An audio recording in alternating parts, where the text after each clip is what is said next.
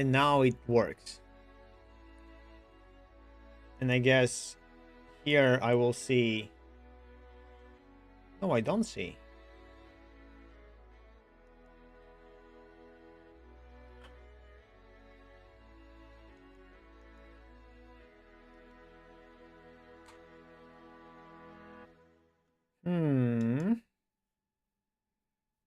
Okay, now if I full refresh, then it shows that I am live. And some pictures. Okay, good. And now I can hear myself. Sorry. Close it fast. Yes. Saved. Broke has started, and now it says that the broke. Okay. I definitely need to go every time to this page and refresh it, so it would finish the stream and it would react to the news. Multiple instances of copyrighted audio 19 days ago. Okay, that one is old. This, by the way, happened. I forgot what I changed. Oh yeah, I installed the plugin. I installed that stupid plugin for the YouTube stream, and also to have this short creator scene and what's not. And this is what happened basically. Because it changed. I think it relogged in to Twitch, and that was the problem. Hi Twitch.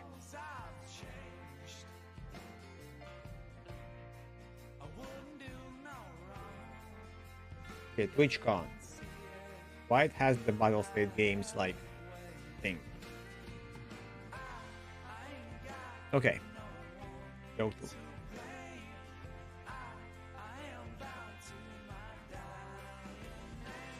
Okay, UI panel. Adapter only.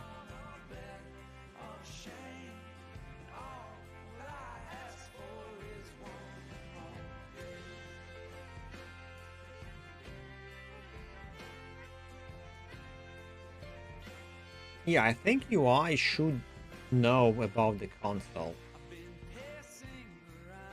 But it knows about the... Okay, this is special UI for the challenge.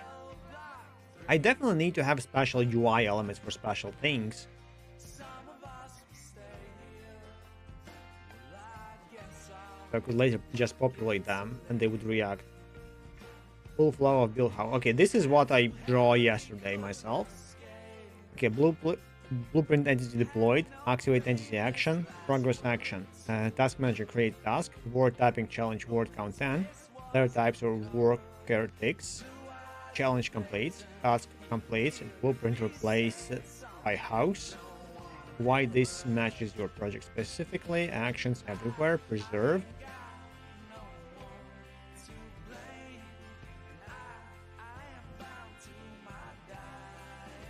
One final sanity rule, memorize this. If you remove UI, actions, console, and workers, the task plus challenges must still logically work. This is actually my rule of every code development thing. This is, I guess, the most important part for me when I develop a code. I know how it became to be, but I think it's one of the skills that you develop over time. It eases up later work on the big projects because you don't care. If this thing works, you just remember that it worked. That's it. You don't care how. You remember that it works. And then you work with another thing and another thing. And then if some of them breaks, you just go in that thing and figure out why it breaks. You see what input you had, what output you gave out, and just figure out, okay, is it correct input? Maybe the input was not correct, and you go to who gave you that input. Or maybe you just didn't see, okay, I didn't expect that it could be null, or it could be like that value, and it broke all my... So we had a very... So in my previous job, right, I can call it like that, I had a very fun bug, which I got asked once, like twice a year maybe, but constantly. It rotated to me all the time, even though I was not working on that part of the code anymore. But that bug was also asked to some other persons, and they came back to me somehow. So there is the thing called like interest rate. When I give you money, I want to have some interest back. So the longer you hold my money, the more interest you will pay additionally to the money. So if you cannot pay right now, we can agree, okay, let's do this differently. Let's recalculate. So you owe me stuff right now, like the base amount that you paid me or whatever you paid to me, plus the current interest that you didn't pay yet. So we combine that as your new debt, and we split it as a new debt to the longer period of time. So you can pay me still lower amount, but we want to like have the same interest rate, for example. But that value means that if you paid enough money to me that technically overpaid your debt because of the interest rate, it can be negative, where I would need to pay to you. It's like math problem. It's totally logical thing, but it's kind of unlogical when people see that value. So we try to, okay, no, people don't get it. I mean, they get it when they come to us to me, then they get fired, then their new guy comes in, and then they ask the same question. So, okay, let's have the big warning. I mean, I had a big warning. It didn't help. So let's prevent the negative value. So if you have a negative value, we just fail and we just say, hey, it's not possible. This because of this. Still, they come, okay, why it's not possible? I want to negotiate with him because he already paid enough. Because recounting that would make, recalculating the debt this way would make us pay him. If you wish to continue with the same interest rate, you need to lower it or to do something else. Because other way, it will, I mean, I don't remember, there was a goal to actually, to keep the same sum or to keep the same interest rate, so it wouldn't change. But to do that, we would need to pay him in the end. In some instances, it's very fun math. And the function, I remember there was, it's called goal seek. It's a very cool function. In Excel, if you would go to Excel, there is the actual function called goal seek. Basically, you give it the values and the formula, and it applies all the possible values to the formula to match as close as possible to whatever you like to achieve. And then it gives you, okay, you achieve that value if you give those numbers to the formula. So it's basically seeking randomly, not like randomly, it has the algorithm, of course, to get as close as possible to your value. Usually it's very beneficial to work with like determinants, the exponentials, and what's not. That type of math. Kind of heavy lifting. You could calculate the precise value by having the actual formula to move it back and forth, like whatever, the actual math. Or you just like can guess. Because you don't need the, usually it's used with money stuff because you don't need the precise value, you need the precise enough value to round it down to the cents or whatever. Because you cannot have the micro cents. Micro dollars or something. So in the end, I developed the function myself. It's basically the binary jump. So I take a value. If it's too much, I double it down. I try again. If it's too low, I double it down, but I go into, so kind of like bubble sorted, like binary sorted to the needed value. There was no checks if it goes outside of the bounds and it starts increasing infinitely. So it, but there was I think a time limit for the function to work if anything happens, and some other limits, which was cool, and it worked. But yeah, there was a chance that it would give you a negative value, which is completely fine. But people were constantly telling that this is a bug, this should not be, which was usually a question from the developer side, like, okay, but what it should give you? They said that it counts incorrectly. No, it counts correctly. Just go do your math. It's not up to me to do your math homework.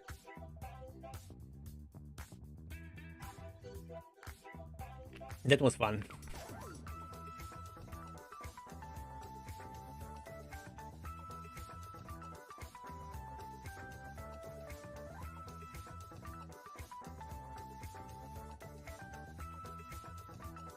Show AI auto assignment of workers.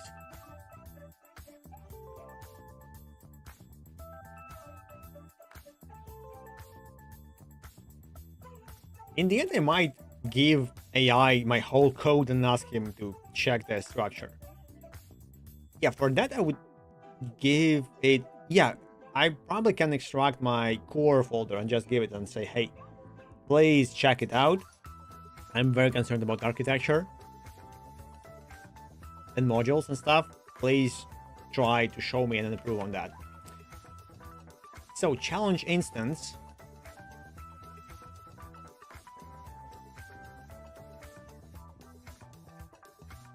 Does it show me the challenge? It should show me the challenge. So task manager, it creates a new challenge.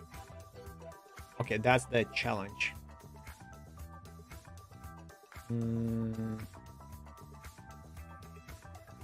Okay, it has a signals and progress change. Let's copy that. Let's pull trust. And then let's read it and untrust.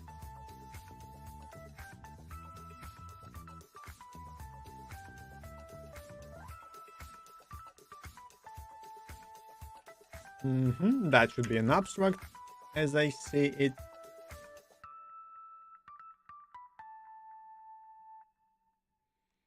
Auto advance.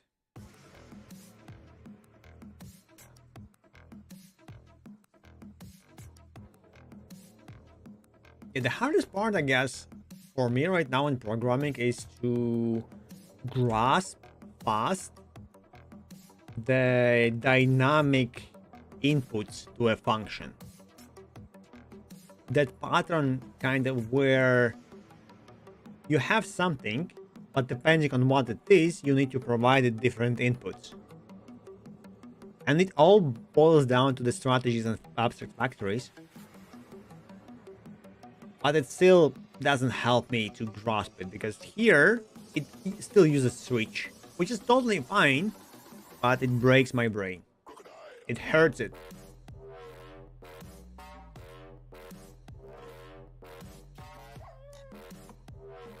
Because it doesn't look good.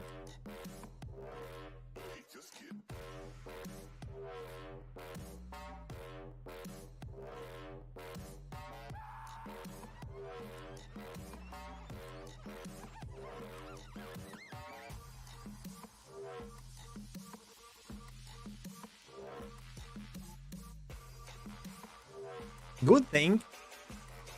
Or maybe not.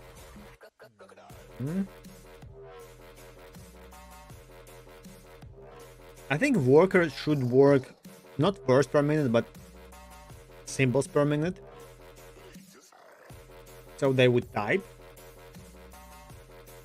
Because that's a constant speed, and space is also the type, so it would type left.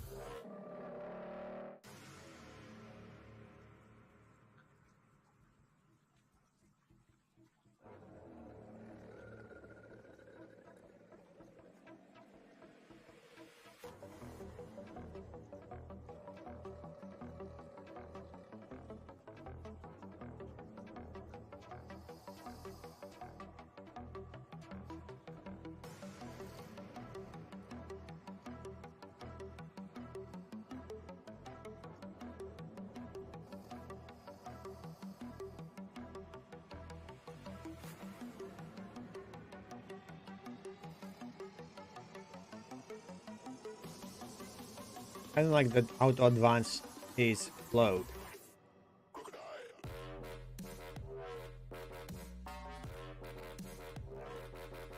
Can challenge be failed? I guess yes.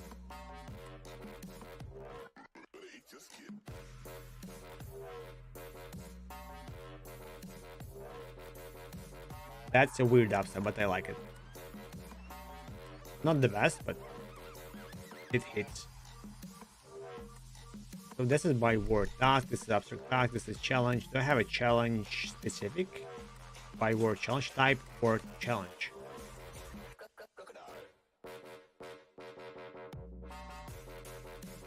Okay, let's have type word challenge. Why not? And you will be... What do I've counted? You will be an abstract challenge. Oh, wait. I need a logger. So let's go to the utils and let's have a logger aware ref counted.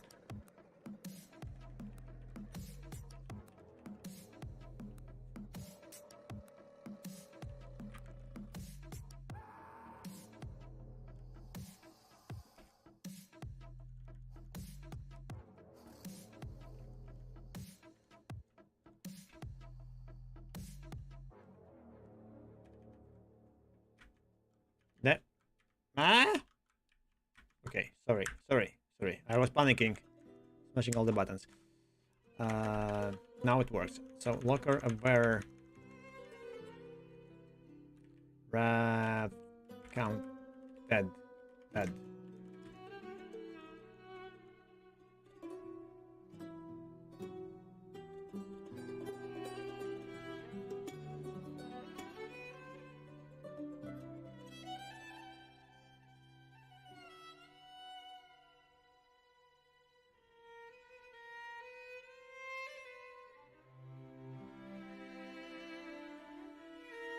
Okay.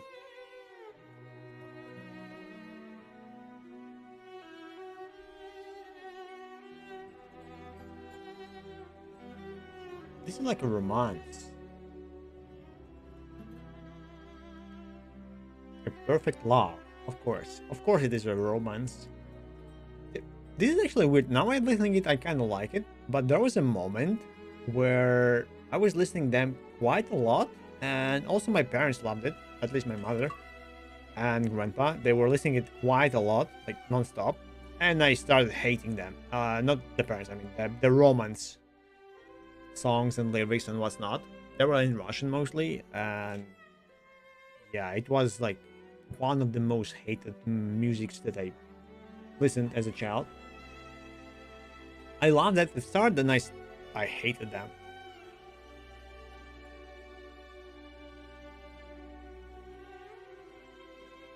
Now I listen to it, I kind of like it. But maybe because they don't sing, it's just the music. So the emphasis is on the music, not the lyrics. Okay, we can have a word typing challenge too. Let's copy that and see where it gets us.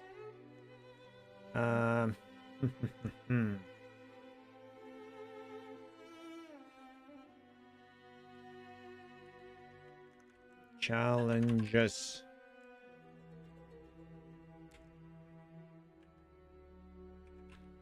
Word typing.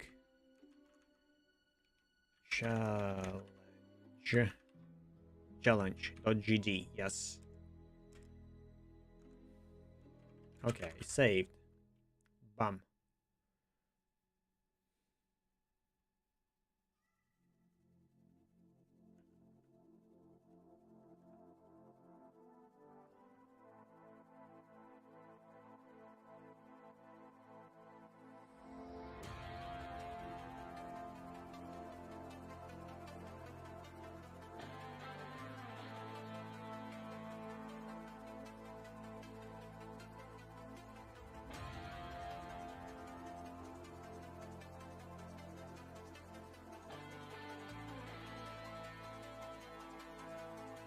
Yeah, the question is like, what if it does not exist on this initialization thing? That was fast. Do you live with your doctor? It very much looks like it. You're telling us something. Yeah, okay. I knew it.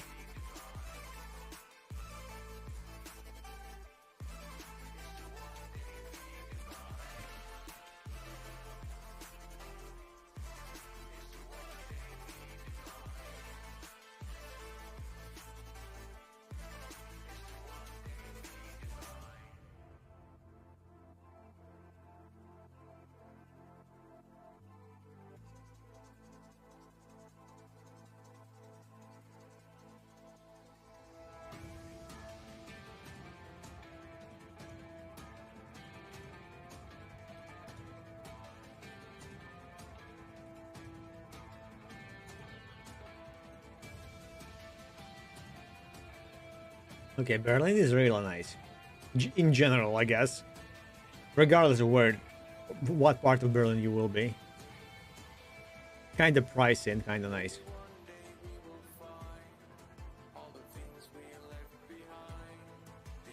I was offered to live in Munich multiple times to relocate, but the salary was good. But then when you compare the prices in Munich to some other parts, it's like, okay, it's not actually more, it's probably even worse.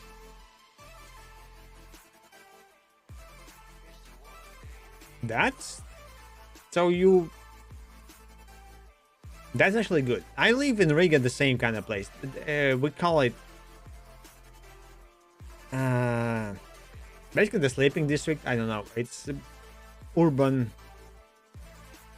rural, whatever it's called. The part where many people sleep, and then you go to a city center to work. That's usually how it goes.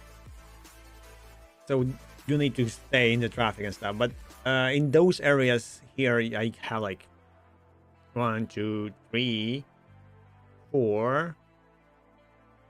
We can count 5 shops, 6 even.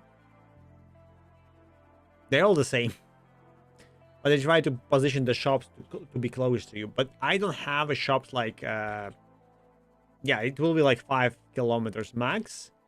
You can still walk, but it's better to go by car to the shop that sells the building stuff like pipes, walls, whatever, dry wood, all that stuff for the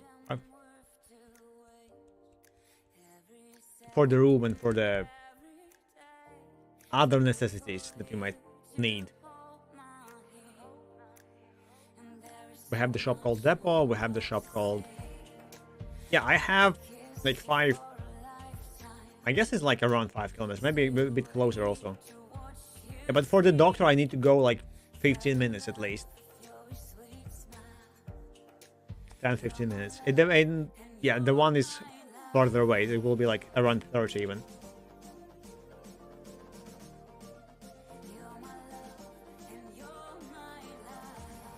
Still, okay, 20 minutes is kind of far away, but I guess they won't build as many doctors around you. But that's how they try to position themselves, so you could go instantly. This is actually new stuff that I didn't know, that if doctor writes your recipe, you go to a drugstore and you say, hey, I need this, and they ask your passport, and you're like, what? Why? And they actually like type it in the computer, and it gives you what they told you, what you need.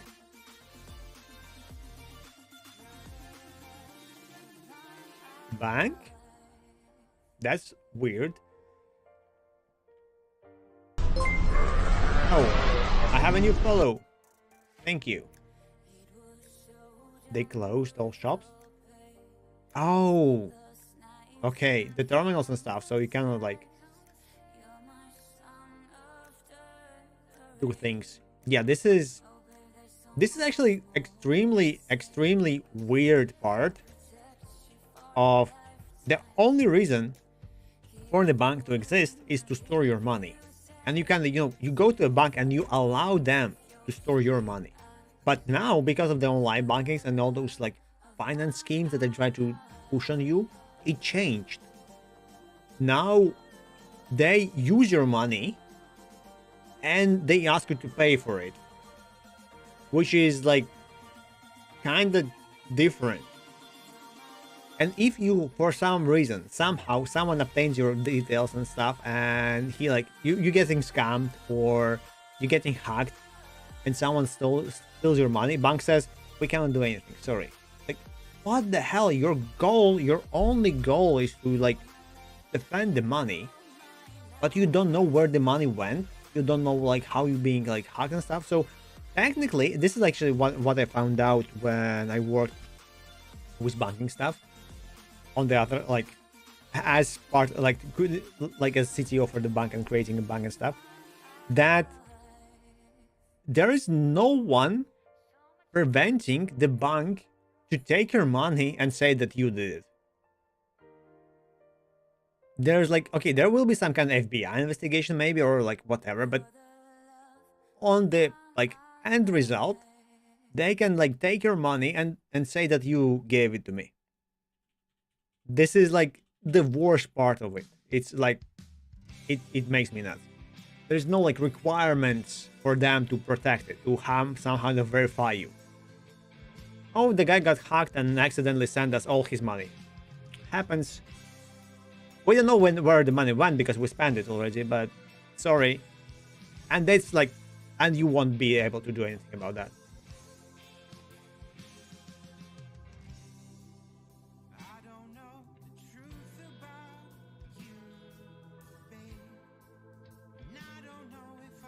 Yeah, that, okay, that thing is kind of regulated.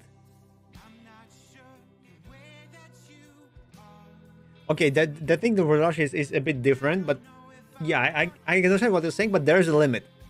So if you have like small amount of money in the bank, like I think under 10k for example, there's the limit usually where they cannot touch your money because it's like reserved whatever. So if something happens, there is the minimum amount of money that they must pay you as part of the banking whatever global rules. At least I think there was when I like first read about it.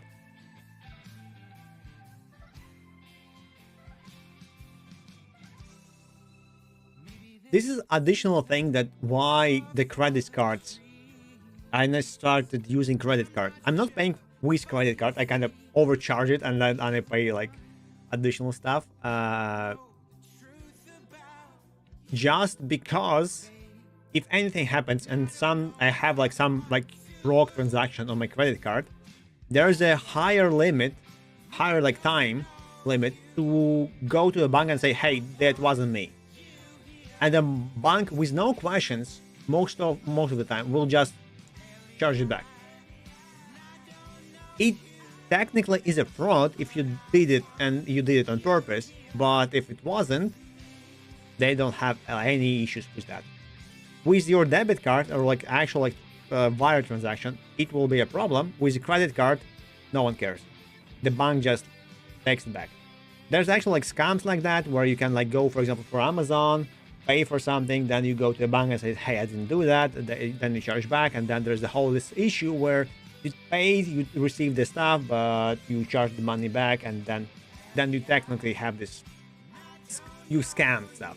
But that's illegal, that's criminal, that you'll be charged for that. So, but if it was actual scammers, you didn't do that, and it was some kind of rock transaction, you can do it. It's like, so the credit cards are better that way, but you can be charged for the credit card own, and usually you can overspend it because you have this credit amount that you can like go into. You can have extra debt. Very bad stuff.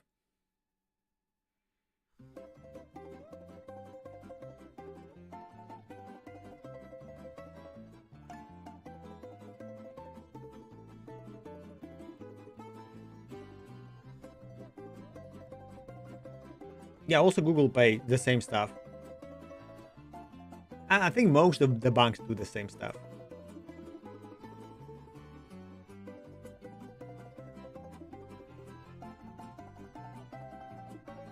There was a sub?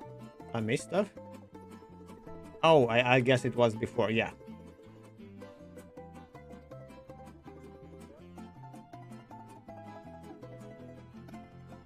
He once, yeah, he popped up, I think, Tuesday and gifted 5 gifts. It was very nice that day. Usually nice, but that day was especially nice. Because of his new telescope and stuff. But yeah, banking, it's weird. I think there was actually an issue. Linus Tech Tips had it happen. So the company sent them the invoice, which they paid, but the credentials were like weird a bit. And then it found out that that company was hacked. So they paid to a scammer. Which, first of all, technically, in my view, the company who sent you the invoice, they're the fault. I paid your invoice. If you're like, if the account was wrong, it's like, I mean, I paid. Here's the transaction. But it was like, there's a police statement, there's everything that the money was paid and they were scammed. So this is a scammer. The money were not returned. It was like, okay, there's a huge sum of money. It was scammed. Police sees that, knows that, but the bank say we cannot do anything. Like, what the hell? Someone will receive that money. It's probably the scammer or another victim. So just go to this. To me, it seems like very obvious. Go to that guy where he is. Like, start like tracing the money.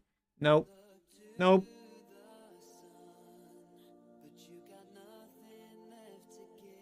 My game. So how I make games? Usually, it's very weird, but I usually focus on the code part and on the how it was called, on the core design of the code and stuff. Then I go to the visual part and whatever else.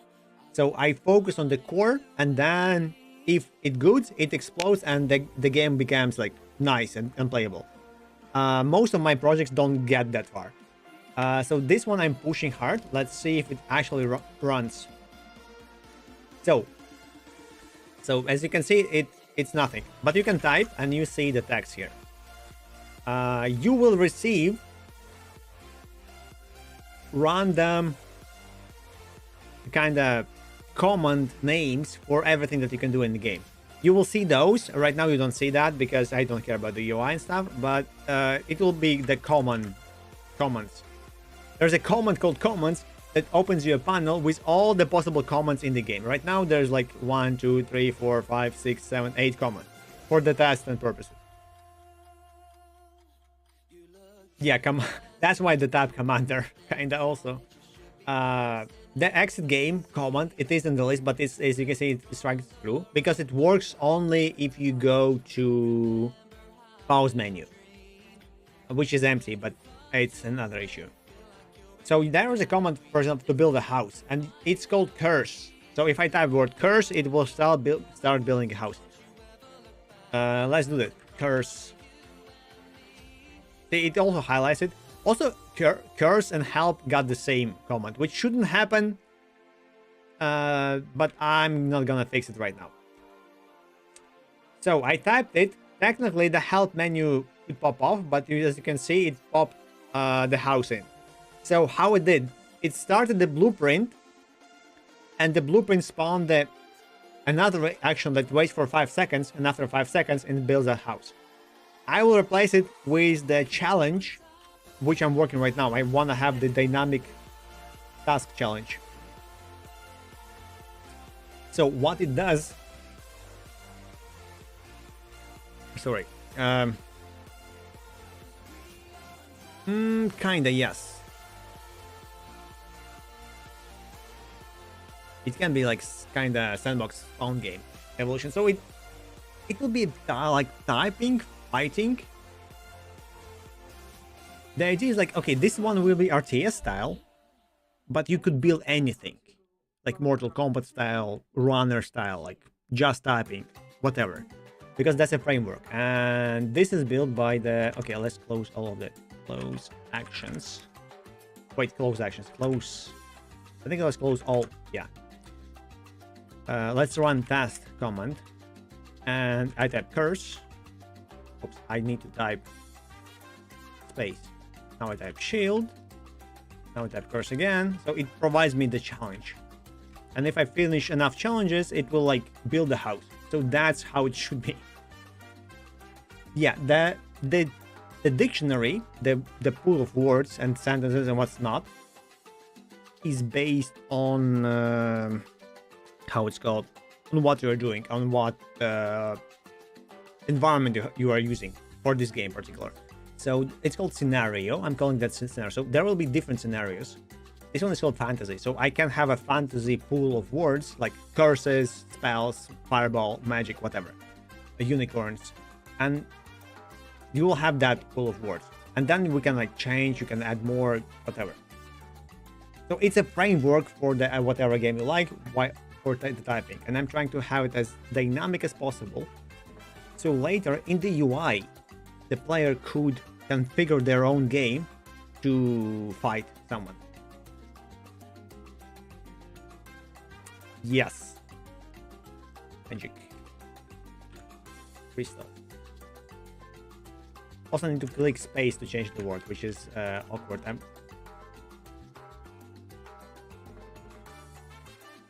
Curse.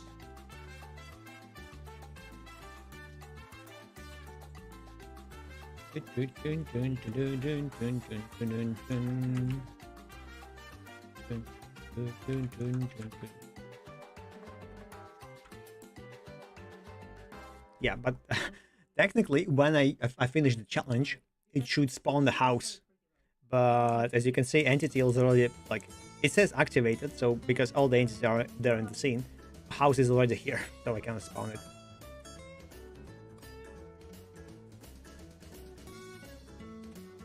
But yeah, the game will be around that. This is my first game that I wanna go big, and there's another game that I want to go the same style. It will be Robot. It's called Robot Energy Wars, REW. It's like dumb name, but idea is maybe I should start working on that in parallel just to show that, because the second game is more fun. It's card collectible, but the cards that you have on your hand is your robot parts. So you build your robot from the parts, and each part gives you a set of cards. Cards are also commands, weirdly enough, and each command is basically the robot's action to do. It's turn-based game. Your robots with your like opponents, teammates also spawn into the grid, and then you put your cards as a command. You load them into your robot. You kind of send them over network, over wire somehow to your robot, and then robot executes them in reverse order as a stack. So you put the commands in, and then the robots reads them out. That's basically the idea. It should be very fun, because I'm basing it on as a board game of another board game. I love that idea, and I think it will be very, very fun to play. So that's the next game, but have the whole stuff planned out. I think I try to play it on paper, kind of in my head most of the time. It should be a board game, but it's so easy, and I think it will be faster to develop. But I want to have that game to have the whole meta universe around it, so you could go and explore as kind of MMO style a little bit.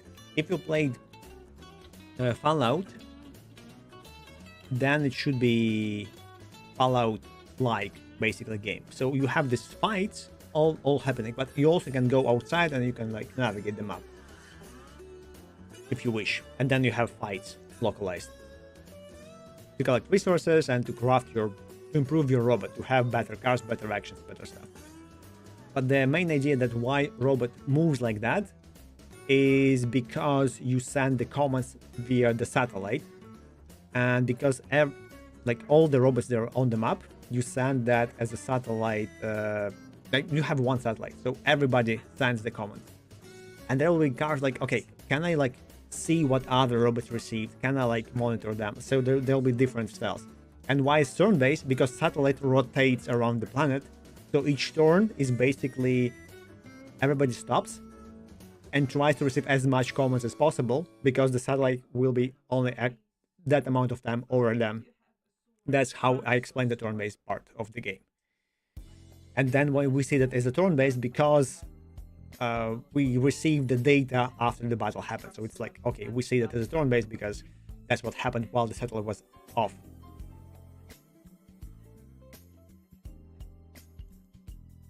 So this is the thing.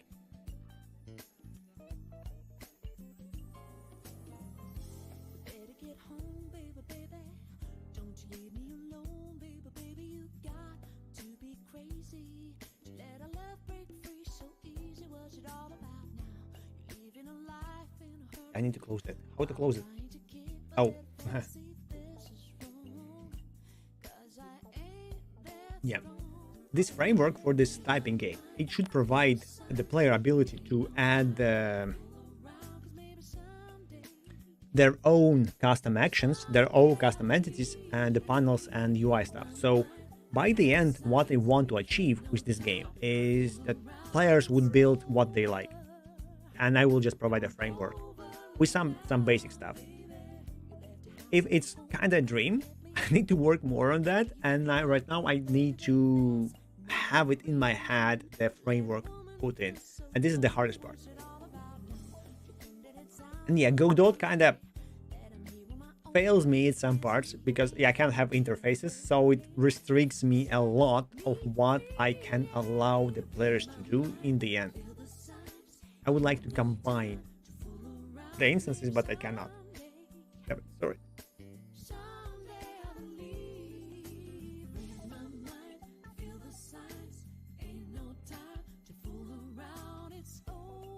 Did I copy that text fully? Yeah, it looks like I copied it fully. Factories. Yeah, so this is the new system that I'm discussing with ChatGPT. It kind of gave me nice ideas, but it's not really what I wanted. So I kind of will try to combine what ChatGPT provided me with what I have in my mind. Somehow it got stuck on how it's called decomposition of domain splitting and responsibilities. Solid principles, basically. Singular responsibility, I guess, mostly. Don't know why it's so focused on that. I guess it misunderstood me.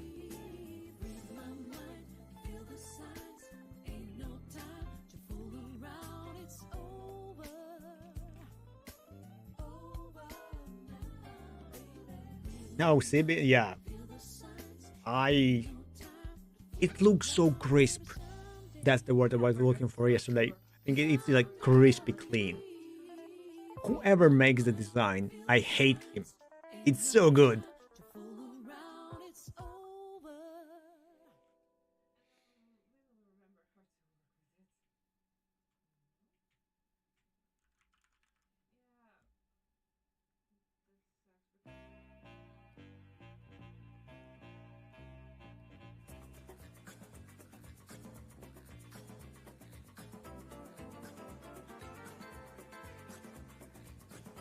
This complete. Okay, yeah, this complete is the thing that they will need to have.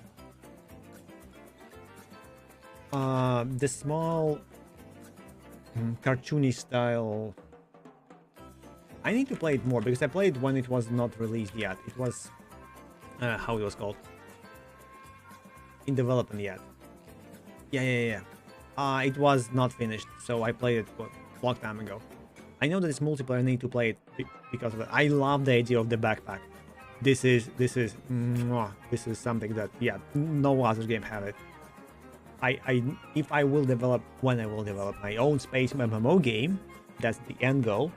But before that, I need to start hoarding money. Idea of the backpack is amazing. That I visually see the backpack being full in, and I don't have the inventory. It's like, this is my, oh my god, I love the game when the game does that. I'm all for, like, how the phrase was. Basically, tell, don't ask principle, but in this sense, like, we don't have, like, in-game UI. I forgot, there was a word for it.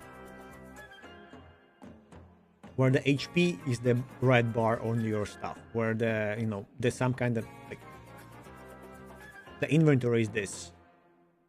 You can have menus, but the immersion should be there. So maybe escape menu when you hit it, when you want to leave the game. It can be like actual menu, but all other stuff should be in game. Oh, there are planets. I didn't know about that. Damn it, my nose. Yeah, I need to play this game and finish it. Oh, then it's sad. The game is very good. I'm not sure who of them decided of the, because I think it's not the art design, but I guess they were working together on the ideas. So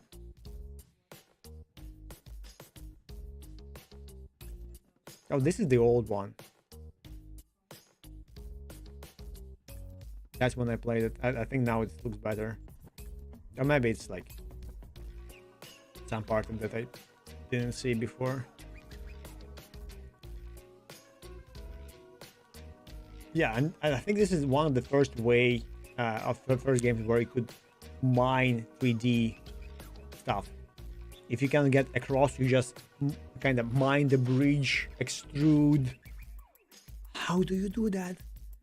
My brain explodes every time when I see games do that.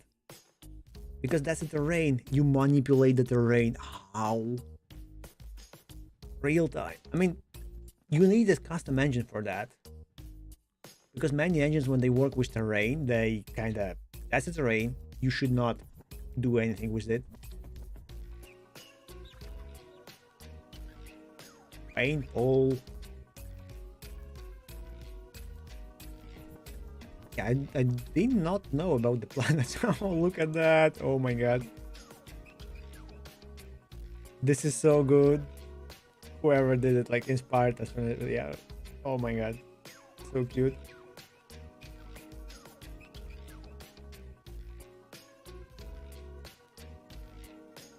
Yeah, we need to. I plan to play a lot of space games. I want to play some space games with VR. X4 still in my list. Megatech, oh.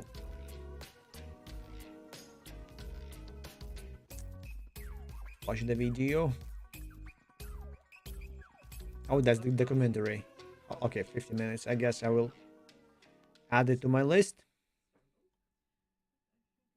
Maybe we'll watch it on stream, I don't know.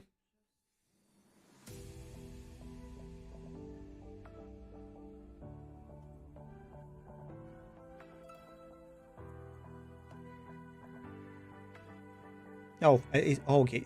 That's actually an amazing channel. I watched them about how it was called, Outer Wilds. They also have the Outer Wilds. Very cool.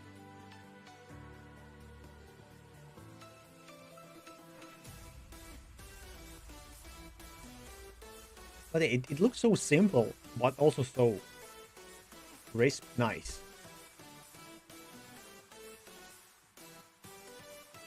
There is one game that has, I would say, bad visuals, but I love it. It's called Ostroneer. I'm not sure how to type it. No. Oh, wait, Ostronaut. Sorry.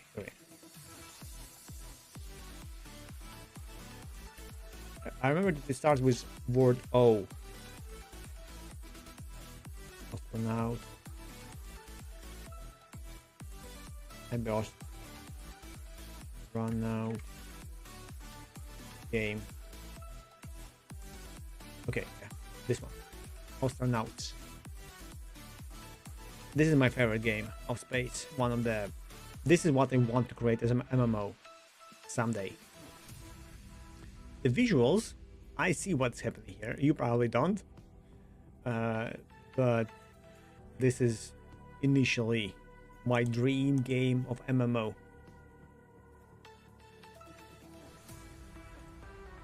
My favorite part of this game is, like, first of all, you use those to dock, which is hard because you need to manipulate stuff. You're still flying in space.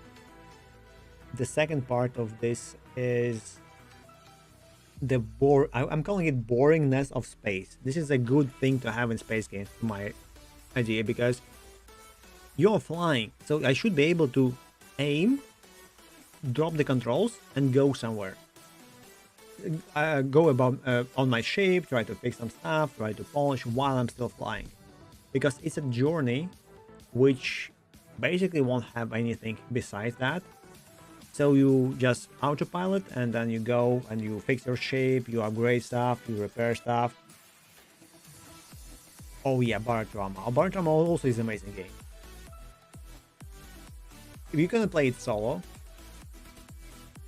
sadly enough, but so in my previous work, this game I was pushing hard that we need to play it as a team, because it as a team building exercise. The game is amazing because you work as a team and you can sync your submarine as a team. And it's usually hilarious when it happens because someone failed something and then it kind of as domino. I'm usually telling that story. It's the I'm laughing hard every time. So we're playing the something, the shit hit the fan, the fishes attack our submarine, they are kind of eating it out. Bar trauma. Oh, it's very pricey now. I guess because they have a publisher or maybe different publisher. And now they increase the stuff, but 40 euros plus DLC. Like, are you crazy? I hope DLC is part of it. Yeah, I bought it to everyone and gifted it for $5. I know the game is big and yeah, good, but that increase in pricing. I know that they have now like space station and stuff to fix, but so that's a submarine. You don't see it like this. You see it as your character sees it. You see that as only if you died by default settings. So the fish attack us from all the sides, and they kind of breach. So the whatever the water, it's not the water. I think it's methane gas or something. It kind of starts pouring in. So yeah, the pressure builds up. You need to wear your mask to breathe initially, but also to have this underwater suit, which is here. You don't see it, but yeah, the small numbers. So you should use that one. It's on. They're only, you see that there's 5. Our submarine had like 3 only, and 4 people for 3 suits. So technically, how we decided, the last guy to pick up the suit repairs the submarine because it's in his best interest to fix the leak before he dies. How we proceed? So they have oxygen tank. You see below them. So one suit has 1 oxygen tank. And I was always pushing, like, hey, guys, when you use the suit, always, when you put it back, first of all, and replace the tank. Always. Sadly, someone didn't do that. So the guy picks up the suit and has no oxygen. So he starts suffocating faster because he's in the suit. So he changes the tank and then dies. Someone else, because he's unconscious, or maybe that, we don't know, but there's a fish attacking. We need fast we need to get the submarine, the suit. So I undress him. I'm also myself still alive. I'm undressing him and I bring the suit and I see that, okay, the tank is full, but I'm suffocating and I'm losing consciousness very fast. Like, oh, that must be, and I'm dying. I didn't make it in time. The next guy sees me unconscious or dead, picks my suit and also dies. So all the crew saw the suit, they tried to pick it up, and everybody died. What was that? The first guy, on accident, instead of the oxygen tank, used a gas tank. The one that for the torches and stuff to burn. So you can do that in the game. But when you wear the suit, you have like few seconds until you're unconscious. Because you instantly like fall unconscious. I noticed that I didn't manage in time to like replace the gas for the oxygen because I had an extra oxygen tank in my butt basically. But yeah, that was very funny. So one mistake of the guy killed all the crew. It was I was laughing because, you know, when you die, you go to the screen and I see the person running, trying to defend the fish, trying to break the leak. But now everything is leaking, so everybody needs the suit. And everybody goes to the dead body, pick up the suit and die. And then the next person picks up the suit and dies. And like, oh my god, it was hilarious. I was laughing like hell. I drink a lady. I'm still doing boring stuff. Commandos was a great game. They are on GOG. You can buy them and permanently save them in your NAS or flash drive or something. Yeah, that's actually worth. There's a new one. I played only the first 3. I don't know if there's a new one. Let's go to GOG. Good old games. I'm not calling it Galaxy, whatever they call it.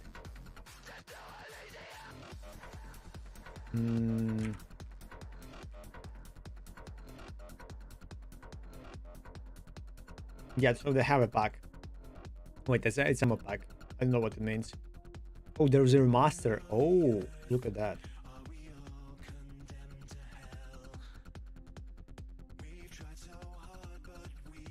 Two and 3. Oh yeah, the third one with the sniper. I could not figure it out. I tried to, to run a guy to one side so the sniper would shoot and then you should run beside. Someone died. I couldn't yeah, that was a hard moment for me.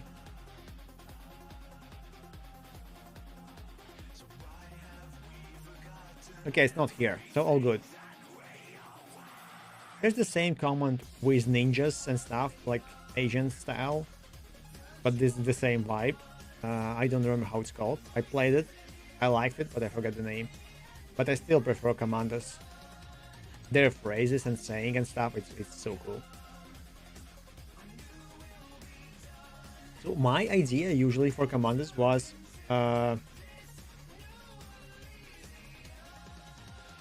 yes, I like the commandos that you could just make an alarm and force your way through. I remember there was a moment on the island where I was fighting a lot, so I couldn't go stealthy, so I just run an alarm. Now there's more troops, and I just figure out the choke points, and I just went there and I started shooting like crazy. So I put all my guys in a line, prepared to shoot, and they were shooting. Because pistol has infinite ammo, I just clicking one place, they shoot infinitely, the guys just running and dying. So that's what I did. Then I found out, so there was a mission that I think you should play stealthy, I don't remember. Because it was hard to survive. Oh yeah, grenades were amazing too, but they were limited. So there was I thought that there's infinite amount of troops that can come out of the building. So there's a building, and the troops come out of here if you make another alarm. So you kill one, the next one pops in. You kill next. So I thought this infinite. And I tested it. It wasn't infinite. It was very, very much troops. But you could, with your chunky guy, I don't know how his name is, but with the big guy, to take a barrel, place it near the door. You could, first of all, you could explode the barrel, some of the barrels, and it would explode the house. You also had the rocket launcher or something that would explode the house if you don't like the house. Then no one would spawn there. But you could just place the barrel near the door, and they could not come out. It was so genius. I feel like it's probably not a bug, it's specifically done in the game so the door doesn't open. But it was so cool. You just take a barrel, put where they come out, in the door, and they cannot come out. And then maybe they spawn, but they cannot come out, or maybe they just don't spawn and the game knows about that strategy. So yeah, that was privilege. I love the game because of those little things that you could do. They had many. You can also explode the barrel and but then you won't be able to reuse it. So you kill everybody else, and then after that you can place the barrel somewhere else. It was very cool. Oh, squats. Overkin wants to squat. We allow him to. Adds to. And I will try to focus on the work a little bit after that. Oh, 1, 2, 3, 4, 5, 6, 7, 8, 9, 10, 11, Well, good. Well, yeah, let's focus on the dust. Also, I need boost. I think I burned a lot of calories.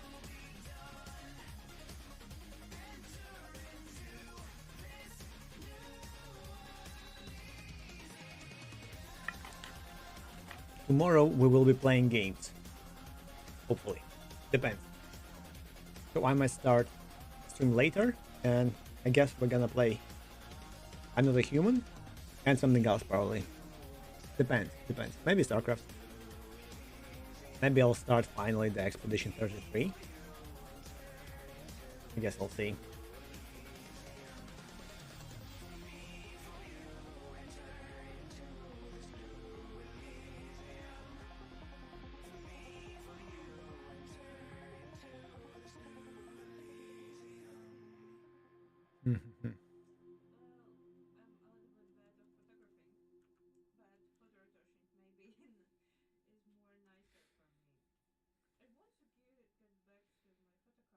The playtest?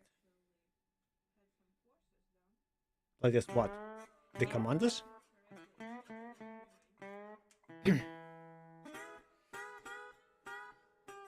Oh. I legit had that someday. When I was at university, somehow I got all the keys for all the possible games to playtest.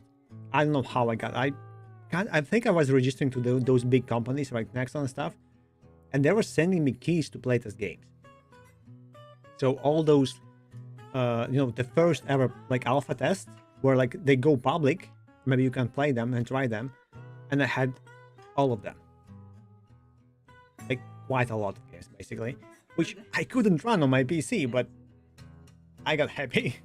I was happy. Tons of multiplayer games, mostly.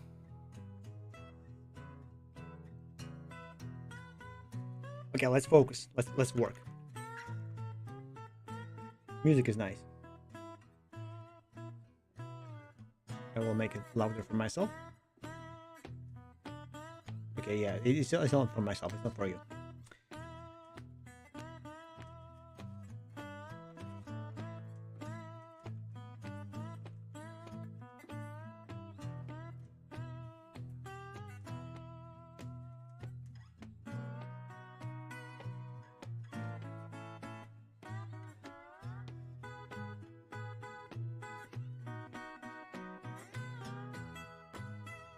Okay, this pool part is questionable because yeah, it won't work like that.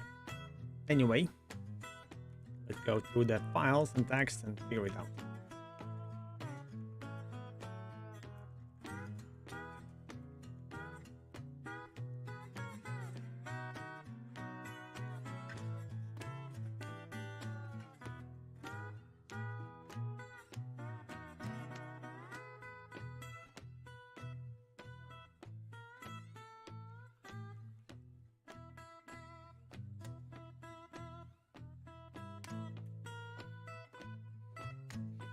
One day I'll also play Baldur's Gate 3, finally. Because I think I've beaten only the first act.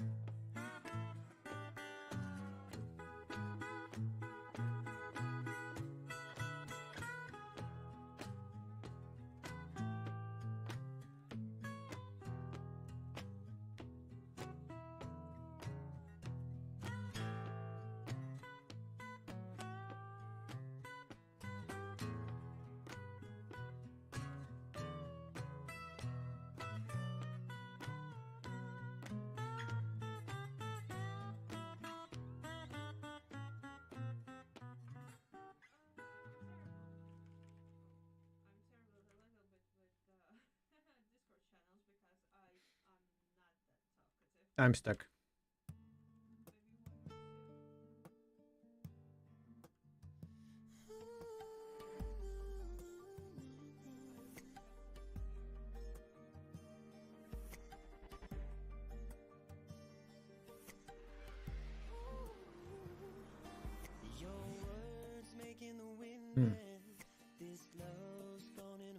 How the generator works?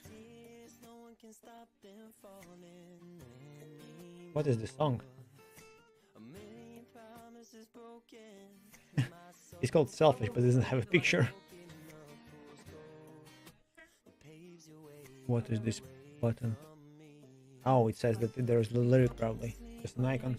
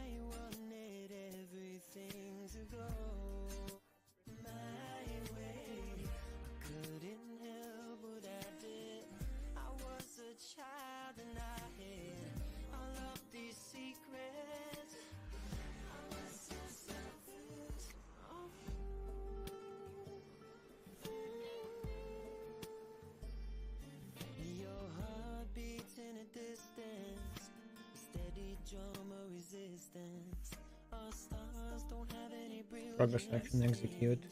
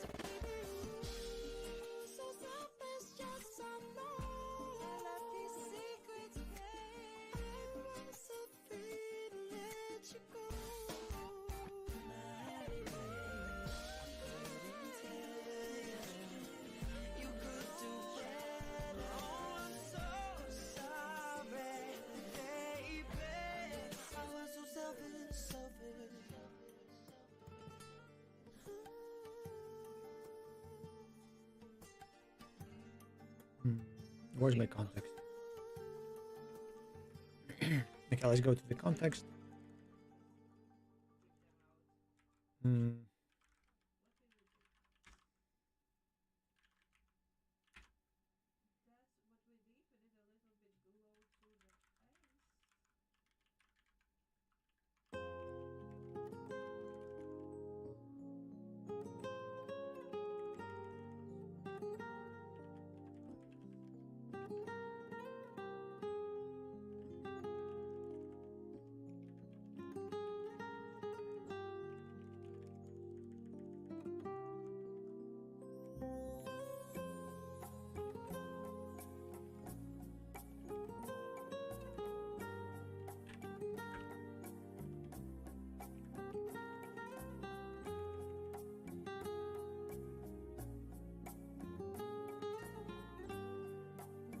Oh yeah.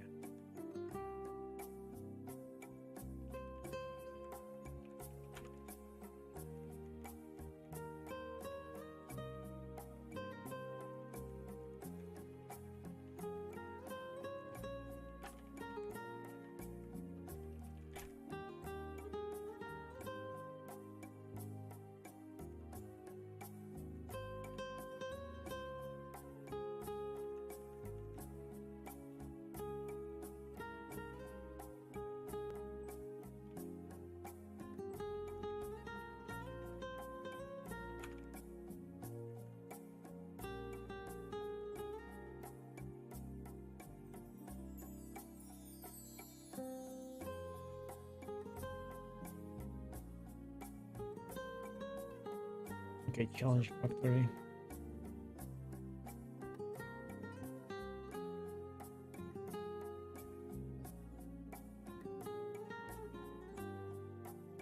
I will go make a tea. I feel like my hands are becoming cold.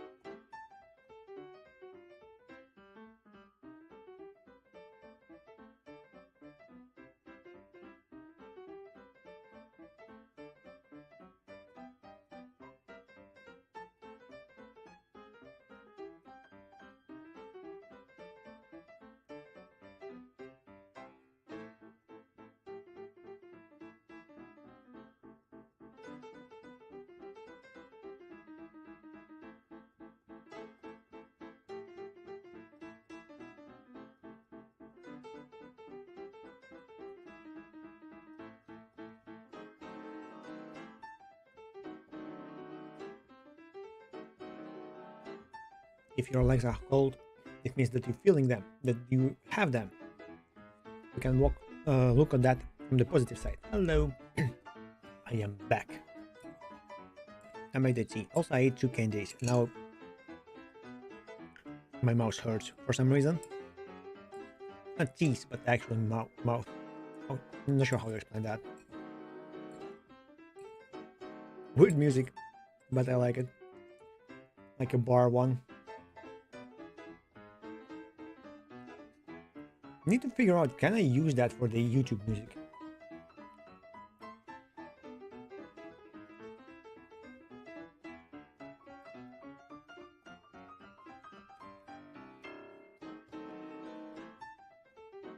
Also, did I compile all my stuff? Can I add the context here? It was a task context.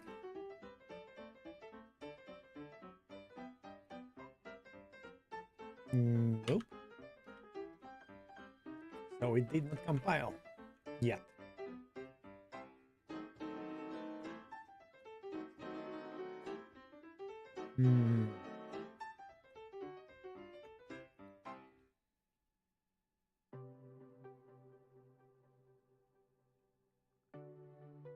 Maybe I should ask ChatGPT what else he showed me. Screw the panel, screw the worker.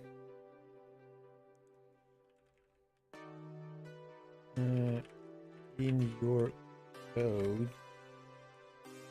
examples, you use what was called static, not static.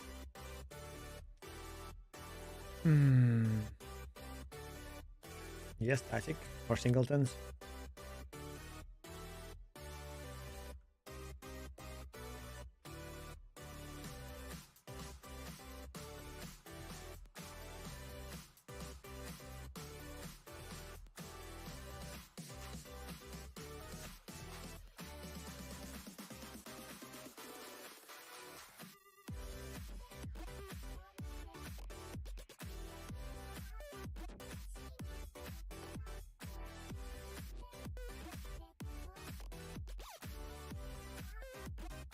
And it explains me why it's bad.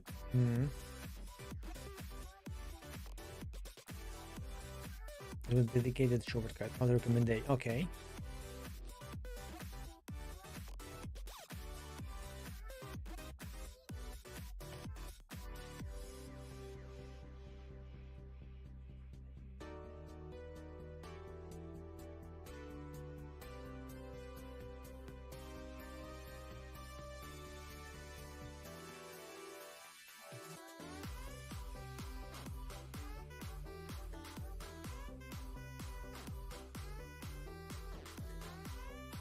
Oh wait, yeah, I forgot about that. I need also to remember all the challenges and all the tasks.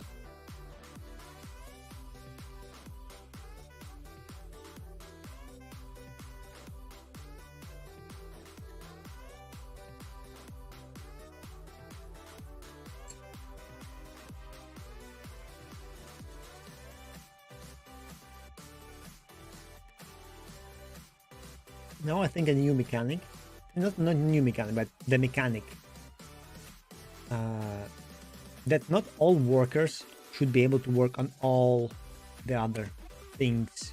So technically the challenge can evolve around, okay, do I allow this worker to work on me? So the challenge should have a question, kind of, okay, can worker work?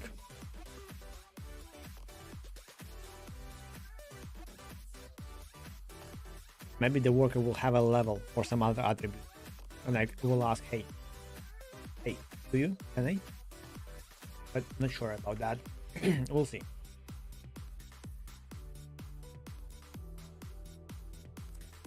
Okay, Saturday, and tomorrow we're gaming. I keep forgetting about that. Need to prepare. I installed the game, but need to figure out if it's there and works.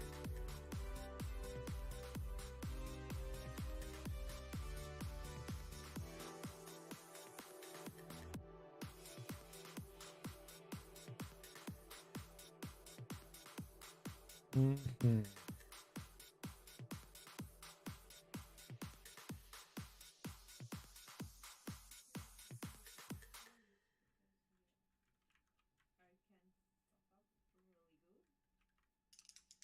Yeah, let's see.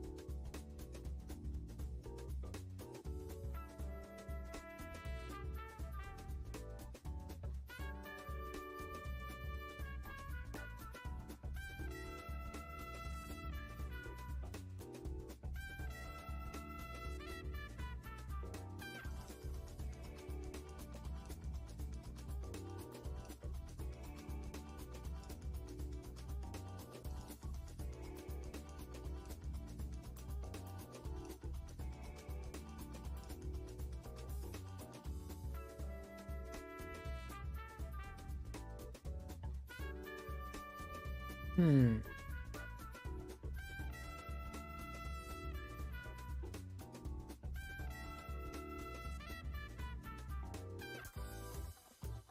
No, I need a challenge factory. There's no stopping that. I need the abstract challenge factory. Let's go and do something else. Let's go and ask Refactor Guru of the abstract factory.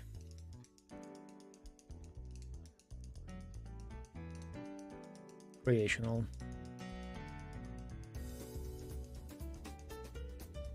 You're creating a furniture shop simulator. Your code consists of classes that represent chair, sofa, coffee table. Variants of this unit, for example, product chair, sofa, coffee table, are available in these variants: modern, Victorian. Okay. Product families and their variants. Individual furniture object, so that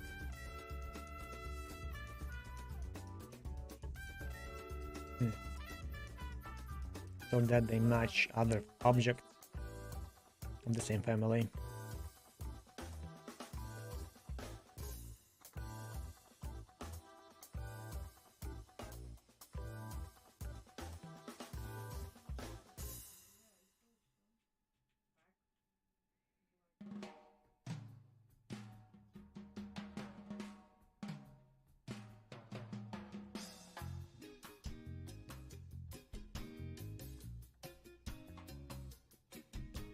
Customers get quite mad when they receive non-matching furniture.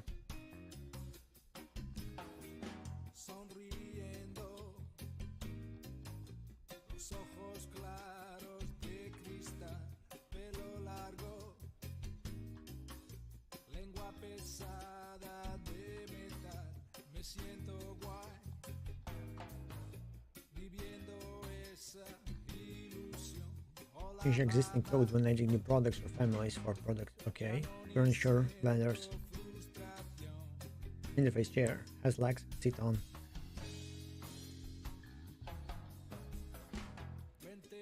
Pattern suggests is to explicitly declare interfaces for each distinct product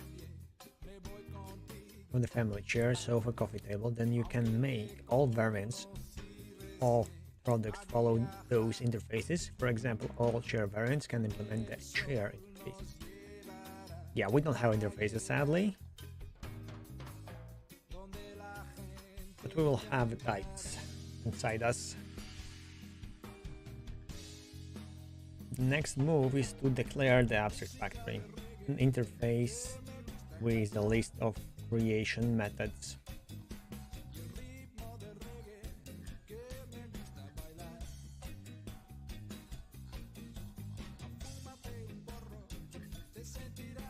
For all products that are part of the product family, for example, create chair, create sofa, and create coffee table.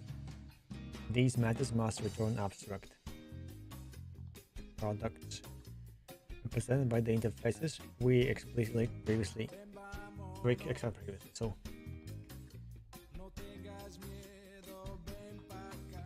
create chair.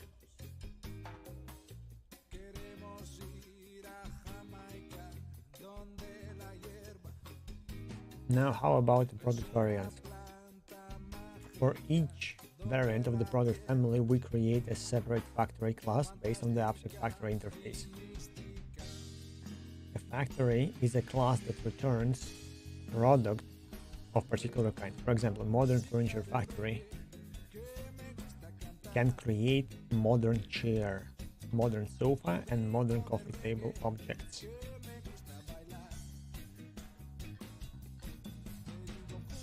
You factors all look the same to me. Okay, this is what I'm trying to achieve. The client is the action. It doesn't care. Say the client wants a factory to produce a chair. This is actually how I thought about this pattern when I saw it and how I recognized it.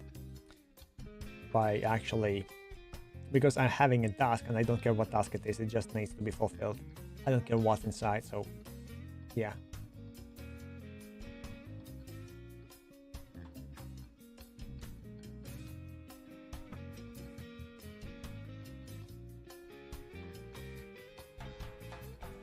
Oh my god, I sneeze so hard.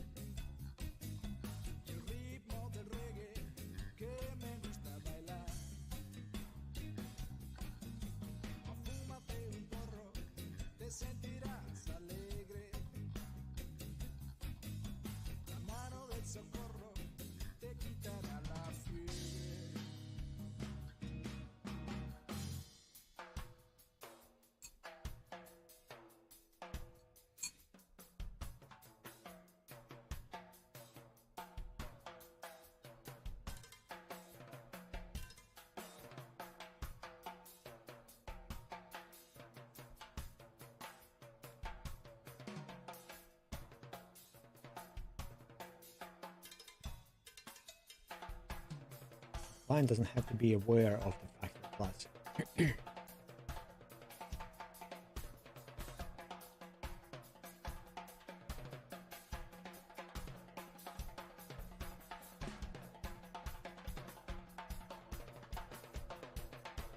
This can create factory furniture. Okay. But if I ask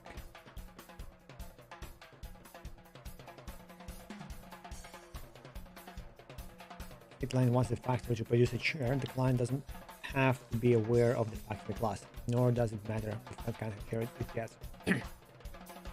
And it's a model.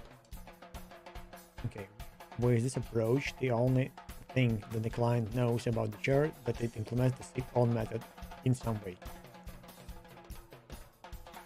Also, whichever variant of the chair is returned, it will always match the type of sofa or coffee. I need to make videos like that. This is, it could be my thing one day in the future. But I'm feeling somehow too loud for myself.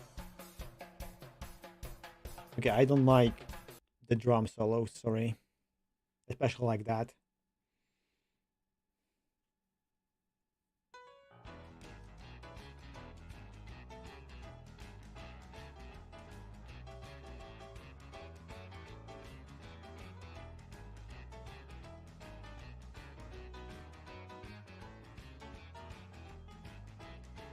I now want to pick a guitar and play the same thing.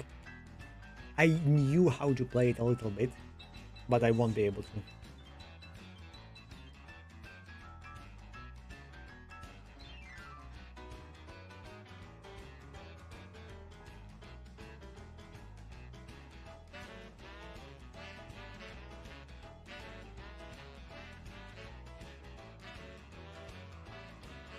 Okay, structure. So I have a concrete factory, abstract factory, and that works with abstract clients.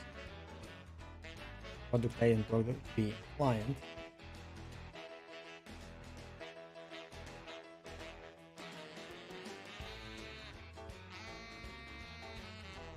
It works with the abstract factory.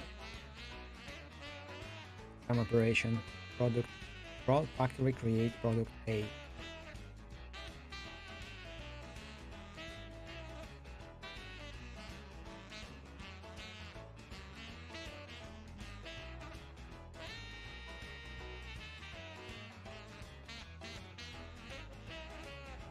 Example says the abstract factory pattern can be used to create cross-platform UI elements without coupling the client code to concrete UI classes. This is actually a long time ago, at least, when you worked and tried to create UI for the mobile phones or just actual games and stuff, and you wanted to be also mobile native. There were some tools, and they did this basically. So you create a button, but underneath they knew what factory to place for you. So you just calling, hey, make a button on this place, and they knew how to appear to the API of that specific platform to create that. Now I think you use CSS everywhere.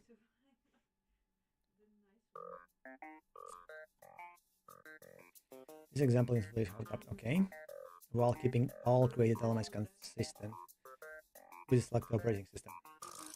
Windows Factory, Mac Factory application. But Mac managed to ruin it, I guess. They usually do. To be special.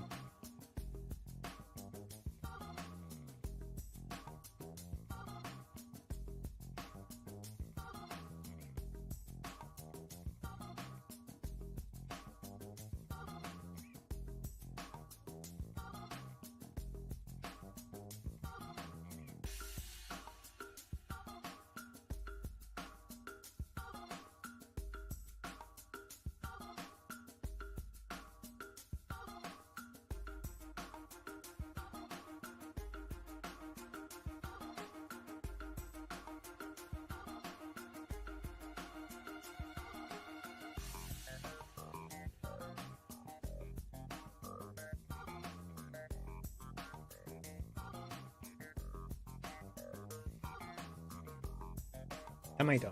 I saw that. Hello, Brax. I lost my voice somehow while drinking tea. Also, this is the first time in last I don't know, 3-4 months, maybe more, when I drink tea with sugar. No, it's not a visitor, it's a abstract factory.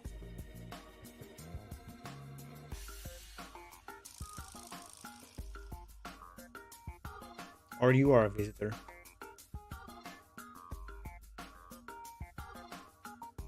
There's a pattern called visitor.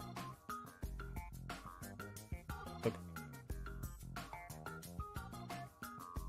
I cannot remember them in my head. I know how to write them, but my brain just does not recognize that as a word visitor. Even though I understand, okay, you kind of go and you put yourself in everywhere and you have all matters for all the classes that you're giving to. But yeah, my brain won't tell the word visitor until I go and see that.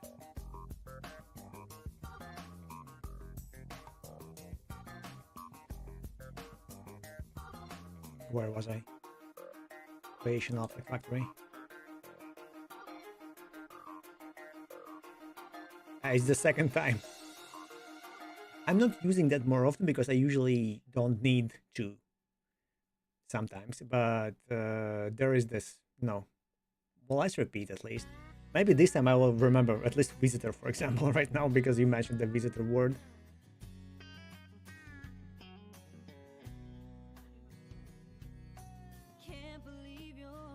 I don't feel that I need it. It just okay, so how I got here. I have the ChatGPT stuff, and he talks about, and he, where was, okay, I copied the code. Trust me, it's not my code. He has this. Where it is? This one. This thing. Challenge factory created. Oops. Come on, escape. Yeah, this part. So it calls the factory, which is static, and it calls create on it. And I know that I have different challenges. So that factory kind of decides on it, but I want to have different elements and different things. So it's abstract factory. Possibly. And each, in my idea, each challenge should have its own values. I can combine it in one factory, or I can make it abstract factory. And here I think, okay, why the hell there is no word abstract factory nowhere in the chat? Okay, let's go and look. Just to remind myself, and just in general, because it's at least it's good thing to do once in a while. Yes. Okay, it's hard question because there are tons of patterns. Those that are showing you, it's not the architects. So these patterns where they are, where this, yeah. So this thing here, those called design patterns, and you as a developer must know all of them technically. But for the architect, you should know. It's called enterprise patterns.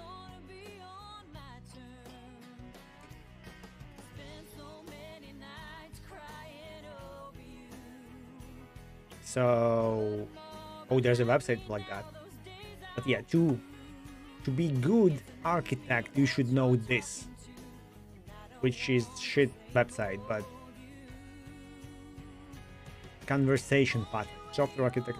What is this? Elevator pattern strategy. Like for example, have you ever heard CQRS thing? SQRS pattern. So it is enterprise pattern. Command query responsible segregation. Basically, you split your classes, one for writing, one for reading. That's it, kinda. But it can be also for the front end, because remember, on the front end you render stuff, but then you have stuff, then you receive things, and then you upload things. So you have CQRS, where when you need to send stuff, it's one class. When you need to get stuff, it's another class. You can still have the kind of the entity on the front end, which will be automatically updating when it needs to, or you can split it, so you wouldn't on accident send data or receive data when you don't need to, or on the place where it's not allowed to.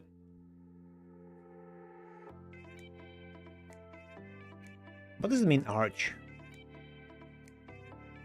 Or I mean like arc, not arch.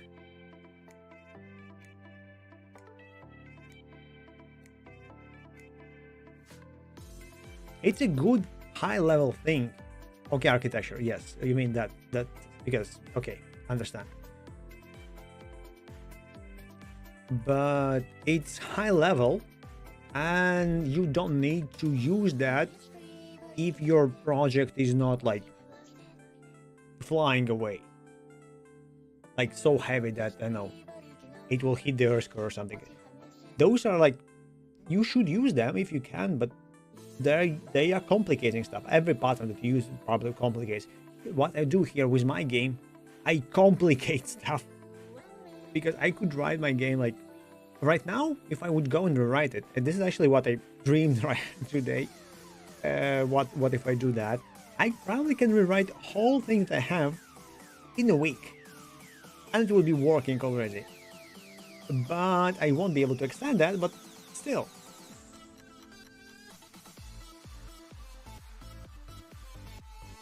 Because I don't have a database or anything like yet.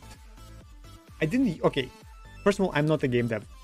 I still don't consider myself a game dev. Sadly enough, I don't have a good games published anywhere. I have an Intellivision game, the best game ever, but that game does not have any sort of. I can have inputs, so I can technically go and do that thing and segregate that, but I'm not. So the CQRS have this query stuff. I'm not querying anything. So that's the part. Um, okay, what pattern there is? Oh, Saga. You will like this one. It's actually used for gaming. Very good. Saga pattern. Too late.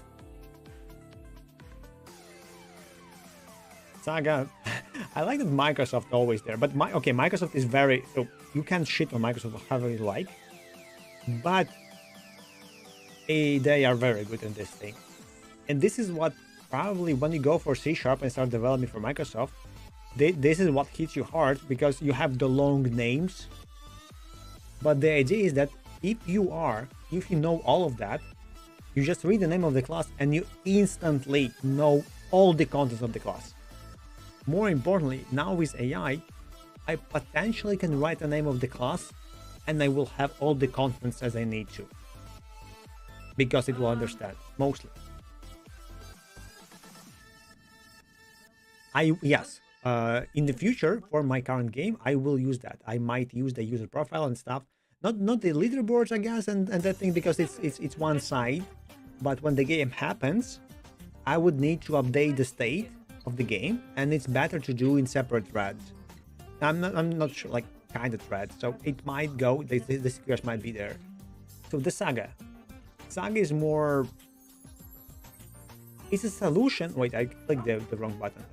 Don't run away.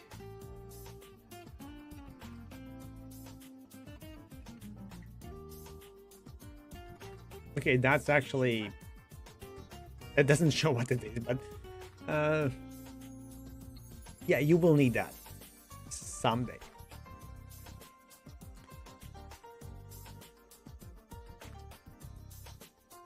Helps maintain data consistency in distributed systems by coordinating transactions across multiple services. This is okay. Maybe I don't know. Maybe I'm missing. Maybe it wasn't Saga. No, I think it was Saga.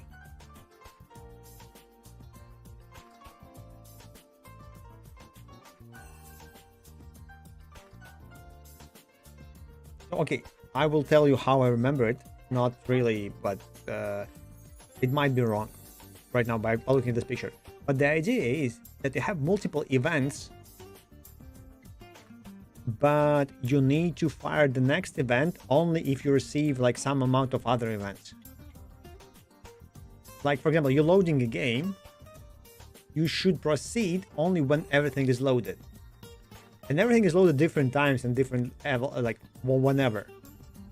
So you just sit there and waiting, and you don't emit stuff, and you just like wait for all the events. And now how do you accumulate those other things? At least that's how I remember the Saga. Partially. So yeah, in the network sense, you kind of wait for everything to be ready and then you go proceed. It's very common also on the websites where you load websites from different servers. You have microservice architecture or like some kind of architecture. So you sit there and you need to provide a user with a page. So you have a signal that grabs pictures, you have something to a database, you have something to other services to update his friend list or something. And then when it's all ready, you build the stuff and you send it to him. If it's like one packet. In the position? You mean position where I was working? How often I code? Okay, last. Okay, as an architect, not really much. You usually will go and look for the tasks, for the tickets, for the code reviews, you will go on Scrum meetings and all that stuff, and you will mostly orchestrate developers. But your goal is so, okay, in my mind, I should be able to jump any moment in any place of any other developer and replace him. That's how I see the actual structure of business, of the IT structure. Basically, if you're a CTO, yes, your skill could be like low, but you should be able technically to replace any other person. Yes, you will be shit in that, but you should be able to. You should understand what he does. not like random magic things. Okay, maybe he has okay some fancy math. You don't know math, but you see the code and you can, okay, this is some kind of math thing. I don't understand it, but it was for the business, and this is optimized. Now I go like other, I should be able to go to other developers and figure it out, but I should be able to read the code at least and understand, okay, this is the code, this is kind of math thingy of some pattern or whatever. I might not know that, or I might forgot that, but at least I can somehow figure out that the guy is not doing nothing, for example.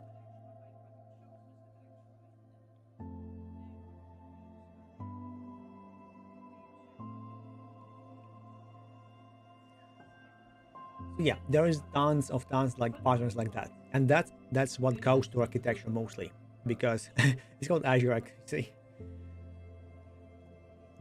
Because those what actually impacts the performance and scalability of your, let's say, application in that sense. Because you will want to your application, because the big companies have the big projects that has tons of modules. Like you have like 10 modules, for example, like 100 modules, maybe. Okay, let's say low number, 10 modules. Some of them are like heavy computational ones, but they can impact performance of the whole system. You might want to like extract them and have them separate. Now, how do you do this communication? Well, they are like still slowing up. Or how do you scale parts of your application if it's monolithical? So that's how I see the main architectural job and work. But still need to see how I will perform on the new interview. And I still need to read this book. I have no idea who the Bobby Wolf is. I know that there is also Robert Bob, not Uncle Bob, but oh damn it, the second guy.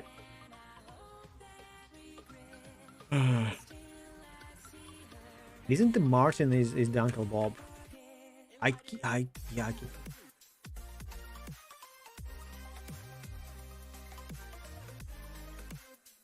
Okay, let's go Robert Martin.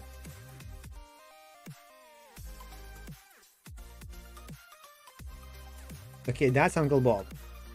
Somehow recognize his face. Yes, but then there's another one. He has beard and a bald, like darker color. Like I forgot. I'm reading his blog sometimes. He has a lot of stuff about Robert architecture.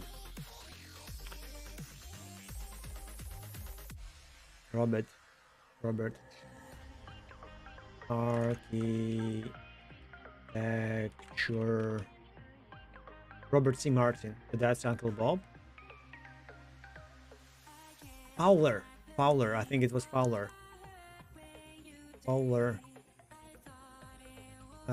Enterprise. I'm following him on X. Martin Fowler. Oh, not Robert Martin. Okay.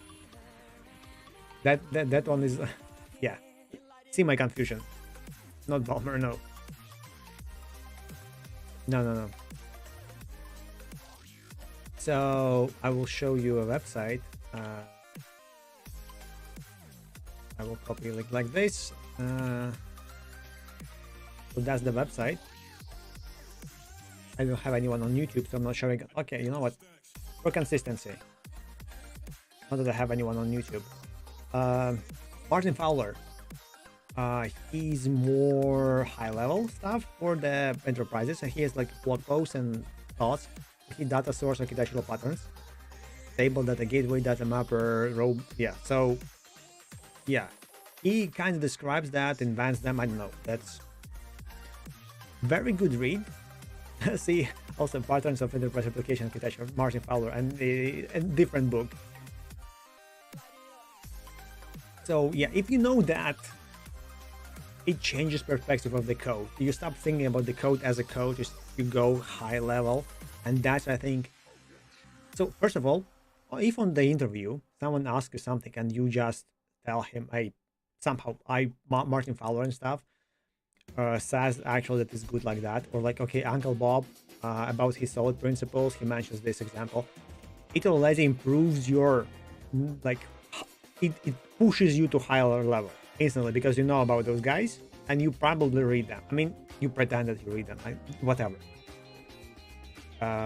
Uncle Bob, by the way, has a new book and I need to read it still. It's again, he, so as his adventure of code, advent of code goes up, changes, he's changed his perspective and views and some opinions, of course. So he acknowledges that. So he has a new edition of his book. So he now has a new book, like a continuation of the previous one, basically, and he like reworked a lot of stuff. So he thought like, hey, he will like improve, but then the book is completely different, and he kind of admits that in one of his, I would say videos, but it's like in a short somewhere. Yeah, Martin Fowler has a lot about agile, how to make and develop software.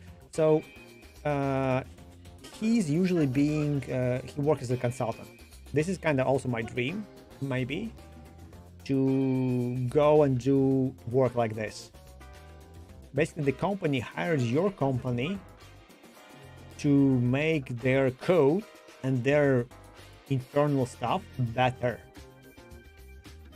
So, for example, like you're working, you have the monolithic stuff, and it always crashes. You don't have like it's slow. You lose some data, and you don't know how to deal with it. You have your like your employers, your employees working on hard, like architect and stuff like that. But yeah, still something is not wrong, and you don't know what. You hire the consultant, and I would like to be that consultant, but I'm lazy to learn and read all these books.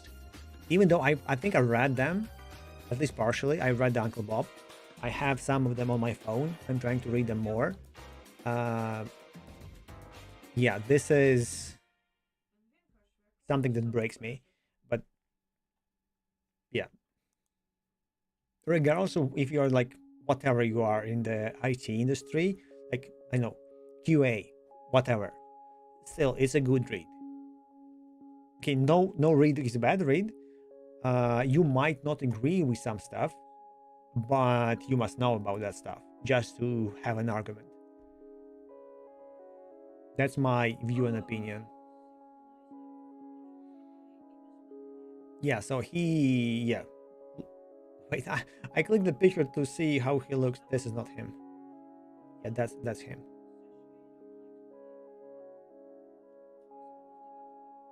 Yeah, with a beard and the old guy. He has also YouTube videos a lot. He speaks about agile stuff mostly. At least on YouTube, you will find him about agile. Okay, TDD, yes. There's one guy about that does very nice TDD talks and views and videos. I won't remember his name.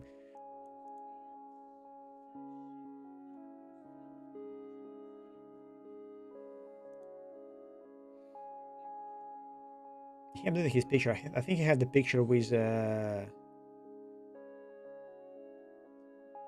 hat. Maybe there is another one guy with a hat, the TDD guy. I keep messing them sometimes. He has an actual blog where he just publishes his site always. So yeah, and that's how I got back to the Abstract Factory.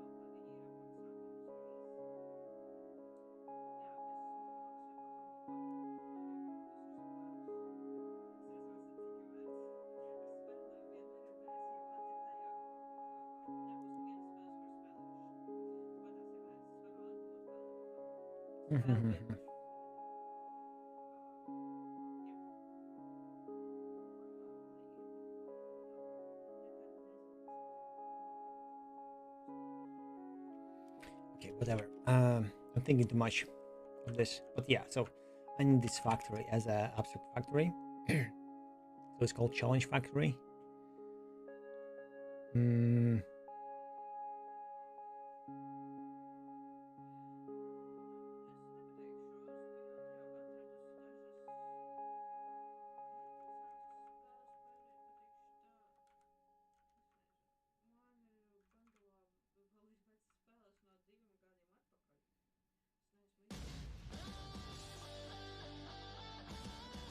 do I have a challenge? Okay, I don't have a challenge.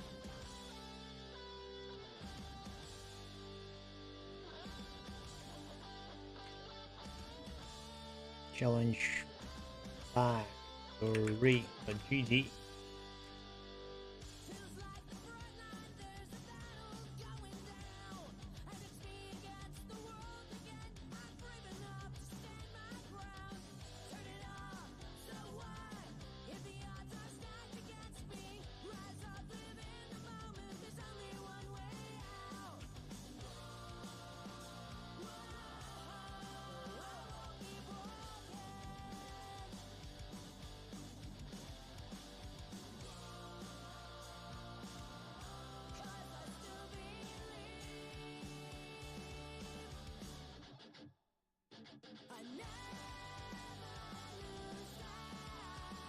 I don't know if it is a node or not.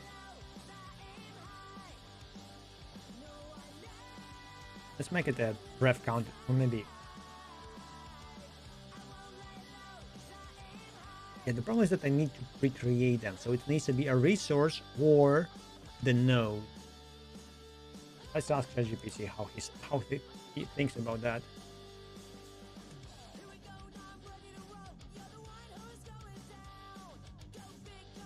Not the handle to it.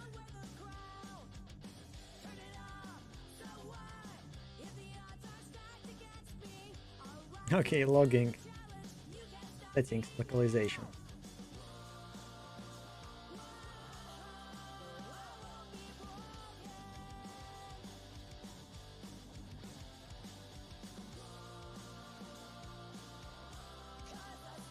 Answer gun.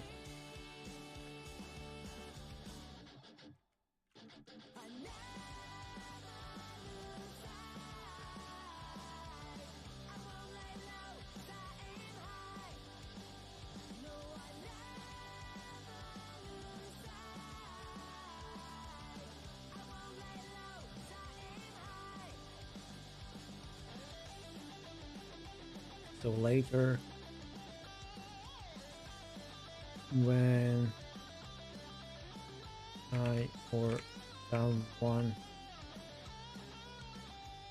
and I add new challenge type,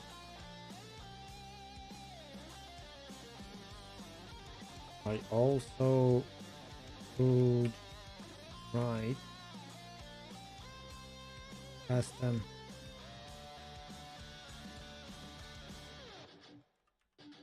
factory for it and add it to the factory list.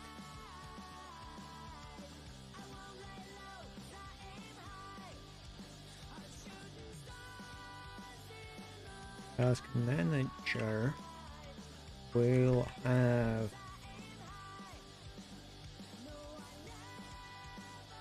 task factory dictionary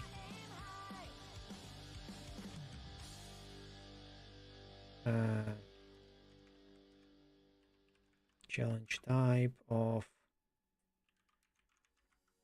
challenge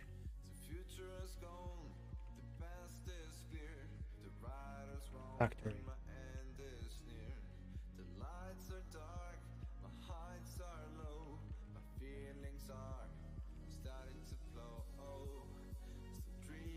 Why this song so familiar? Escape. Okay, weird. Okay, when asked to create factory or create task,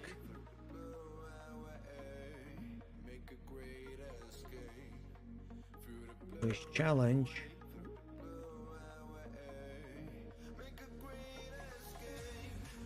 it could just call already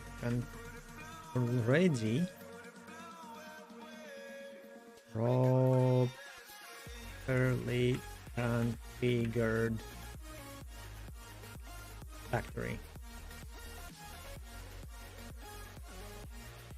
with all the Y consoles, etc. needed.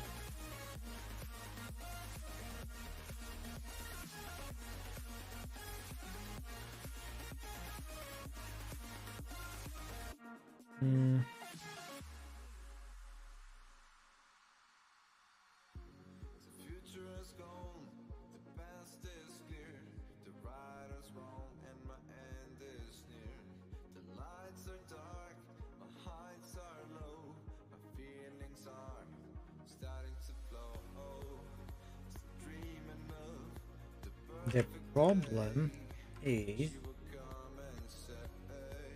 that I might have challenge type on the progress action in task definition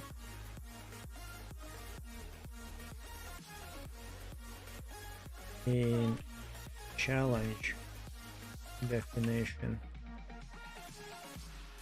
that is not on the list or not configured. Forgot to add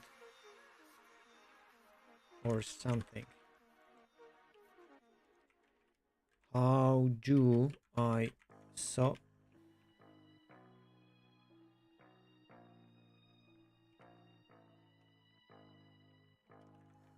this?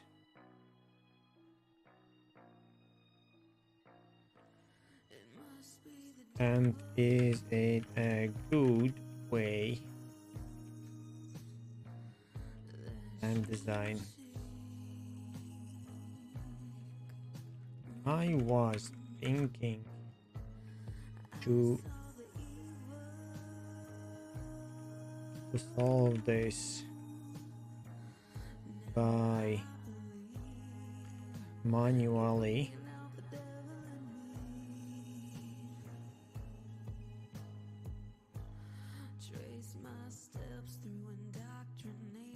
by nesting abstract challenge factory from node and then manually make configure it in each scene.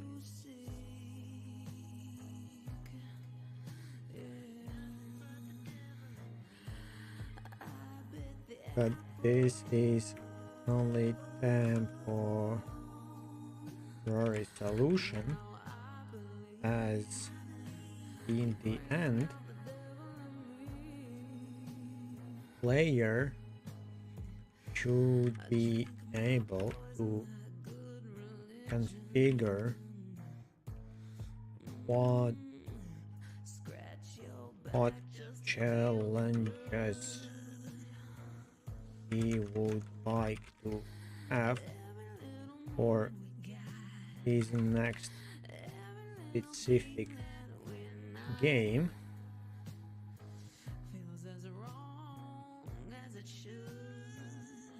So I would not have all the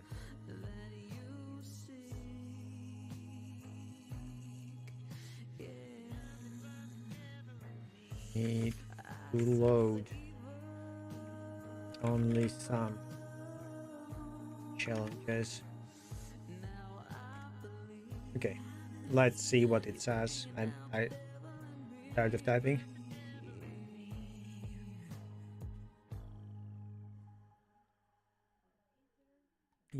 Squarely in engine modding architecture theory.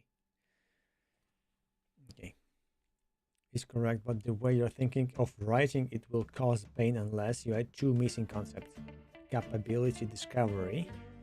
Okay, so this is the context that yeah, this is what I thought. Okay, maybe the factory should ask the core for the context that they need. Okay, capability discovery, validation, the definition load time, not runtime. The short answer: yes, an abstract factory registry is a good design. No, task manager should not silently fail if a factory is missing. The solution is explicit registration plus validation plus fail fast. Not scene writing, not nodes, not silent skipping. Okay. The core problem you identified correctly. What if challenge definition refers to a challenge tab that is not rigid? This is not a runtime problem, this is a content validation problem. Yes. So you solve it before gameplay starts. I mean, I can kinda solve that when the player configures stuff, because yeah, I will load it in the box. So if you select this particular thing, it will automatically add the factory and the task type, because the task type can also have its factory as a variable. But this is, I'm returning back to this thing that I taught Tuesday, 2 days ago. Okay, the correct model import one. Okay, I also drank too much, so I will need to have a pause break soon. Okay, the correct model important. Challenge definition references challenge type ID. Okay, factory registry knows which challenge types exist in this game session. Task manager assumes the definitions are valid, does not perform fallback logic. Separation keeps runtime. Yes, this is what I want in ideal world. So you just configure stuff and then you have your game. Challenge type must be data, not code. Yes, do not use enums, definitely. This is weird that it tells me that, because I'm not nowhere ever I suggested that.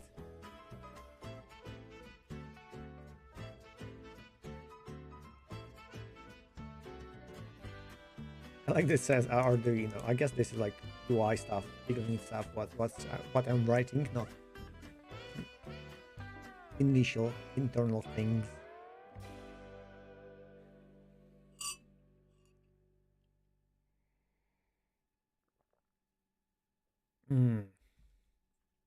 Tea becomes cold.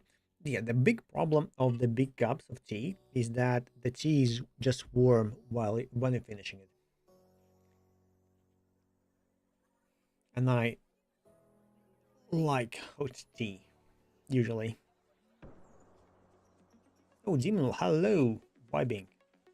Yeah, we have so weird music today. It's so random, but I kind of enjoying it because it stopped being not likable. We had only one song that I didn't like. Oh, that's... Share the result after. Should be cool and funny. I'm also kind of vibe coding, but I'm not coding per se. I'm just asking for architectural design. I mean, it will work, yes, but okay, looking how many problems recently happening because of the people relying on the AI code is astonishing. Then, I mean, I guess you have a lot of apps like that already.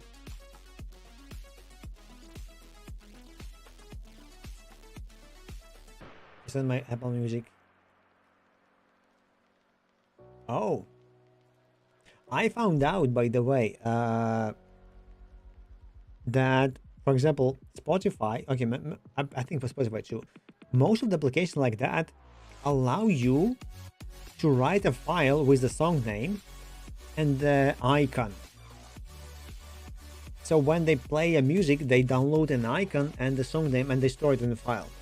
So you can just grab that file and do whatever. And when the song changes, it changes the file and changes the text in the file. So the icon and the text in the file. That's what I do if I do, for example, song. It does that here. Oh, Go Lupa, hello. Jackie doesn't stream today, or oh, she probably already finished. One day I will. Why I got two? I guess the second one, the bot was triggered.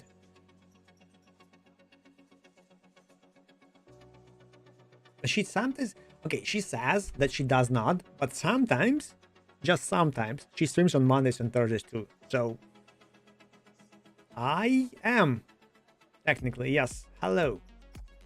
Thank you for the squats. Dan, I hope you're squatting also.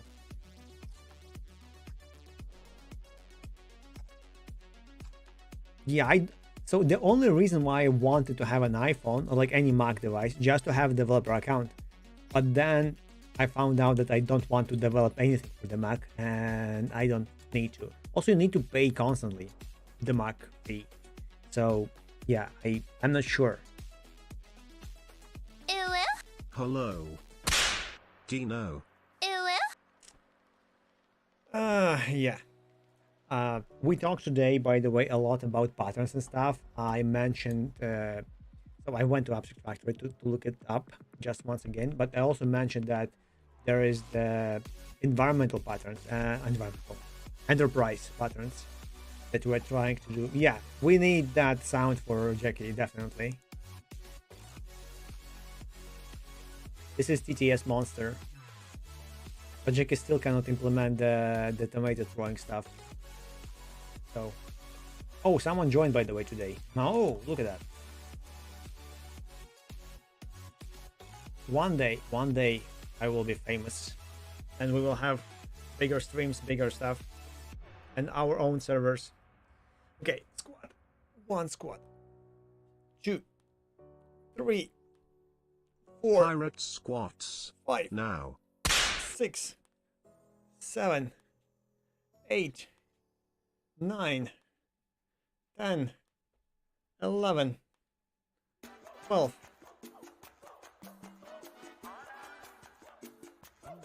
Oh, you have your own website. Wait, it's 2 pictures.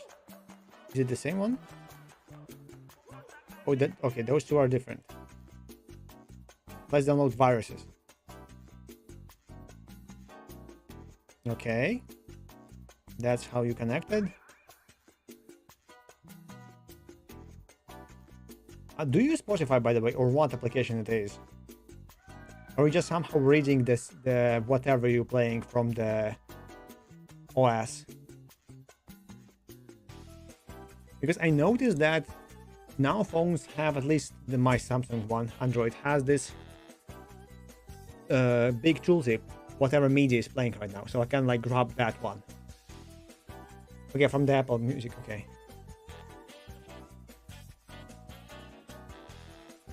Because there's the thing, for example, if I'm playing YouTube video or like whatever video in the browser on my phone and I kind of hide it, there's the still pop-up on the top, kind of what media playing, and I can like pause that and like do whatever. So I thought maybe you can even grab that one. So whatever application you're using, is it Apple Music or like Spotify or like Deezer, whatever.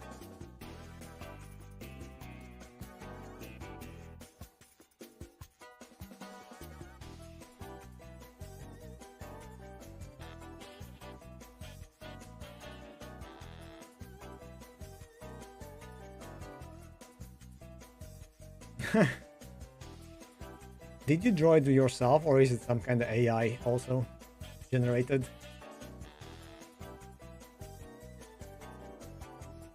Okay, I saw that this is a wolf, but when you look closely enough, the nose of the wolf is not good. I'm not gonna tell you what it reminds of, but maybe it should be shallow, or like, I don't know. But on the second glance, not on the first glance, it might be the same what happened with Starforge. Where, I mean, I see how it can be, but still kind of funny.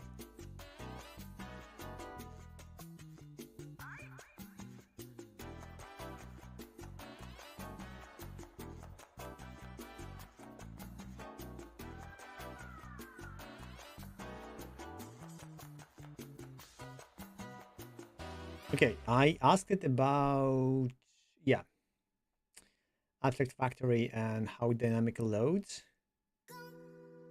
and my concerns about how I configure them. Must be data. Yeah, it's a very, it's not an enum, it's a resource. This is actually one nice pattern that I got from the, I actually don't remember where. I think Go.Nears guy on YouTube, that you can have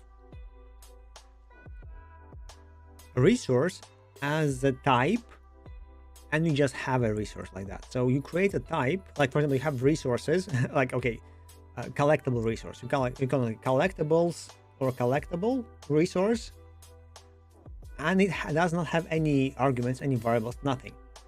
And then you just have a folder and you just create like iron or like apple, whatever, and you just have them, and that's it.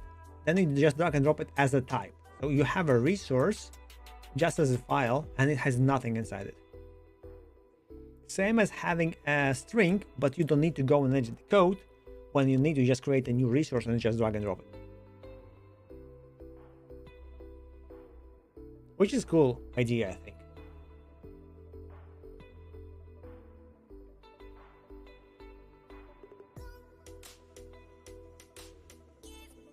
Can or cannot understand what their Swift is doing. Which, okay, you can. Judging by your next message, choose settings per file which every app has access to, which means, I mean, you probably don't have the direct access. You actually are accessing the, in my game, I call it context, but basically it's kind of the proxy file or like something, like a kind of API.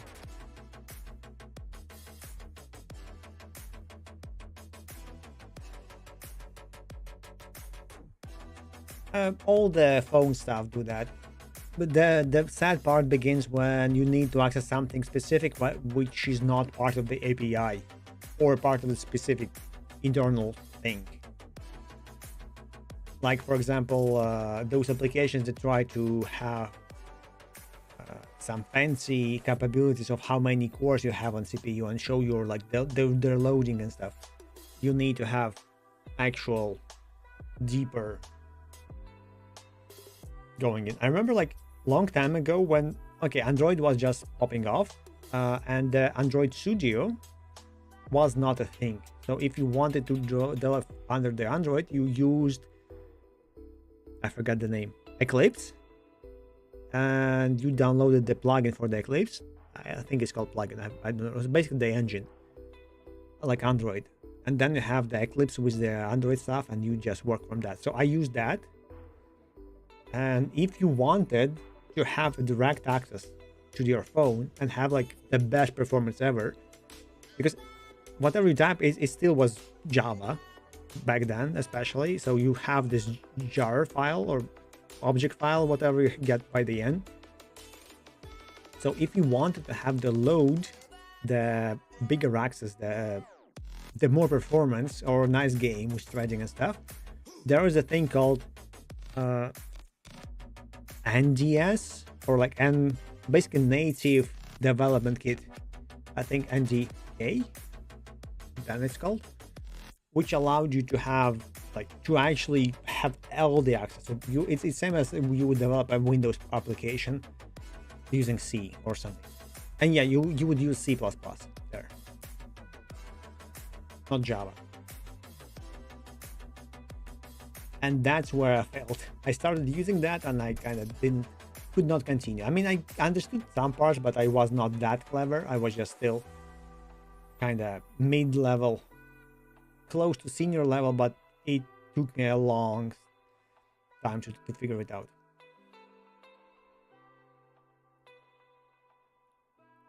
Some of the parts. And I also didn't have the best phone there then, so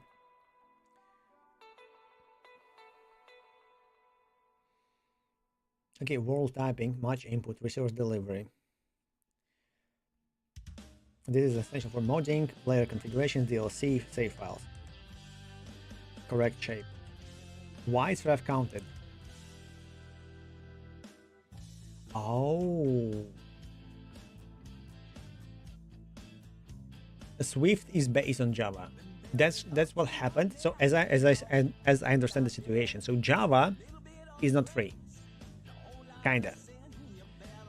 Java was made by the company, was supported by the company, and you need to pay for Java, basically, if you wish to have like specific Java. There's the open source kind of thing. What I don't really know how the Java branching worked, but there is actually, if you wish to develop programs and stuff, or like nest your language from the Java, potentially you need to pay. You should not because of some licenses, but there was a actual lawyer stuff happening, the actual like cases when the Swift and Google's one were developed because of what they're basing it off, and there was like the whole this clash of the companies. So, and Java sucks technically because yeah, I remember Java sucked because, for me at least, you need to update it like 3 times a day. And every time when you go and open up the page and see what's there, like what leaks, security leaks happening, it was always Java on the top. So yeah, Swift and the Google's one are better, of course, because they're developed from the scratch up by Java syntax and from the Java. So this is what happened after that. Also, I see a lot of tomatoes. Yes, thank you. So yeah, Google developed their own just to not clash with the company and stuff, not to pay extra royalties, and also to not have those stupid leaks. Same that did Mac, because Mac, Apple actually before had Objective-C.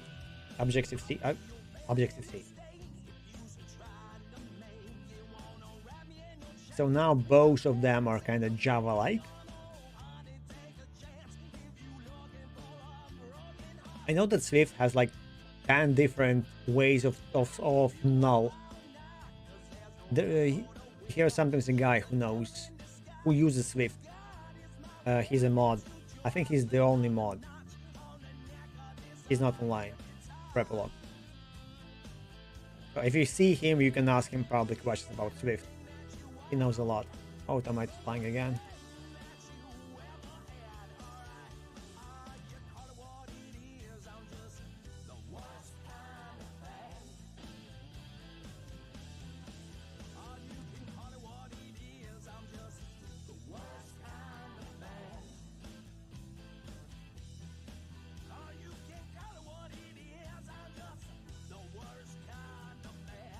Why is ref counted?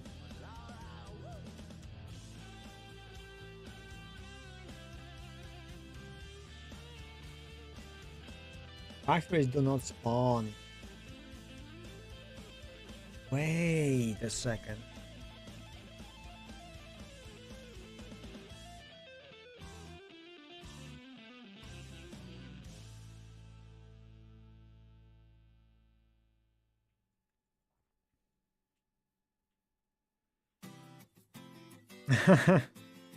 Maybe. Actually, he pops off randomly where when we speak about some weird games. I don't know how it happens. We played and talked a lot about Pass of Exile 2, so maybe I'm here mentioning the Pass of Exile 2, so he might pop in and spawn, but yeah, I'm not sure. He's the only mod that's still here. For the reason so I could monitor him, mostly.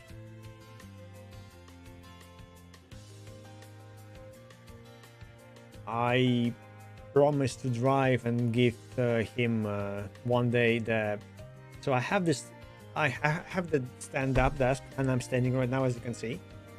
I had my PCs hooked to a table, so they were hanging from the table, but the table is not that strong and PCs are very heavy. So if I attach it to the table, when it rises up, it rises very slowly and almost doesn't work. So I unhooked them, and I thought that it's actually way better. So now I need to buy a little bit of standing up, so the PC doesn't stand on the floor, but on top of it. And then I can give those hooks basically that holding up the PCs back to a friend. So he could hook his PC up. He probably has only one, so it won't be an issue. I just decided not to have that.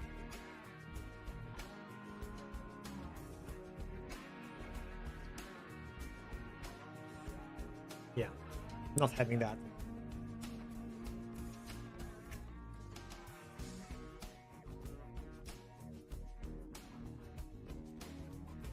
So maybe this weekend, if I'm going to a movie or something, I will drop by. But if he didn't... Oh wait, I missed the ads. Damn it, I wanted... Yeah, okay. You know what? I'm gonna do a bathroom break. Sorry, I need to. Be right back.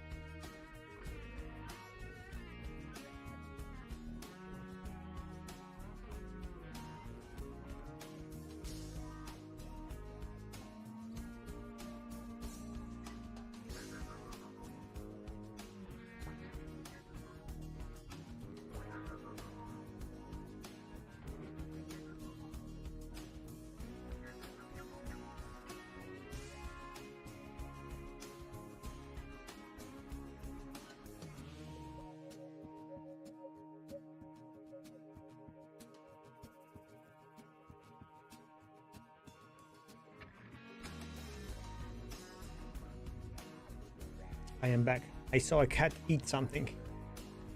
Don't feed the cat.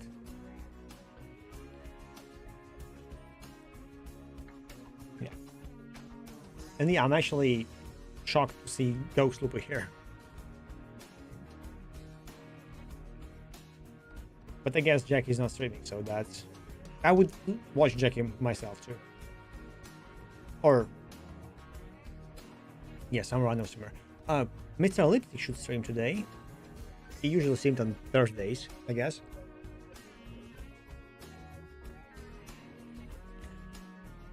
Yeah, one day I will make a YouTube video and start rising up. Rising up. Back. Oh, what was the word? Okay, I'm not googling that.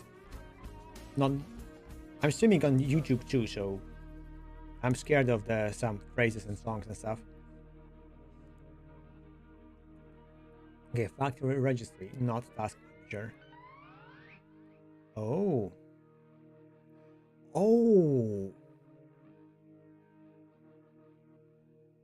I can have a list of factories.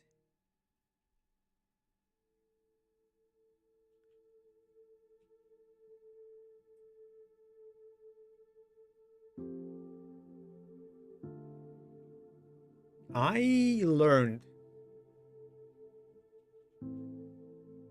I didn't progress, but I learned. I have a clearer picture. A change from yesterday.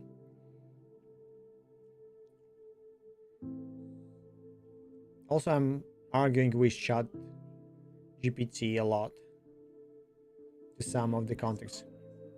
He thinks I'm stupid, which is correct assumption, but could not focus on that. Why is all ref counted? Challenge factory registry.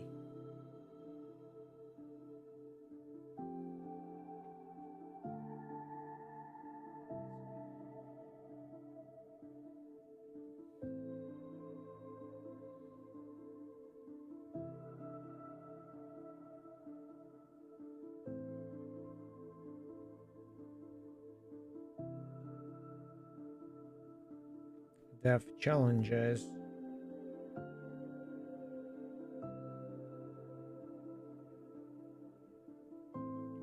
Fall back, generate damage challenges, hide error, validate all task division, the game is social loads. Okay. Content validation pass. This is the missing piece. Validate task.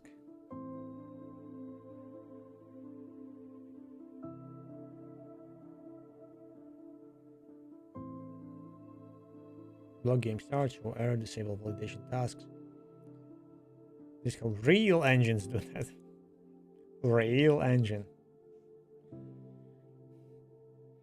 Would be funny if like real engineers, real human beings, real like persons.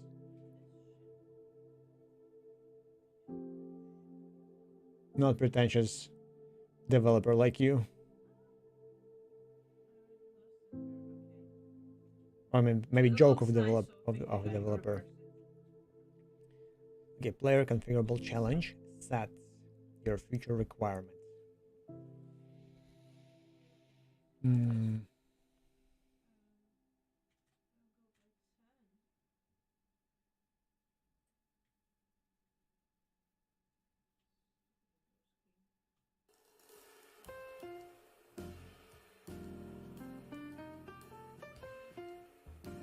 Backtrack.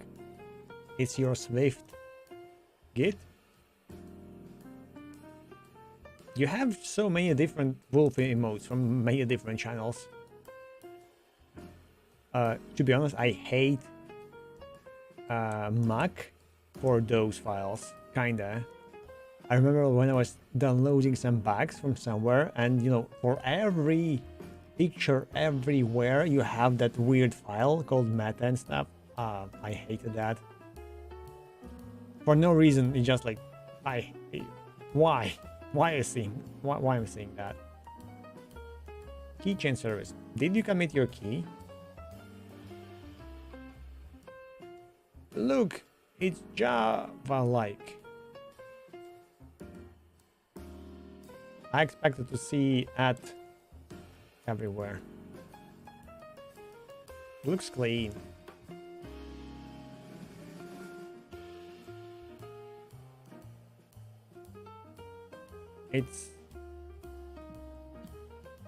Yeah, there's no columns and stuff, so it kind of looks like a mix of TypeScript and Java. Okay, this here tells me, okay, this is Java, 100% now. Or Java-like language, Java-based language, let's say. Oh, don't you love those?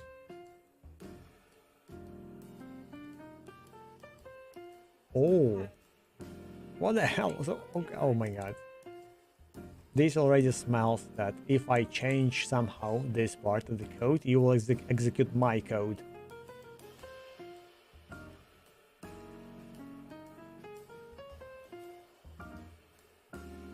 Show permission alert. Yeah, I don't know. I can read the code, but it won't be beneficial. But yeah, this is... The code looks nice. At least I kind of hate how many like things AI does that you probably won't benefit. There is the... I guess a talk and kind of pattern and challenge about the good or bad code. And one of them mentions that you should not have the comments. You should have them as little as possible. Because when you change something somewhere, you will forget to change this 100%. And then you'll have wrong documentation and wrong stuff. Unless you have a dedicated person who like monitors that. So I'll also just make this more readable and you won't need this. But that's again, AI does that always. Which makes sense because it shows you and describes your code by default, even though if you don't ask it. This is my first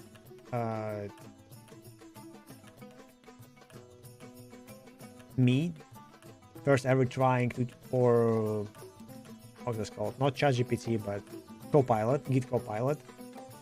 That's how it started. That's how it described me a code. And this is what the first thing I ever like did and saw, that it describes the code and it shows kind of that README thing on over each of and every function.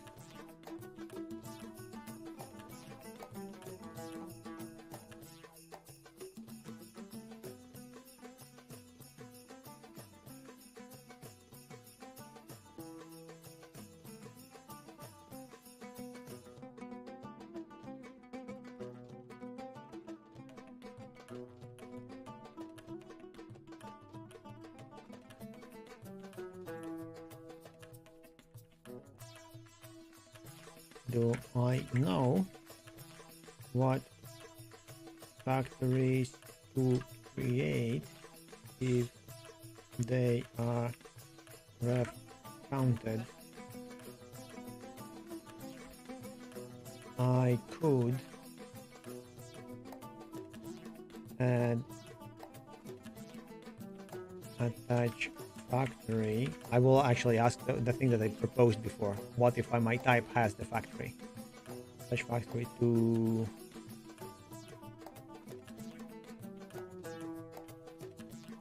challenge type.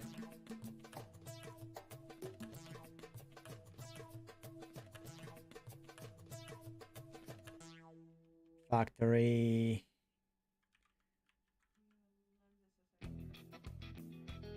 exported variable.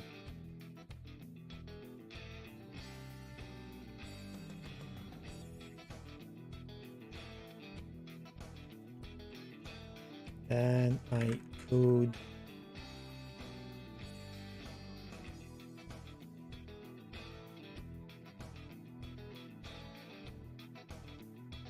grab that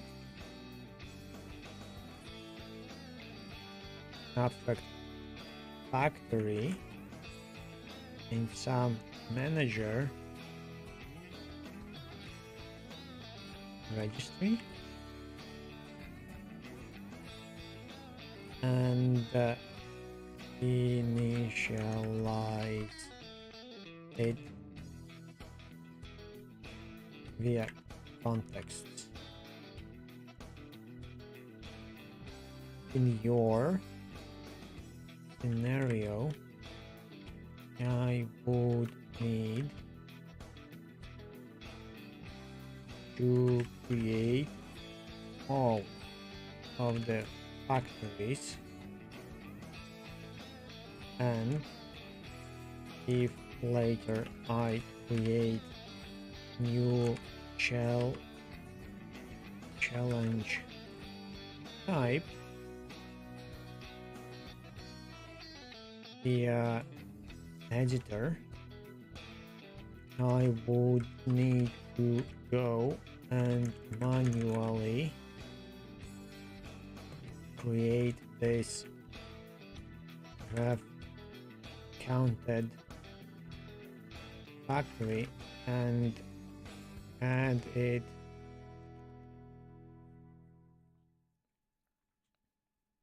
to the registry by code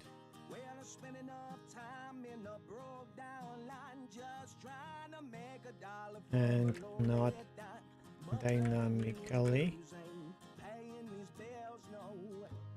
as the code would not know about it. Please, ChatGPT, fix yourself.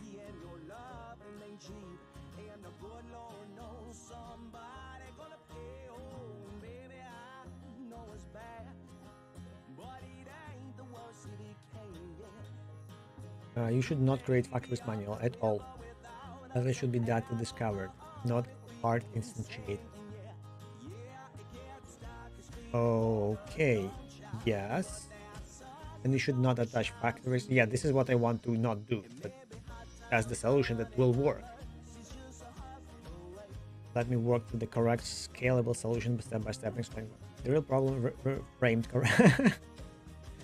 This is an insult. Thank you.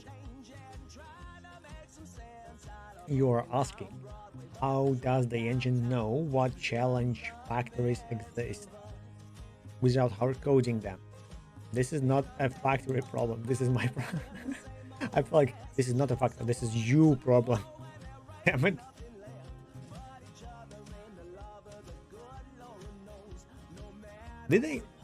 Am I the only one who's noticed that ChatGPT became passively aggressive more and more as the time goes? Okay, you are asking, how does the engine know? Yeah, not factory. That is a plugin content discovery problem. The solution is factories are discovered as types, not instantiated manually. The key correction: factories are descriptors, not objects.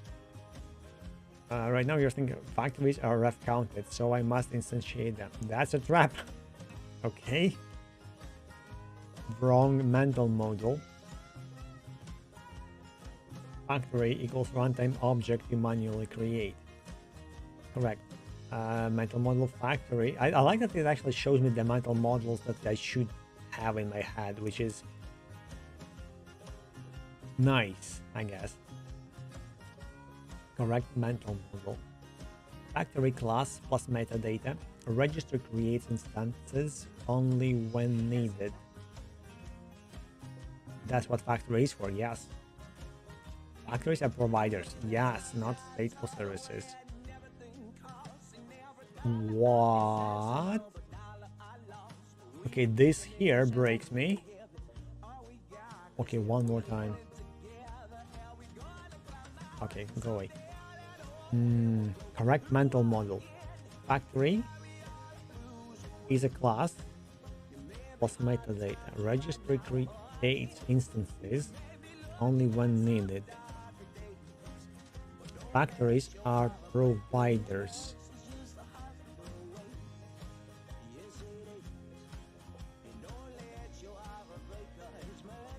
But I thought that they are services, like stateless services mostly. Do not attach factory instances to challenge definition. Of course. But I'm not attaching that to the definition, I'm attaching to the type. Attach factory to challenge type, but breaks badly after. What is wrong? Circle dependency. No. Definition depends on runtime logic.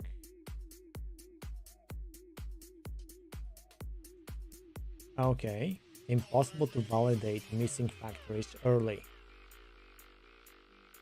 Impossible to disable challenge bugs cleanly. Players can reference factories they should not have. You cannot load safely. Definitions must stay pure. Okay, the correct pattern factory class. That self-describes.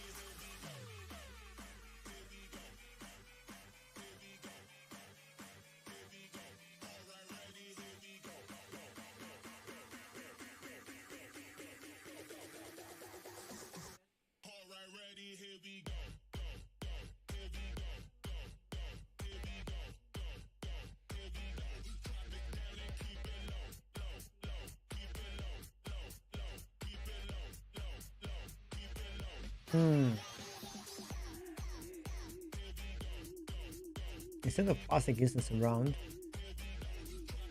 each factory declares what it supports. You just waiting on the cooldown? Do you have a timer?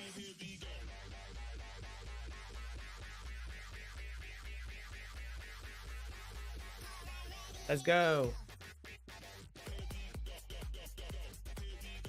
Music is nice. 1, 2, 3, 4, 5, 6, 7, 8, 9, 10, 11, 12.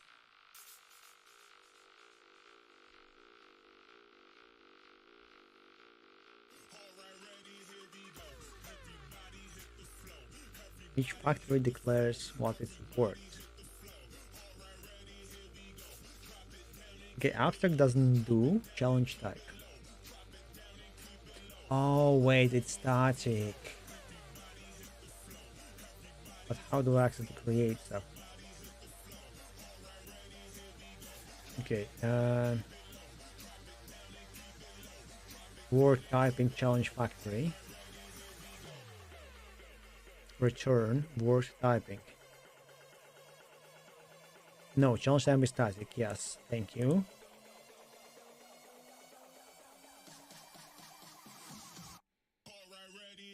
Now register store classes, not instances. Ooh, maybe I missed this. The new follower one. I guess you updating it every day kind of breaks it. Maybe you need to, maybe the cache. Can I actually Google how for how long it updates, because I see the notification on Twitch. It is there. So it's just the bot does not update it every time. The stream elements one.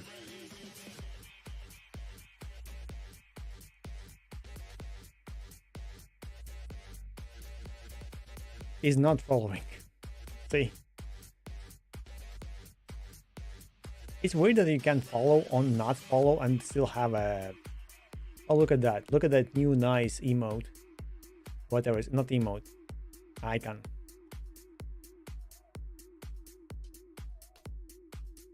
Yeah, I'm using the stream elements to show notifications when you follow or not follow.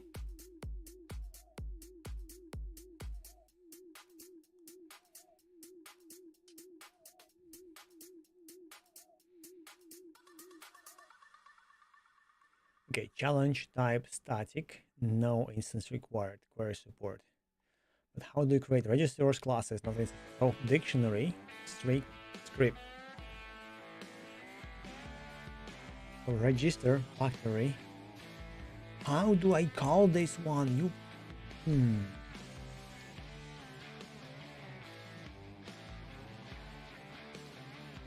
This is the big unlock.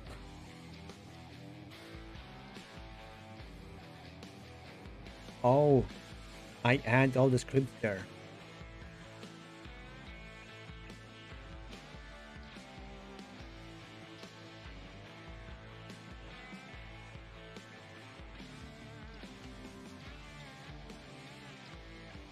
My chatbot also see that. You can just Google how often Stream Elements refreshes. I still don't know like how they connect to each and every channel.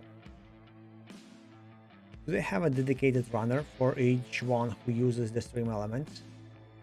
For each person? Because I guess many people use the Stream Elements or like any other bot like that. So they must have something more optimized. Okay, so they kind of read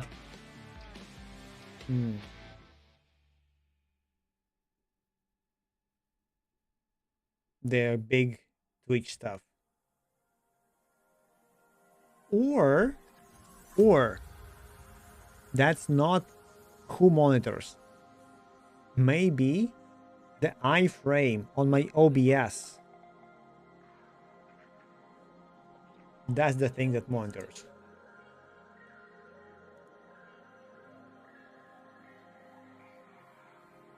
Fire hose relay.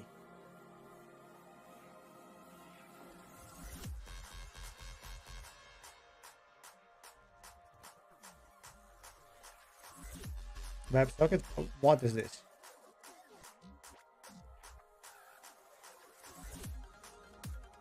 Okay. Okay, I see. Relay for Twitch Firehouse build. So they kind of monitor all the events. Or they just subscribe for all the events that they need to. So log in, listen, and listen. Okay, so they listen for the list of users, and there are like tons of users probably. Okay. Because another option would be for me to see the notifications on the screen. For example, I need to implement their like embedded whatever iframe or something. So that one can trigger and start listening. So as I'm online, my embed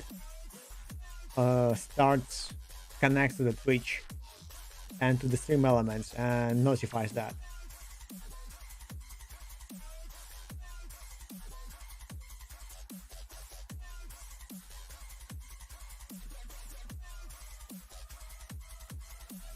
Yeah, okay, so that's how they do it.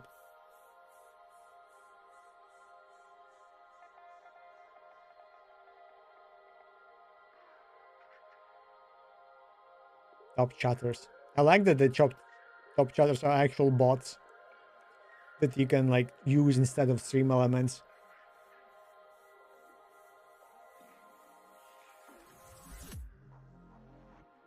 Yeah.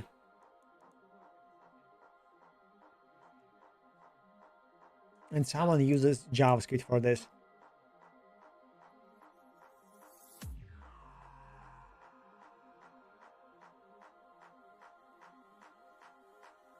I'm pretty sure behind that there's some kind of Erlang or Elixir. 100%. Oh, I broke it.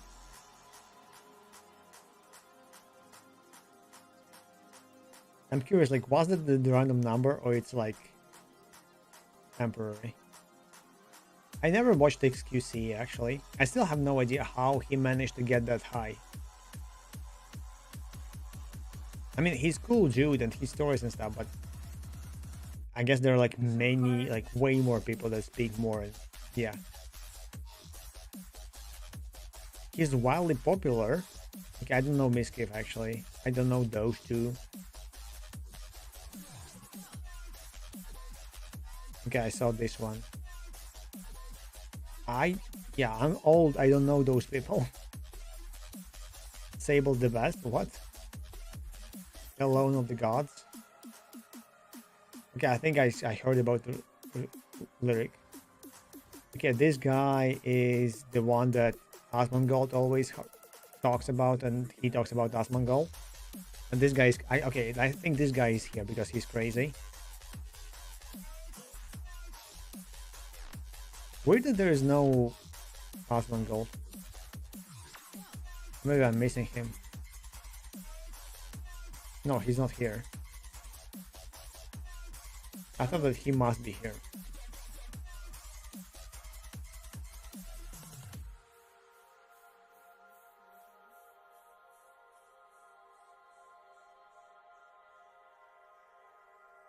Oh, I actually, yeah, I didn't check, like, can you make a short nickname, like 3 letters one?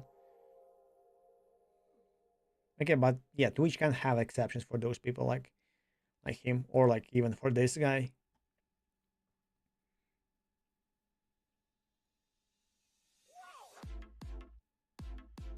Okay.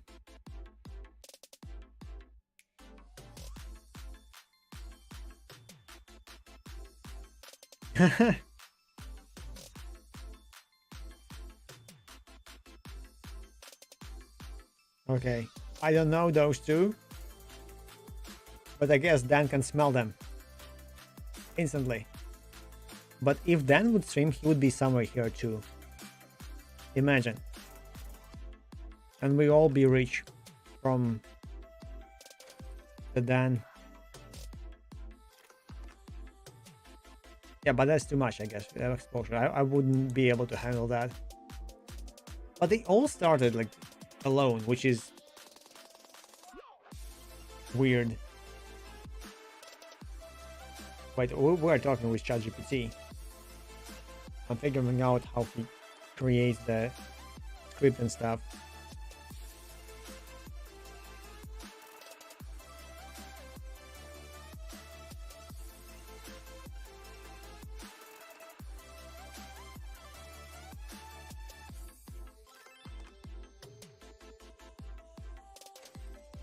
Type Racer. Is there a lot of to read more? Okay, let's play Type Racer. Let's go Typer again.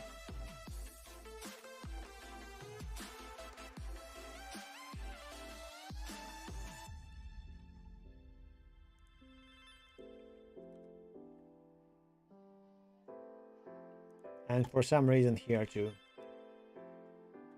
I guess that's me from somehow magically, I don't know. Wait. Oi oi.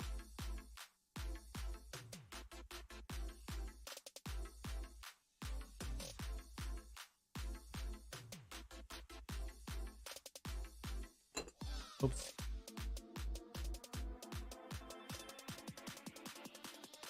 Get ready. Oh yeah. On your little keyboard. Not compensating for anything. Let's start. Playing 3 rounds.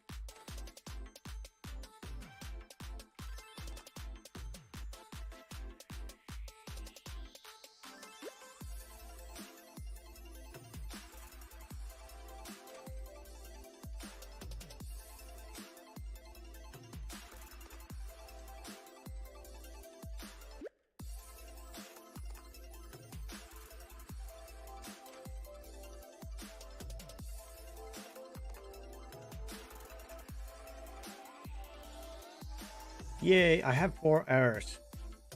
I think I mistyped twice, so I guess it can, when I mistype once and continue, it also counts.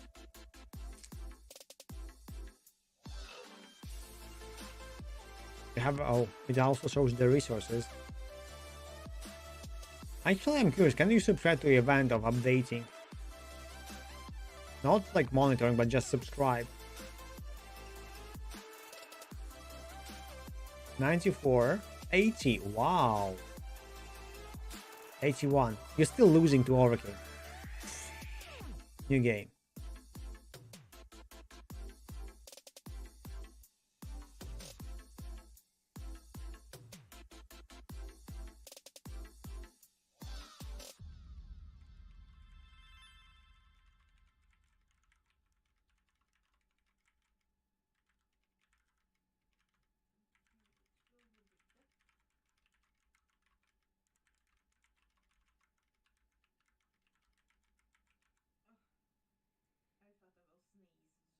Almost 70 words per minute. I have 3 errors. Overkin has 0. Look at that. Oh my god, that speed.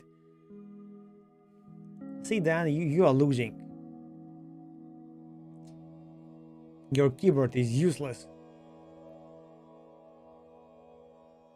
And at the same time, Overkin actually uses the dance. Yeah. And I'm the loser. Okay, last one. Oh my god, I already made a mistake.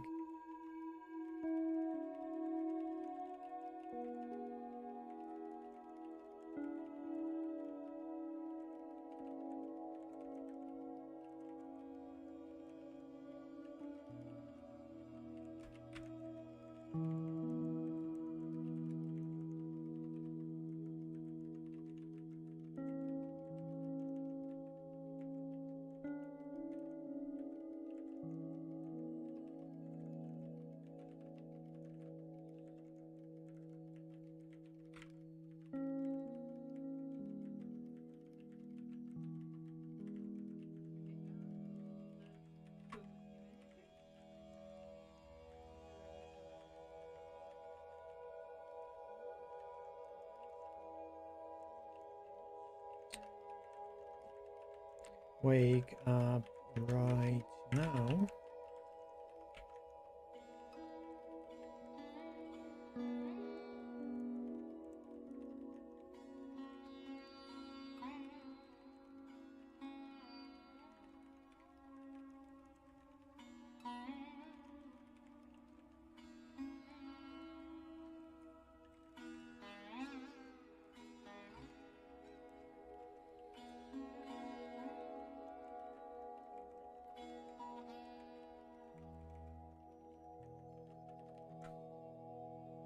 Okay, my speed is the same. 29 errors. But I got into the commas and dots before the... Yeah, okay. Did this one, I guess. Comma and the stuff. I also kind of stuck here. I typed it, then I deleted it too much. Then I need to retype it, and then I missed it because it was a comma and I clicked a dot. Yeah, that one was hard. Still look over again. Dan actually comes closer to you, so soon you will lose and you will do squats. And you will start streaming and then we'll go to your channel and make you squat. What book? This one? This one I'm not sure about. You better try to go and read Uncle's Bob new book.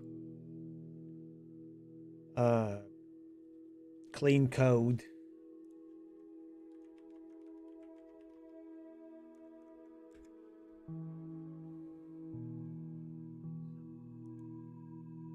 Okay, when this one was released. There's the new one. This is the old one. At least it looks like the old one. Yeah, that's the first edition. There's the... some kind of another edition. Is it on Amazon?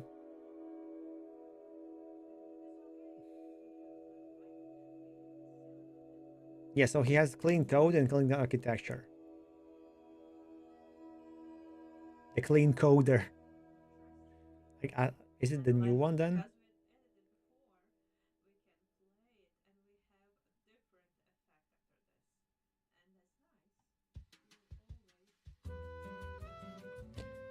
No, it's not about design patterns. It's about how to write code in general. Clean architecture is about design patterns.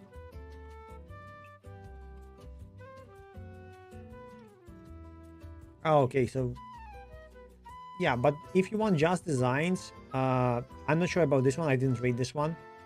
Maybe it's even like readable. Maybe not. There is, first of all, if you're writing games, there is game. This wait, it was there. Game programming patterns. It's always there. So there's this one, and this one is free. This book is free. If anyone here, this book is free, so you can read it. But it's free online. It's free. If you want to have a hard copy or like soft copy downloaded, you probably need to pay. But you can read it online. No problem there. Where it is. Wait, did they close it? No. Yeah, web, read now. See? And it has most patterns that you saw there on that website. But on terms of games, using C++ code or like something similar. So double buffer, game loop. So, okay, those are not regular patterns. Those are like sequencing patterns. I think those are not even in the clean code. Oh, wait. Refactoring guru. They're not here even. Design patterns. Yeah, I don't see that. Sequencing double buffer. Game loop update method.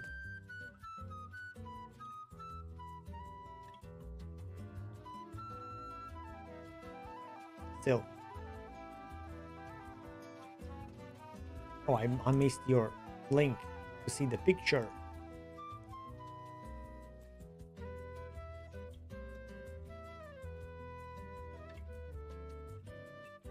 Okay, does it mean that, okay, you steady consume, this is the line, or it's like how much?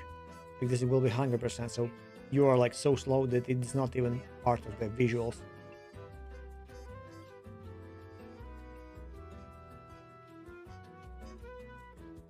I mean, the lines are like, is it a timeline or is it like the total memory? That's the thing that I don't really get. Yeah, that one is understandable. And maybe when you need to actually switch stuff. Okay, so it's a timeline. So the spike was when it loaded, I guess. Or when the event happened, it kind of garbage collected and created a new one. Still, it's a bit weird why it takes 28 megabytes. Picture is not that big. It should be way, way, way lower for what you're doing. Unless it's minimal size. And it gets bloated when it compiles and gets into the iPhone. Or whatever Mac device.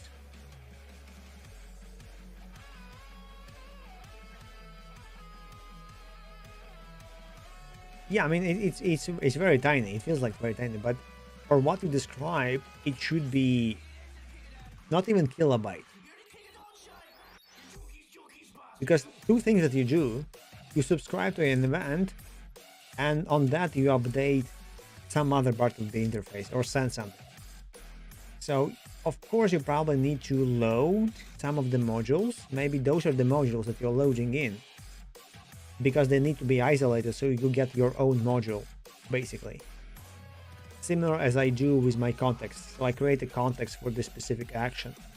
So you don't have access to the actual core. Because if you think about it, the 28 megabytes is a lot. Or it can be one picture or two pictures that you're loading, like picture of the song and picture of your like whatever. Maybe.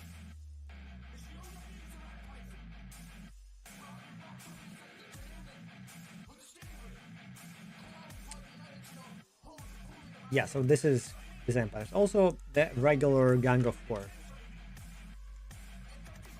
If you wish design patterns, there's the classic book. That this one, not this one.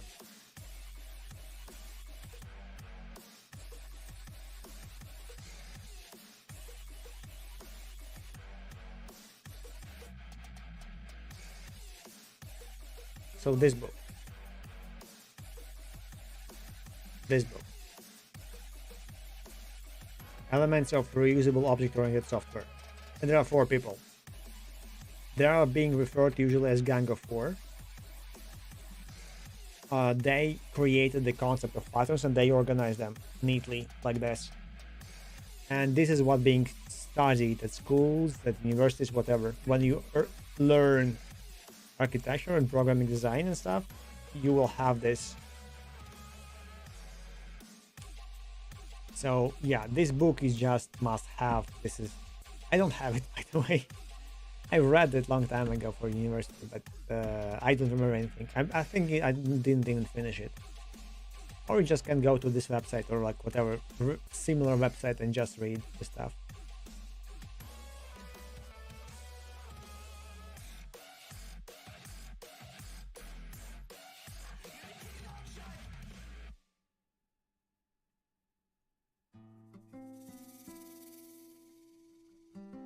Yeah, that's why they did when they announced that they're changing their own Object-C to the Swift.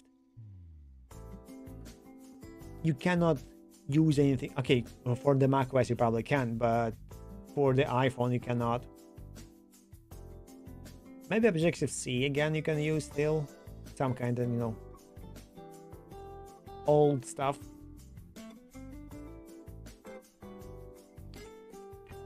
Android uses C++ and not Java, but the next thing.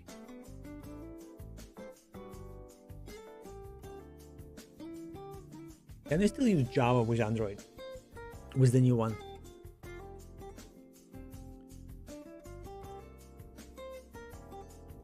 I don't remember. I don't know.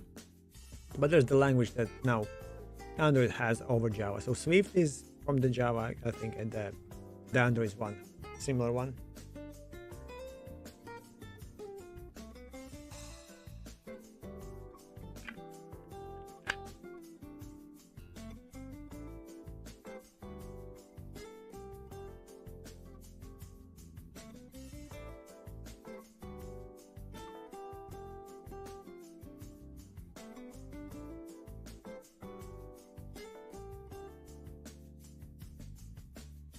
But how do factories get started, get registered?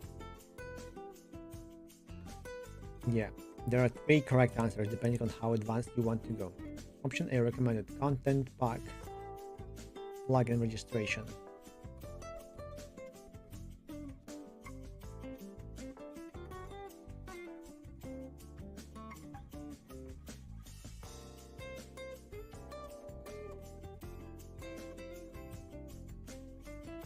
This is explicit but centralized. Best long-term editor file system discovery.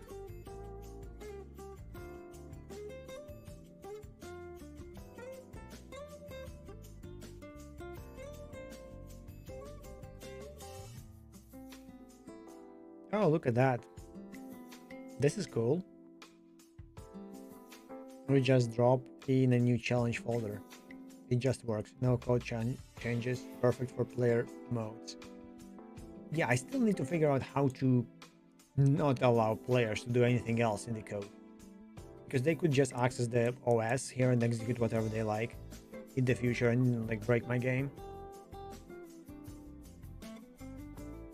None of this is an issue. This is something that I just wanna predict and know how to deal with. Option C, hybrid. Enable challenge set your future goal. Player selects which challenge packs are enabled. Player selection. Load player packs. Discover factories. Register. Validate task. Player selection. But It selects on the UI. I mean, I still need all those classes, yes. Validation solves the forgot to add factory issue.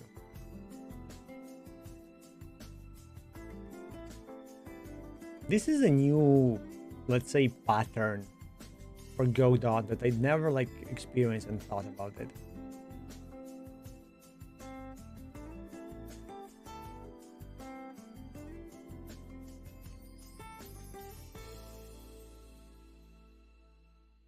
So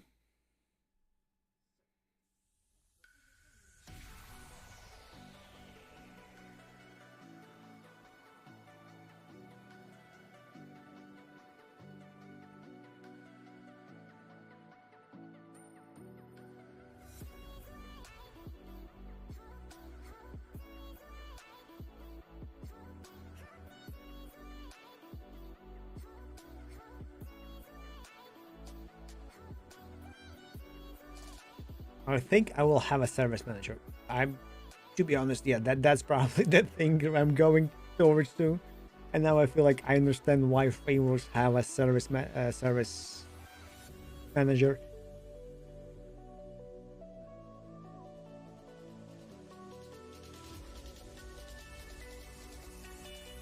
Sorry, I forgot. There's another word for the service manager, the bigger one.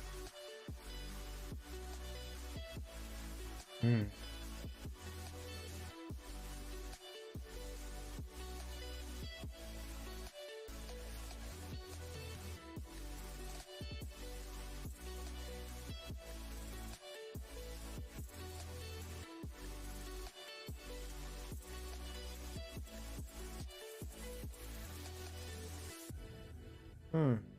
My hands started to hurt today again.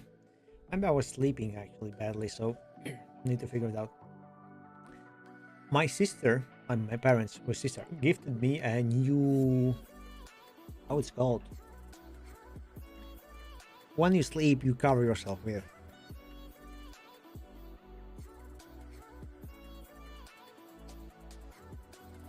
I forgot the word, damn it. In Latvian, it's saga, like the company, but in English, I have no idea. There's a pillow. There is the.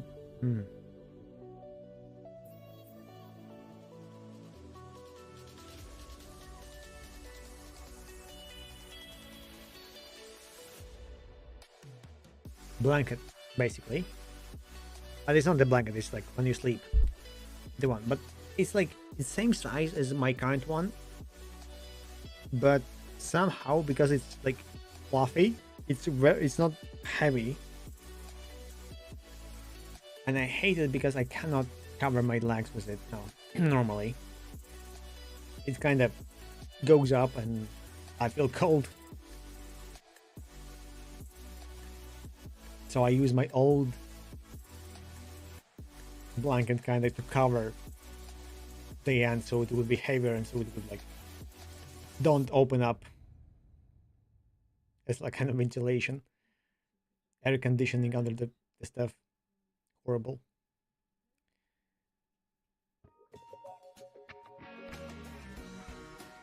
Okay, so I very much like this approach because this is new thing that I can technically rework my other stuff. But for that, let's ask one more question. This is great. But how do I make sure that whoever develops the DLC or an extra plugin won't try to access things that not allowed or some OS features or just would try and extract all my game code.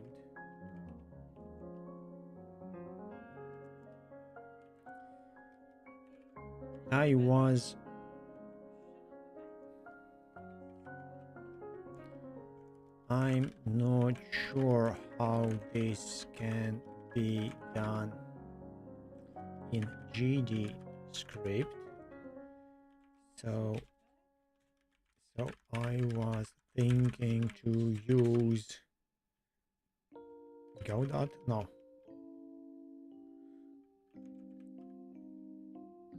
Lua scripting.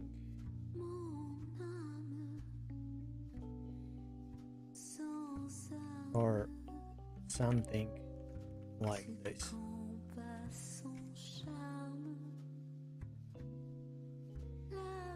Excellent concern. You are right to be cautious. You've crossed the game architecture into sandboxing, mod security, and vast boundaries.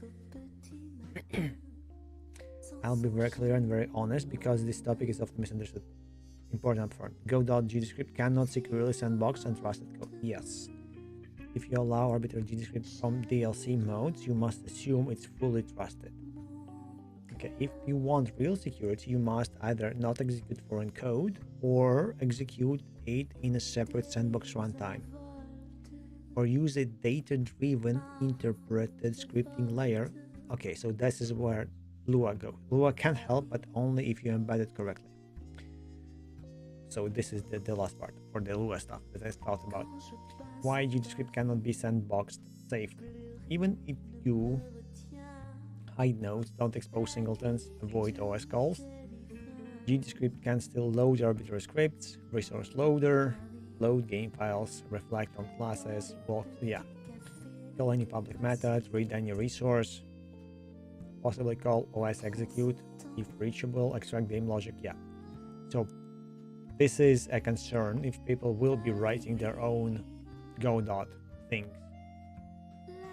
There is no compatibility-based security model in Godot GDScript. Conclusion: GDScript modes equals trusted modes. It's not a bug, it's by design.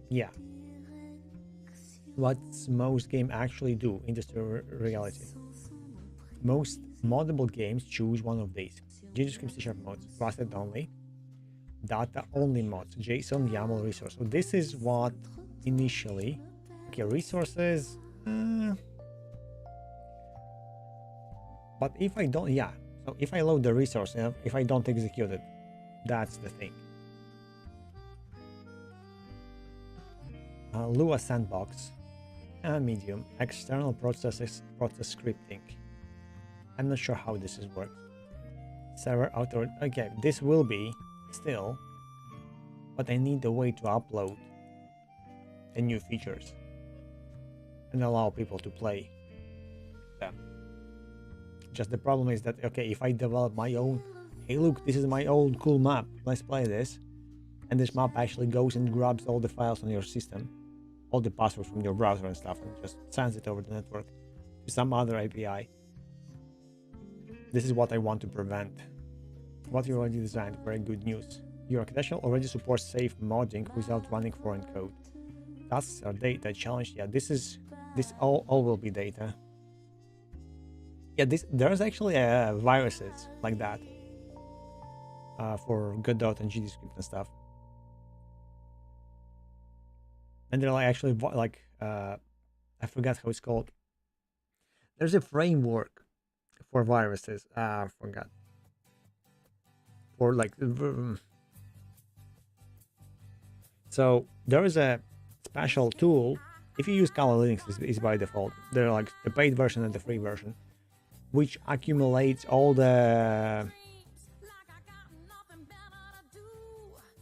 vulnerabilities, and you can create your own payload for whatever you're targeting.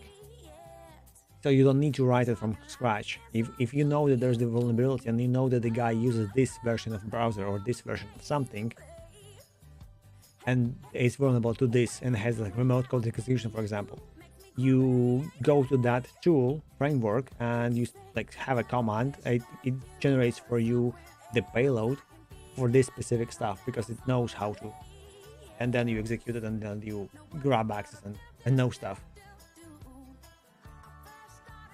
We did it while working on while learning the how to hack and stuff. It was like very cool.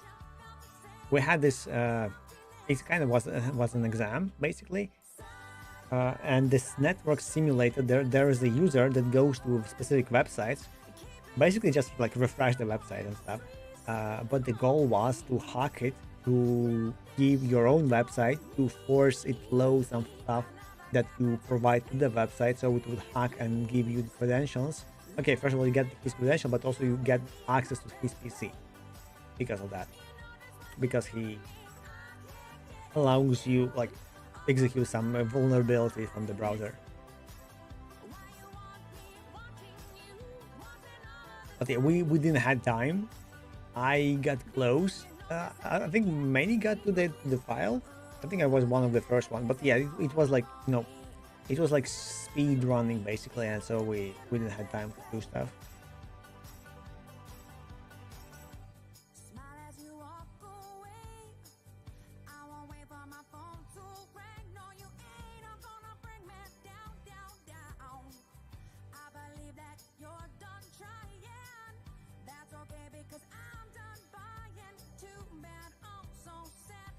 Dismiss most mods do not need code at all. No code, default, task chain. This is, but this is for configuration. You won't be able to create your custom stuff from ground up. Because for this, okay, for example, for the challenges, I will recreate some, okay, let's have a picture one, let's have something like that, but mass challenges, for example.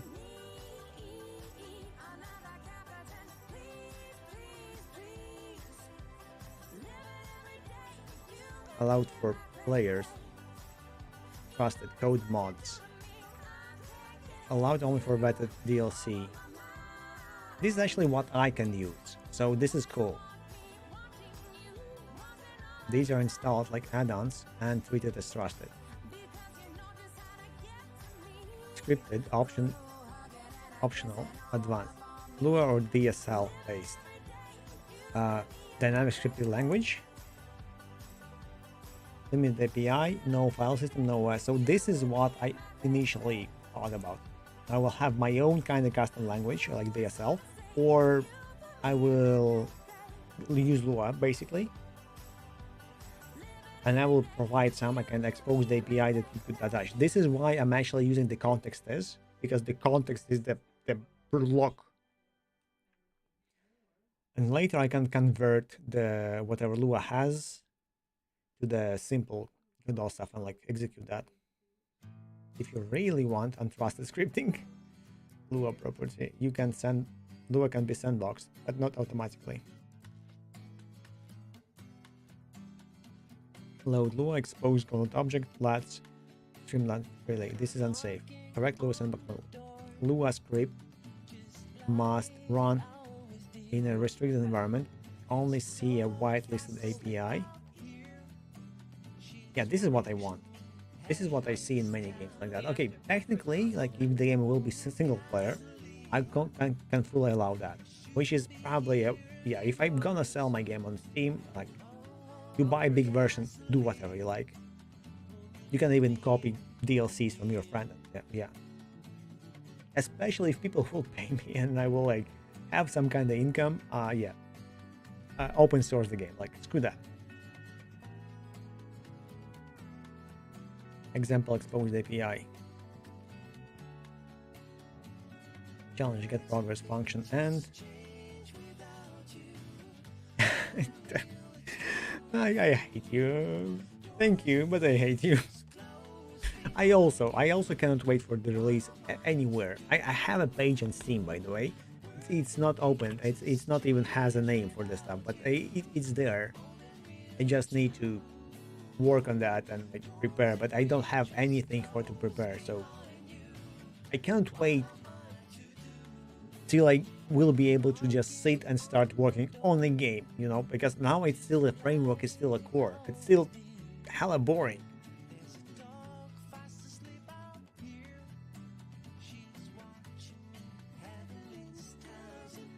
I just hope that it will be over soon, and I hope that I won't find a job and I will have enough money, and people will pay me, and I will be rich. Not by money, but just rich. And we will be able to have a nice streams and YouTube. Yeah. I kind of expected that, but not to that content. Also, I expected of myself to work properly, which is the hardest part.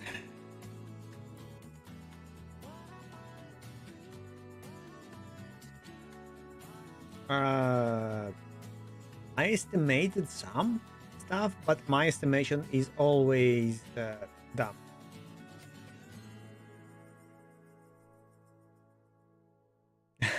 Good. Maybe does not monitor unfollows. Maybe just refreshes from time to time the channel, but don't monitor unfollows. And that kind of smart. That's how I would implement that feature.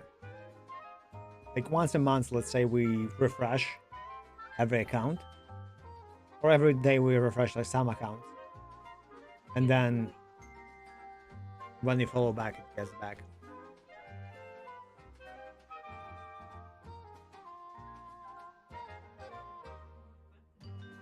Okay, Lua never says no, Sintries yes. This is what I want in the end.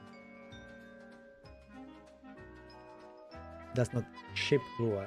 Does not say GD extension. Lua virtual machine. Manual API binding. Manual memory limits. Manual execution limits. This is non-trivial but doable. The 90% solution, what is strongly do not allow mod code at all.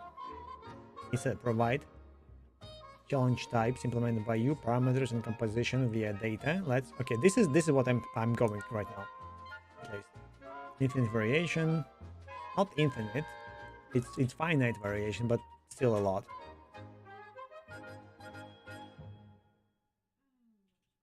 Oh, there are a few even. My question is like not about formatting, but does it allow to what's called the word refactor?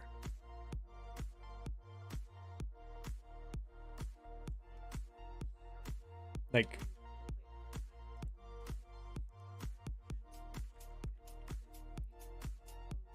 there are some. Well, I don't know why I see one, but I think when I downloaded one for the NeoVim, there were a couple for the GD script.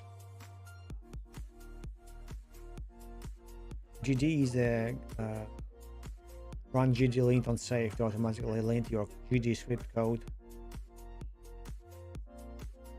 Okay, so it just calls GD lint, so it's a kind of fake. Not really, but yeah. Okay, yeah. I think I saw only this one. Oh, this is by GD Quest. Oh, look at that. Is a fast code formatter built in Rust. Okay. Files in milliseconds, integrate directly in Go.4. Nice, very nice.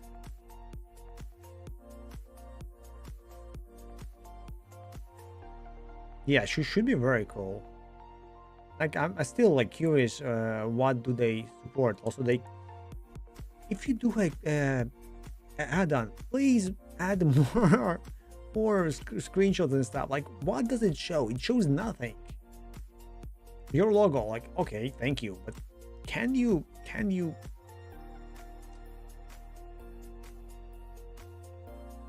Okay, my add-on does not show anything, but it's not registered at least to the public.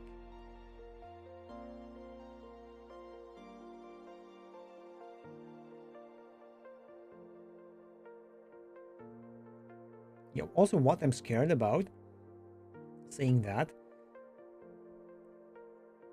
is how do what I wanted to say.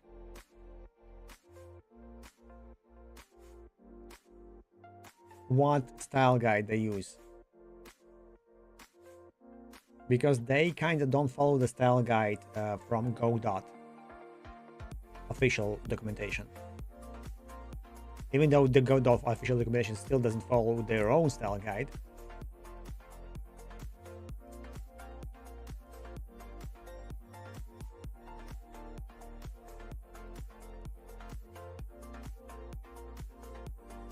Still would like to check it.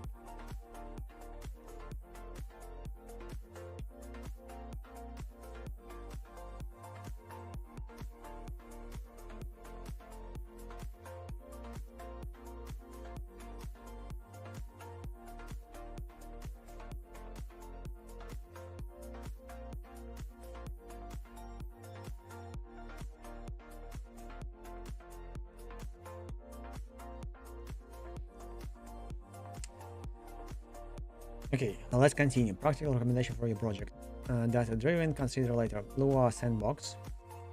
Yeah, this is what I'm doing right now. This one will be for DLCs. This is actually how I can monitor. So one of my ideas to monitor the game, which I think is fair enough. So I sell the game for like some amount of value. I don't know. If the game looks nice, I will sell like for $5. If the game looks especially good, maybe 20, up to the 20, not more, I guess. If it's shit, like for free, whatever. Website, browser version, need to check it if it's possible to work with Steam and how it's allowed, because there might be some like cross-platforming stuff. So there you can have an account, or you can have both, but you should be able to play as a guest if it's full multiplayer. So playing as a guest, and you should be able to buy packs of like scenarios and stuff, and those would be like DLCs, and I can sell them for $1 each, I guess, and some different mods and stuff. So I should allow, yeah, and modify like mods should be allowed only for people who buy the game, not for the guest users. It's actually interesting. Like, if my game, I want my game to be in browser based mostly. So, am I allowed? So, for example, I go to itch, I load the game, it's free, and then I log in using my Steam account. And if I bought it, it will unlock me some other options in the menu.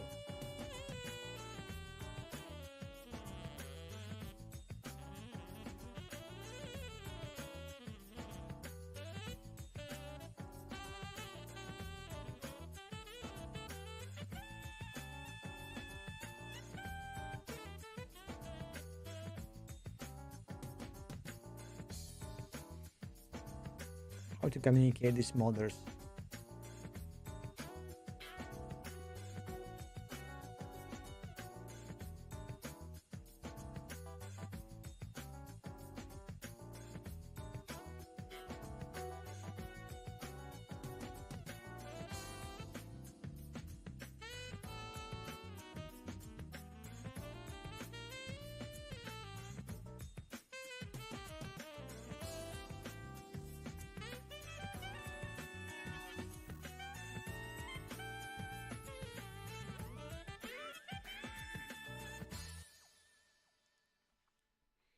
Okay, you want next. No, I want back to whatever ChatGPT suggested,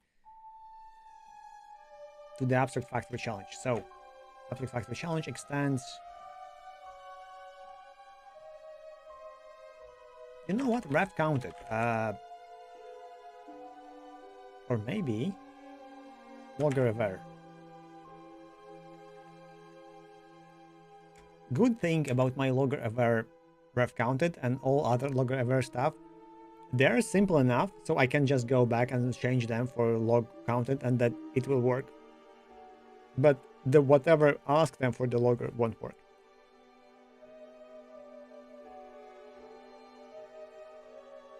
But this is like a trait, which is kind of dumb.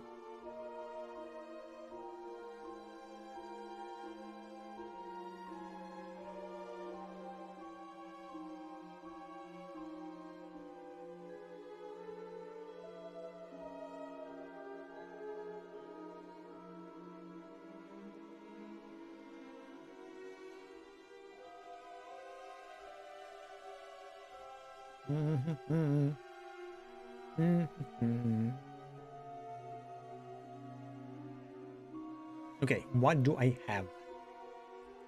Abstract challenge factory, logger ever ref counted. This is what is suggested. Now there is this two. I will copy this like by copying, copy pasting. Control Shift V. I think I clicked Control C, but oops. Another scary music. This is actually very nice. Why did you add ref counter to the name? Where? How did I open it? This one, logger aware ref counted.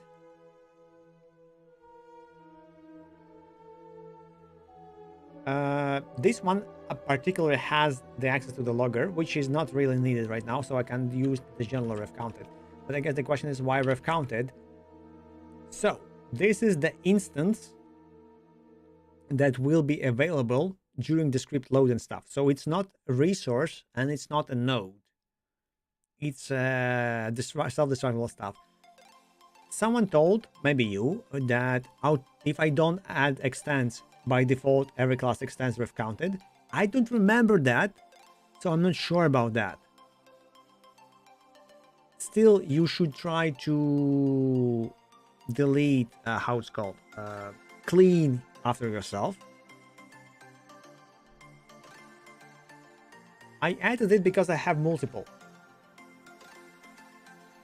I have logger ever ref counted. It's just like visual stuff to read better. So I have the logger ref counted, but I also have, how those called, node.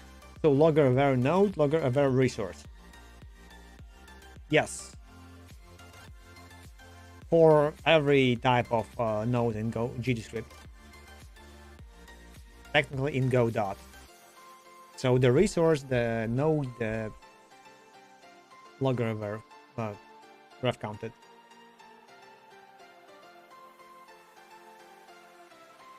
Not really needed or necessary, but that's something that would be useful. At least I'm lazy just to have a logger stuff. I think because of how the framework's being built right now, I will have a tool called Service Manager. So I could access it and ask it for like whatever Service Manager can have later on. But right now, it makes more sense to have it like this. So for example, if my class needs a logger and I need to log stuff, I would ask, hey, give me a logger. And then I could have two loggers, and then one can be a network logger, and then I could network stuff.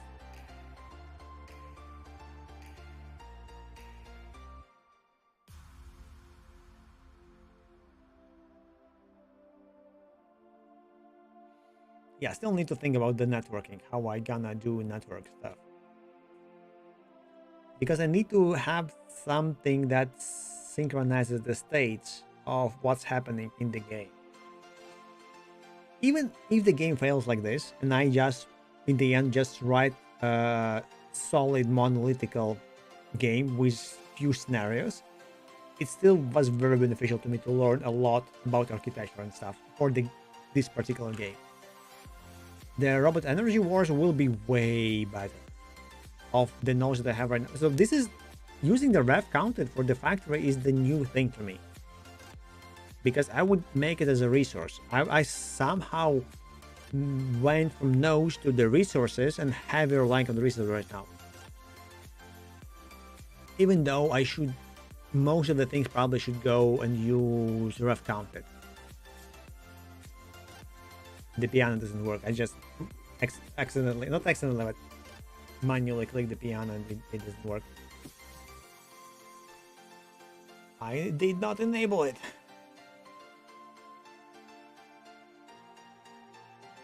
Yeah. But robot game is way easier to start. But the hardest part for me, this is still one of the parts that I don't know how to make. Because I never did it fully till the finish. The turn-based game. So I very much hope that the game jam will have a turn-based game inside it. So I can start right now just to prepare, but the turn-based. This is why I was actually like excited to have a tic-tac-toe or something like that for the previous gems, but no one voted for them. Like Bomberman, come on, this is like platformer stuff. Boring, but yeah, still failed it. But having the turn-based would be. Have you made a turn-based game? Just try it. Just try to make a card game or tic-tac-toe. Yeah, that's actually a great example. Maybe let's. Okay, no, tic-tac-toe is for the for the game jam. I could try to make a tic-tac-toe tomorrow, for example, but it's not easy. I mean, it is easy, but it's not easy.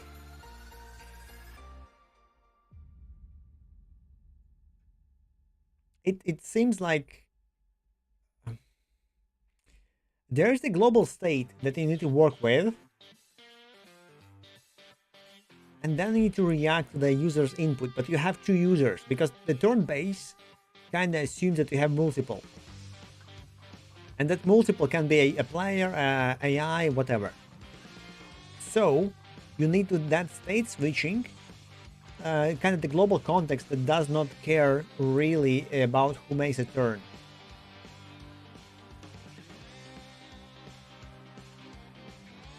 Yes, but you see, when the player makes a turn, you're waiting for its input, so waiting for the player to finish.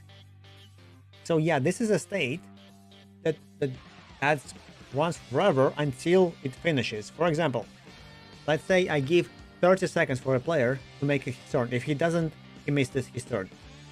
You have two options to exit. It's already like adds up on the simplicity that you was thinking before.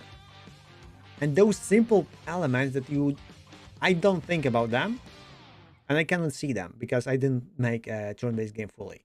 Just when I tried long time ago, I found out the turn-based game for me was harder than to make a snake game. Or I think it was what damn it, the name where you explode stuff, Minesweeper or Brick Breaker. So those games were like fast and fun. Turn-based game was harder,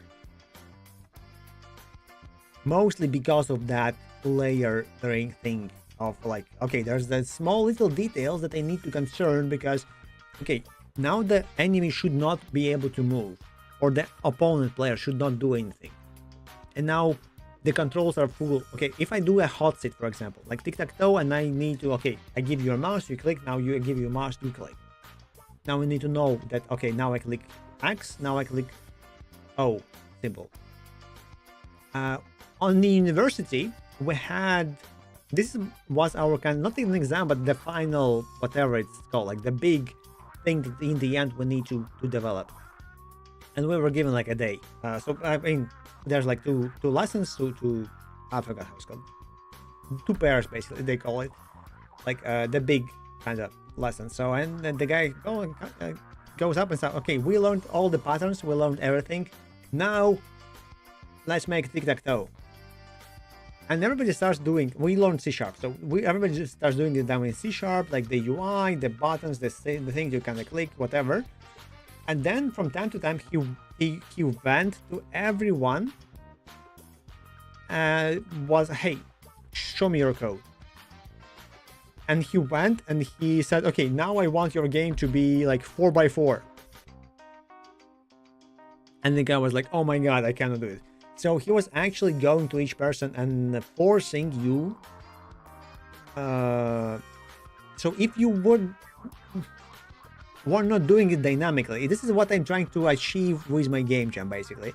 Uh, if you make your code poorly and now your new input, new criteria comes in and it's like breaks your code and your code was bad, you will refactor it completely.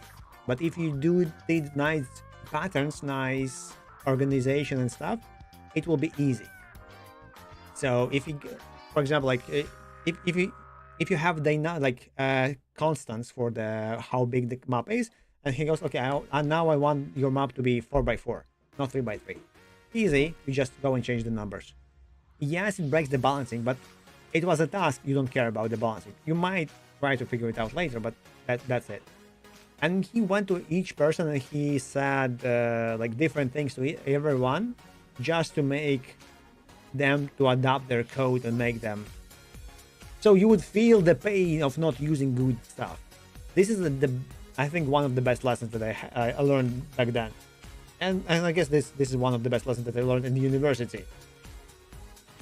All other stuff was like dumb shit, but this one was very beneficial because that changed the perspective. Kinda. Maybe because that's why I'm typing and coding so slow most of the time than many other people that I see. But I don't recode. Okay, here on stream I recode. This whole thing is a learning process for me. Sadly now, because I'm not being pushed, I'm kind of being pushed that I need to develop stuff and sell it, but not that drastically. I think right now I'm being pushed because next Wednesday I have that interview, which I'm scared of, because what if they hire me? What should I say? And I'm scared because what if they give me so much money that I won't be able to say no? Like, what if? I'm scared of it, to be honest. If they sell, you know what, we decide to like postpone stuff, or maybe we will hire you like in a 2 months. Absolutely, I would be so happy. But right now, that stuff scares me. So yeah, also.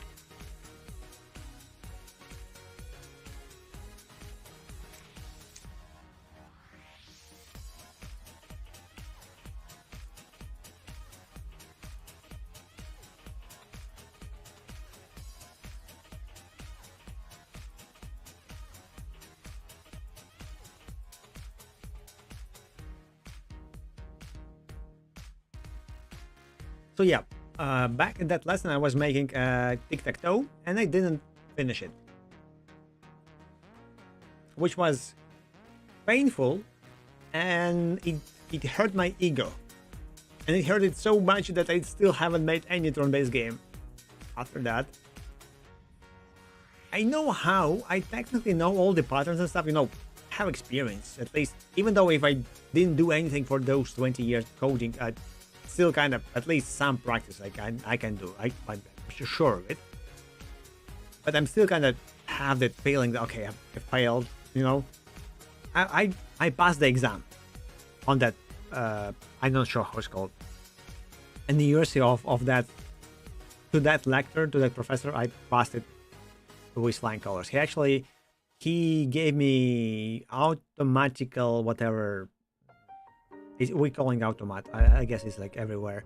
Basically, like a high grade, just so I would piece off and go away from his exam, so I wouldn't like help other students. Which was funny because before that, people asked me to help them, and I had they kind of all organized, you know. So there are like a couple of people that knew stuff, and they organized around, so we would be like somewhere, and I was sitting and I knew that many guys will be around me, and I was like, okay, you know what, if I'm staying, like, all good.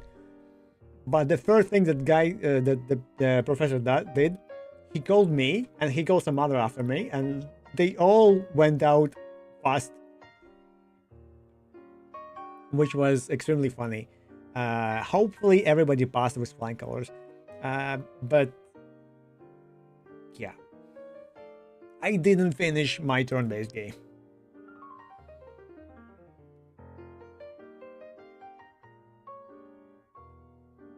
Yes. Yes. But I mean, that was a university. The goal is to learn. So it was a great opportunity.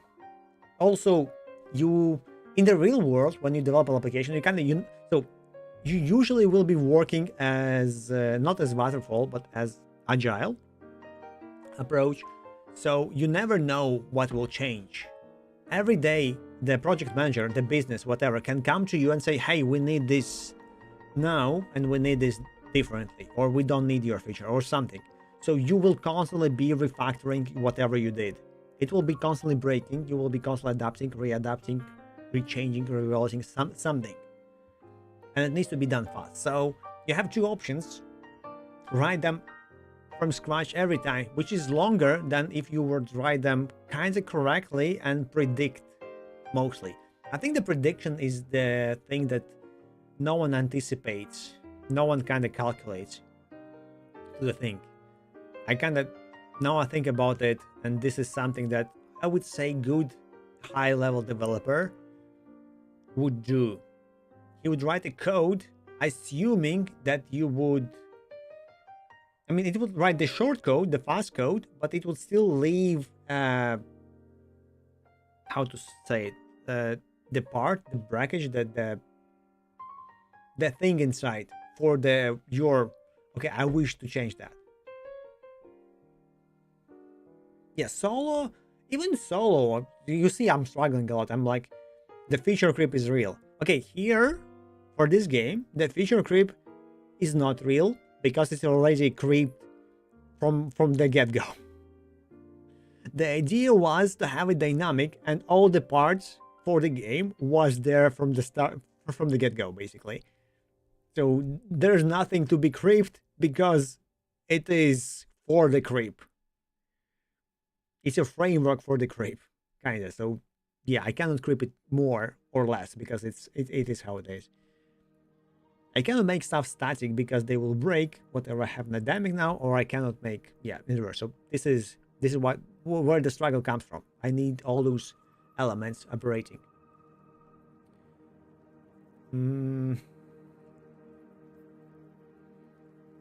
But if you work solo, you can have another feature creep, and you can think, okay, I have this game.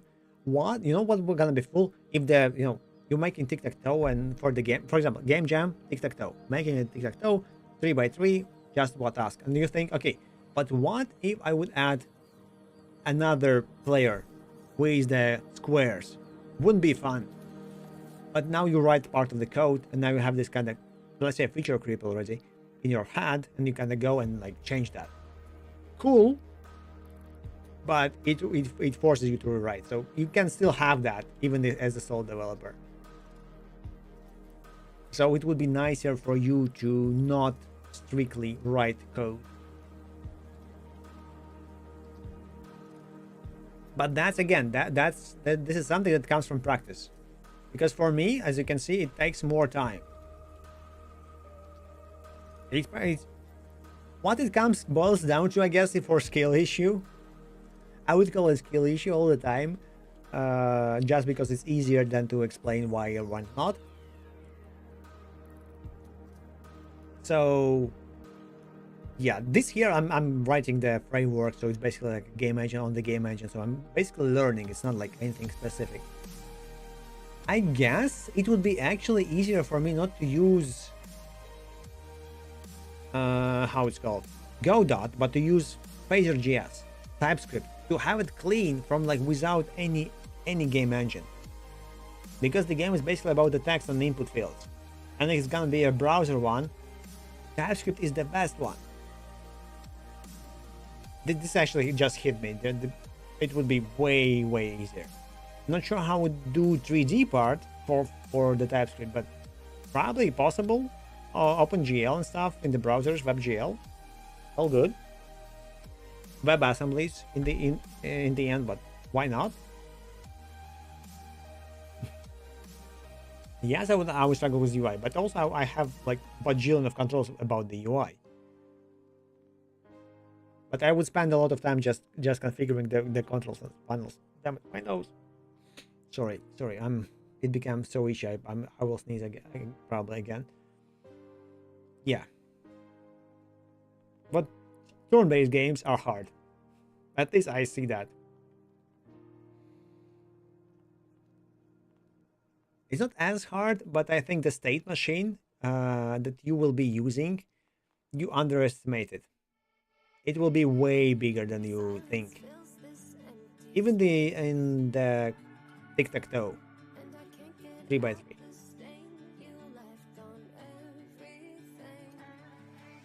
I think in this sense, action adventure, like action games, like are way easier to make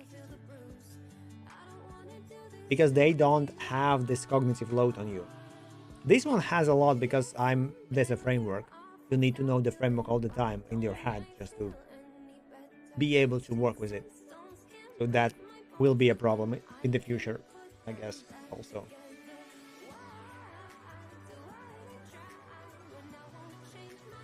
And this parameter.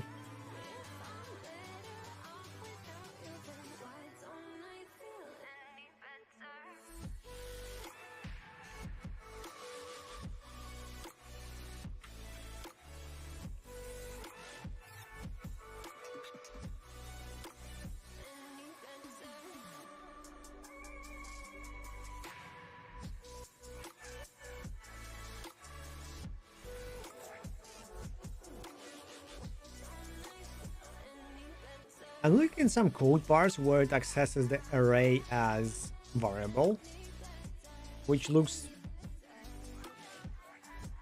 very interesting. Because then I can just ask, hey, do you have this? No, we skip.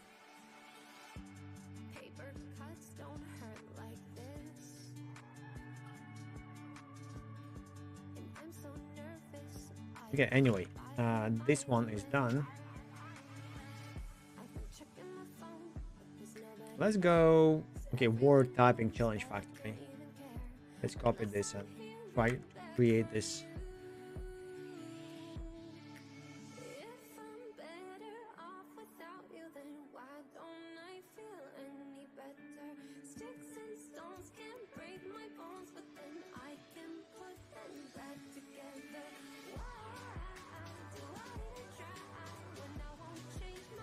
This is an interesting song.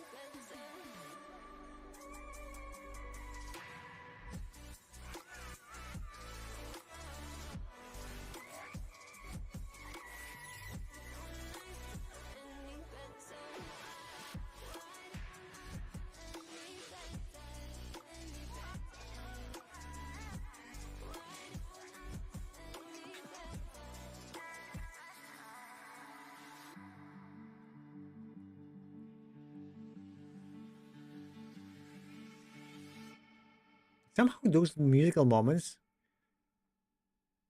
remind me of Outer Wilds. And then I have this nostalgic feeling instantly after that.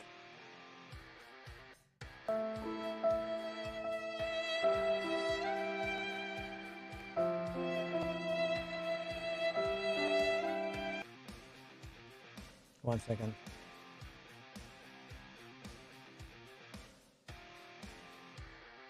Wait, how it was?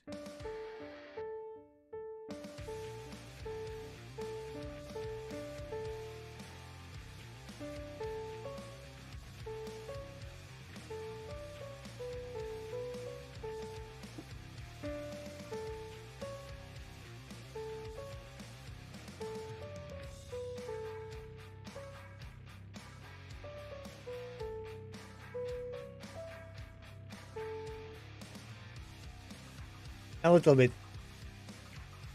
Just tiny bit.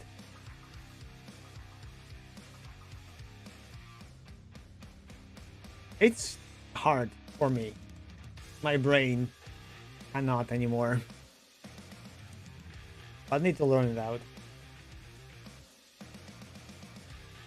I was looking for, like, I was actually watching many players play this game, like how they discover stuff. I mean, just, you know, I can't get the same feeling from the game, but I can get something by watching someone else to play and like discover stuff for the first time.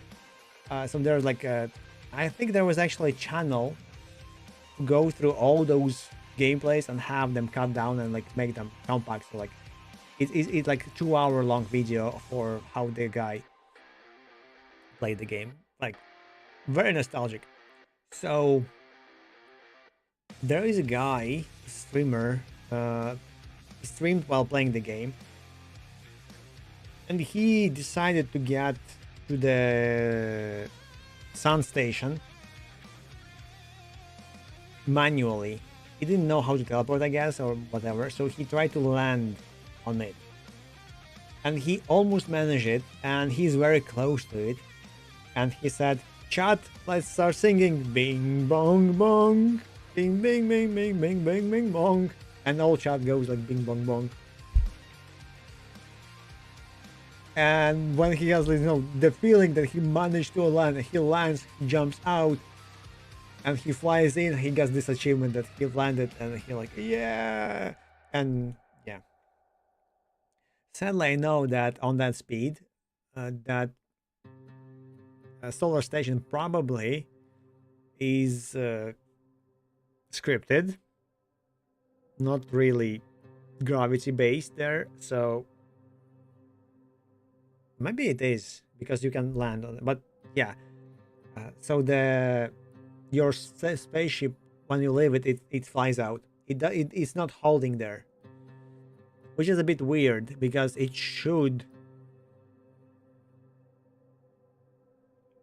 judging by the speed of the station and stuff. But wait, I actually don't know. But it shouldn't fly away instantly. It should like stay for quite a while. But the gravity is not. It is, but it is not. It's somehow manual set, as I understand.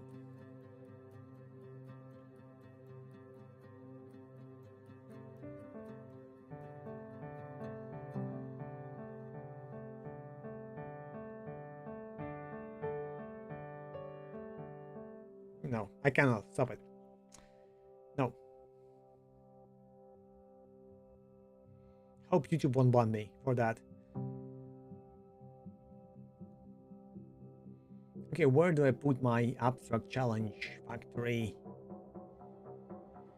I'm thinking too much. So I wanted to copy word typing challenge factory. So I don't need this.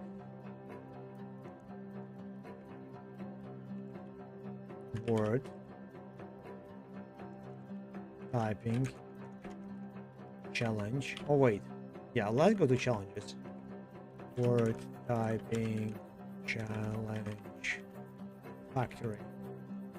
Oh wait, I need the factories to be loaded differently, so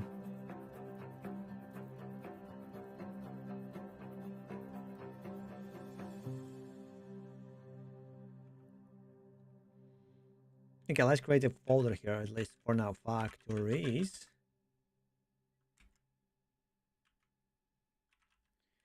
Word typing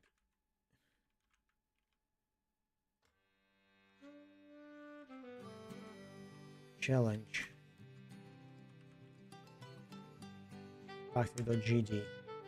Technically, I can create a new folder here called word typing challenge, and like word typing, and just add stuff there, because it will be a little on itself module, self-contained. Could be very cool.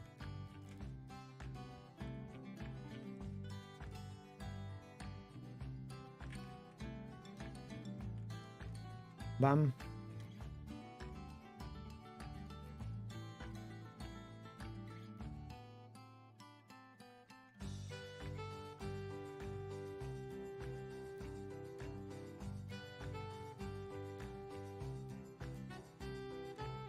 Okay, what if I do...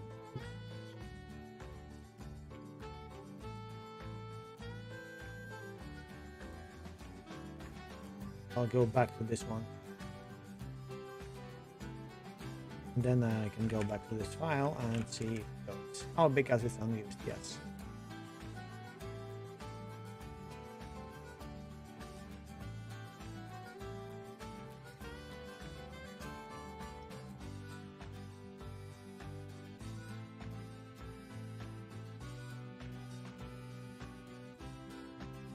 Okay, so I have this. It's called word typing, whatever.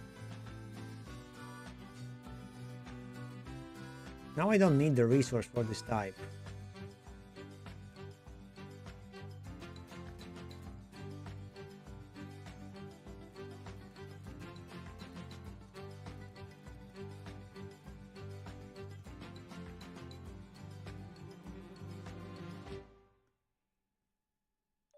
Wait, I saw a guy playing some game. Now I'm curious.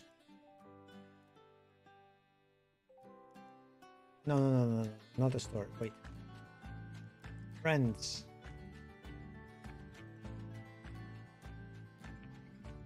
Oh, faster than light. Yes, good.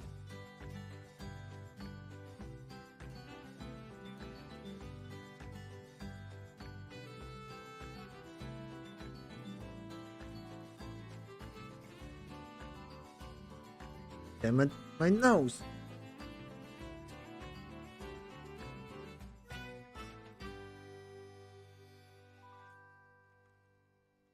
Oh, it's half 10. Damn it. At least I have a solution.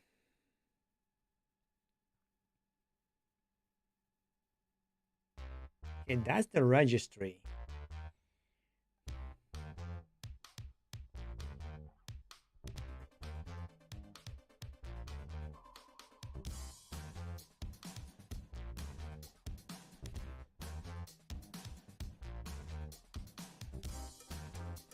But where it lives? That's the problem. Oops. Challenge factory registry.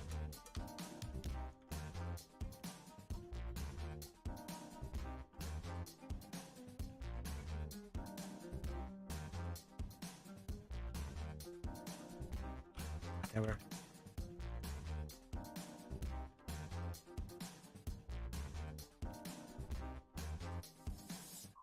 Challenge factory registry.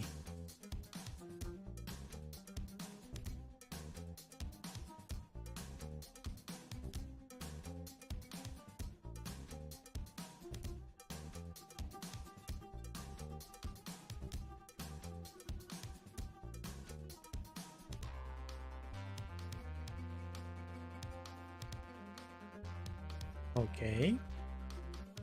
And it has script. And this one is not static. So, but how do factory get registered? Okay. I need this example.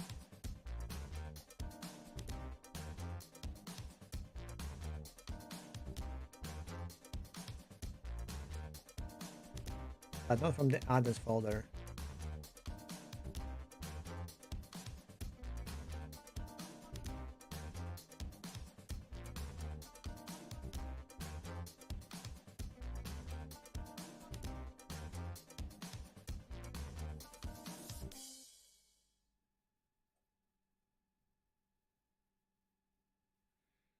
Rule: any script extending is a factory. Okay, now you drop in a new challenge folder. No code changes, perfect for player modes.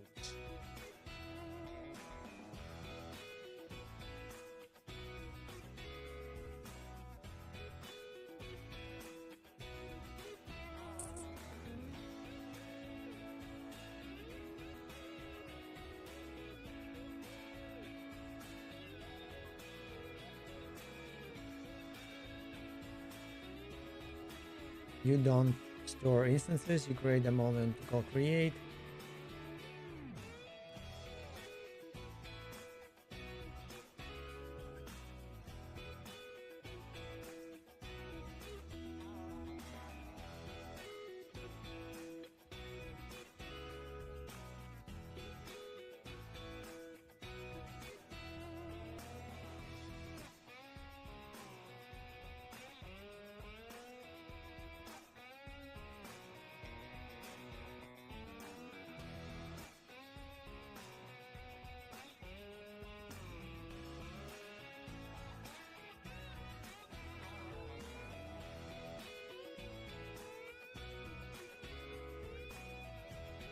I like how with this particular framework that having it kind of builds into the folder structure that looks like real framework if you use them.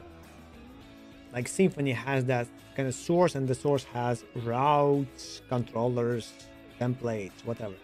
So this here will have actions, challenges, or tasks with challenges, probably challenges, because task is not dynamic this time. Entities.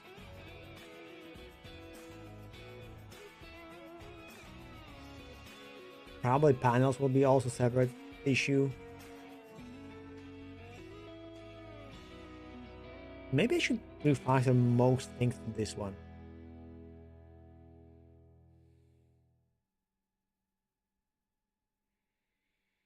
Oh my god, I'm having a real framework right now. This is, oh my god.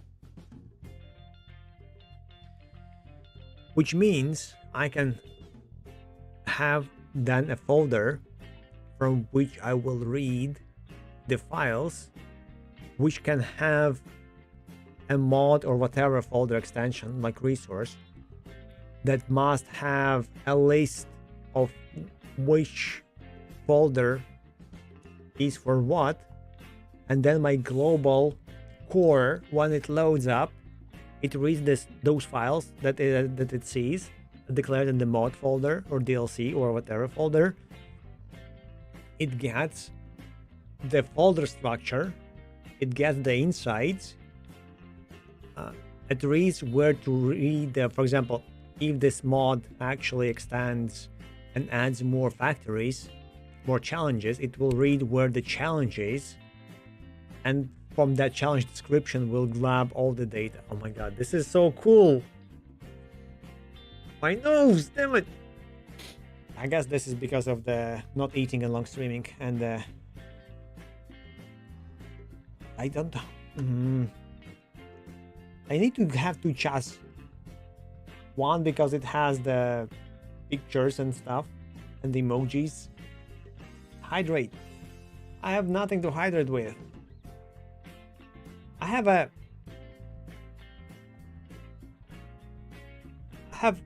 this one. It's called Mulled Gin. Mulled.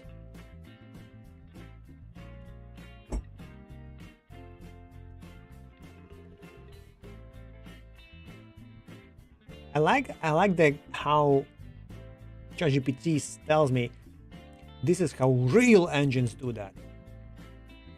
Like, yes, if I do it, I will be a real engine. Okay, framework in my case.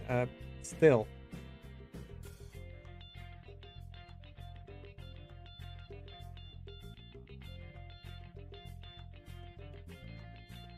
What scares me here that, oh wait, I'm not reading a file instantly.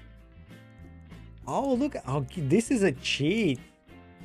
So I remember, yeah, I remember last time when I attempted to do something like this, I found out, I think it was some kind of game jam. I don't remember which one. So it failed to work because when I built a game, it failed and I didn't know why until I figured out that it changes the file name. Because scripts are basically a script. I mean, in this sense, there will be GDScript probably always. But I was loading some resources and they generally are TRES, text resource. But when you compile, they became object binary.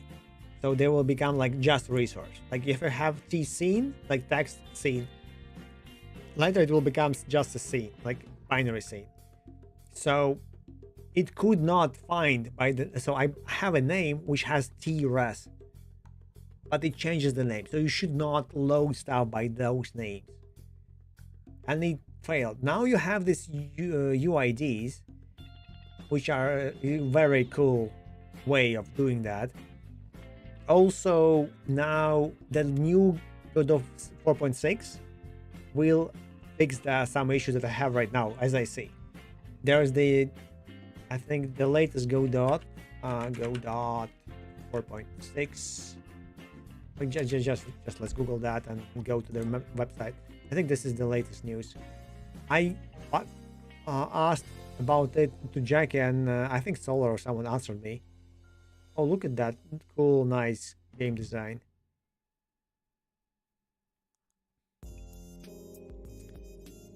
Yeah, the latest stuff is improved determinism of UIDs. So I hope that challenge and some other ones like this, if they used it in the previous versions, that those will fix my issues.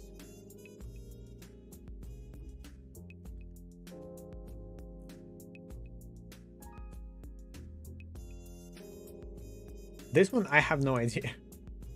We can read the PR.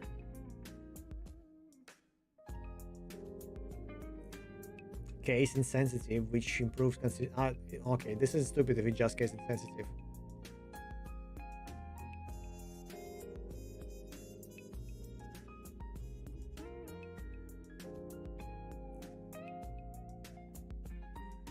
Okay, I know that I have this. You saw it, not in the bugger, maybe. No, I usually, when I load stuff, there's this yellow stuff that, okay, UID is missing or something. And I fixed it multiple times already, but it still pops up back and forth because I'm using and changing the text using NeoVim, and it doesn't update sometimes. I don't know. It has that issue.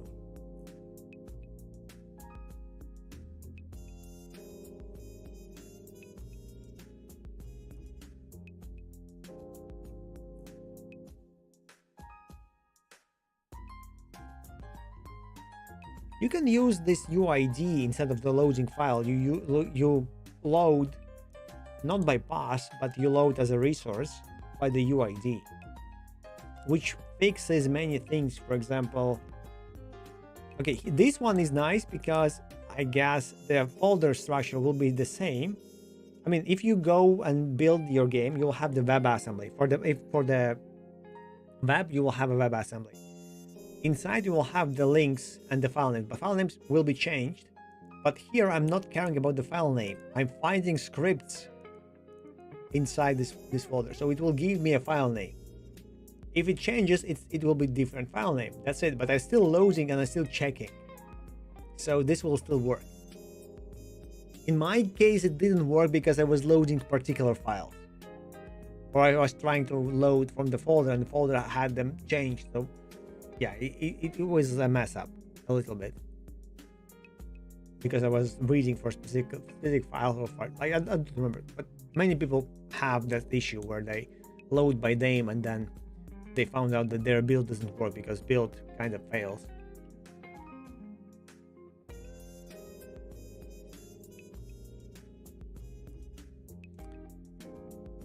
So yeah, now I need somehow this challenge factory registry to be somewhere.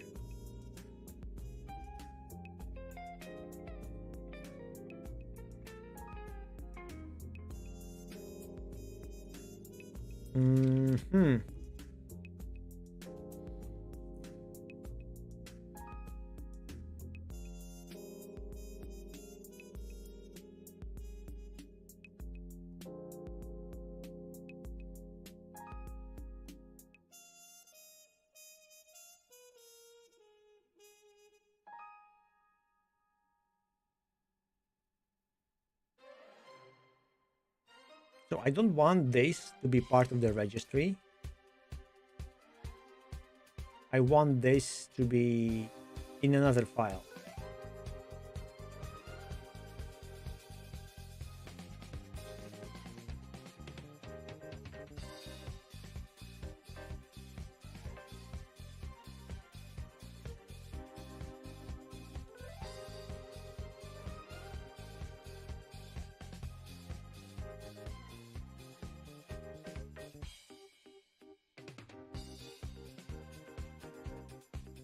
Okay, that's a registry.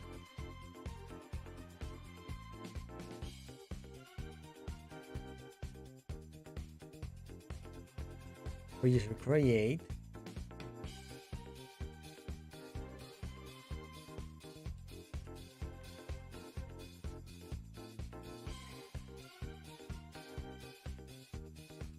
just for funsies.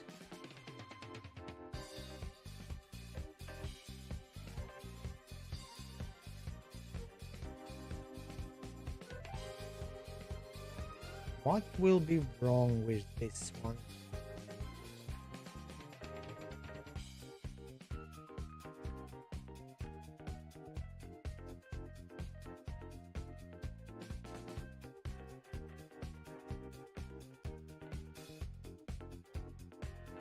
Oh.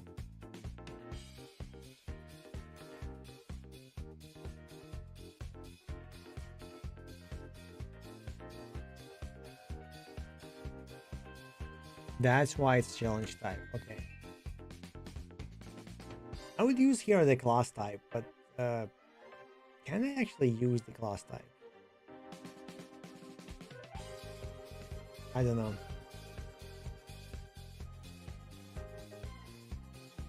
Okay, here it's not static, not constant.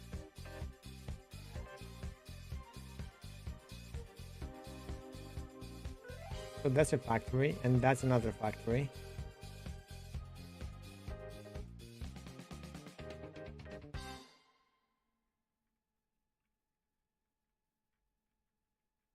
I can change this for dictionary later on, for definition, specific type definition, definition, or challenge definition.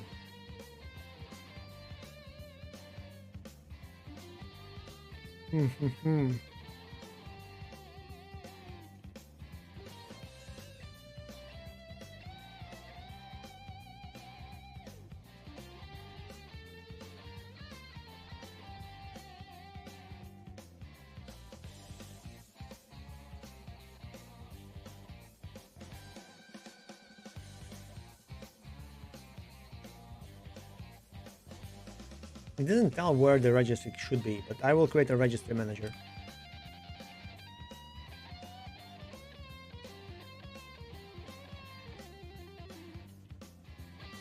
I didn't have a folder for managers, I guess, so that makes sense.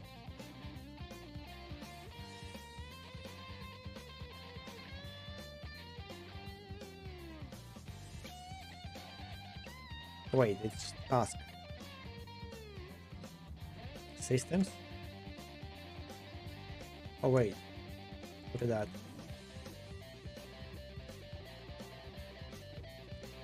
Panels from others.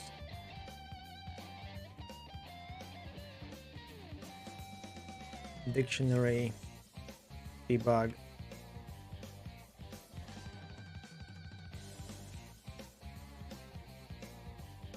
The context manager, console,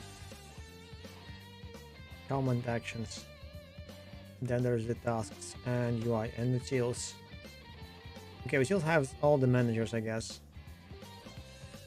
Service manager, that's the old one. Where did they put all the other managers?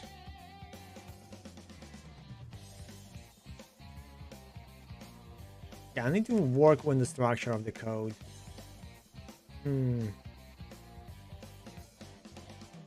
So I would like to have, so I have managers, console manager, final manager, command manager. So they are all here. Context manager.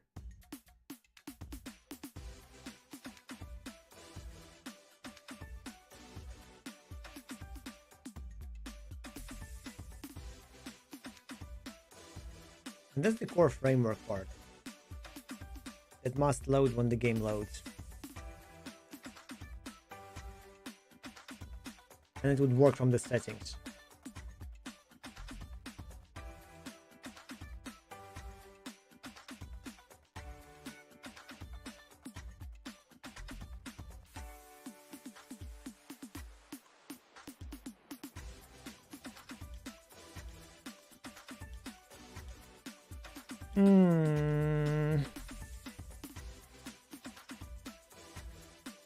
There's also entity manager.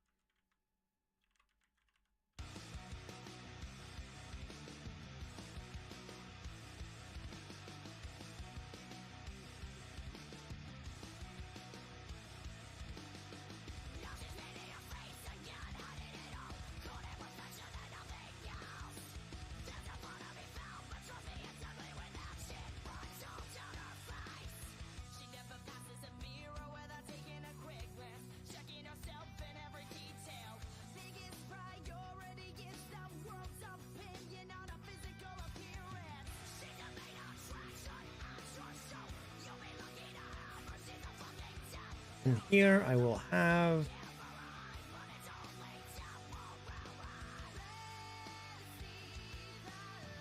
challenge factory registry.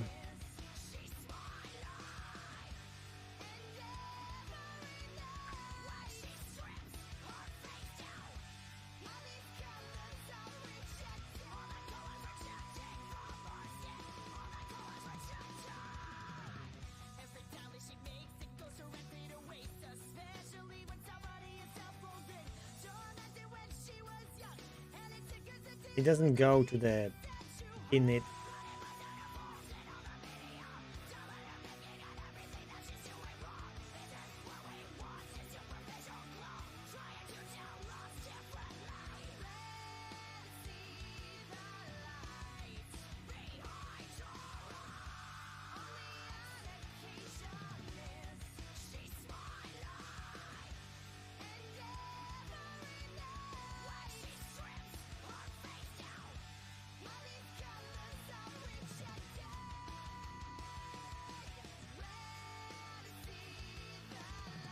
Wait a second.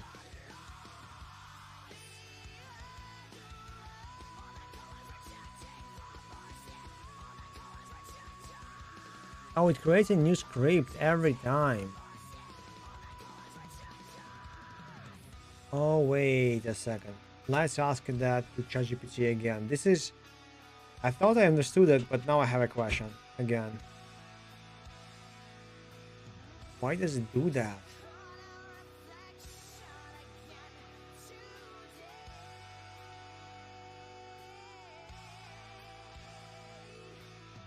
Not really. It's still manageable, just like why? So the question is, here, it works like an actual provider service and stuff. So it creates a factory every time when I ask for the stuff. So if I would ask, if I will have two same challenges, it will create it 2 times. Every time when I ask, it gives me the... No, wait, no.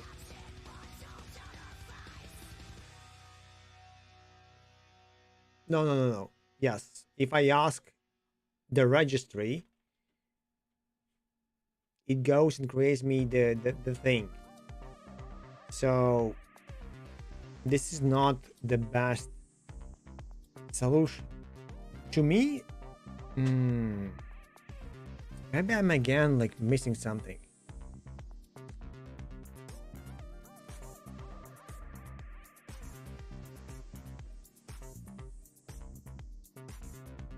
So function challenge type.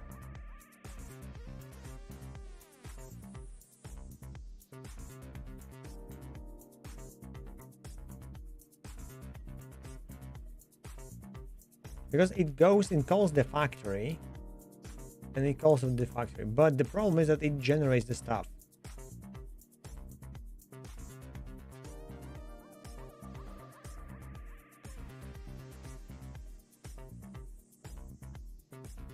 Also, let's copy paste this idea here.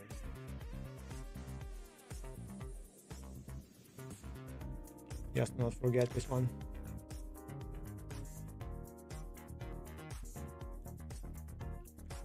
I just know this awareness in your registry. Examples.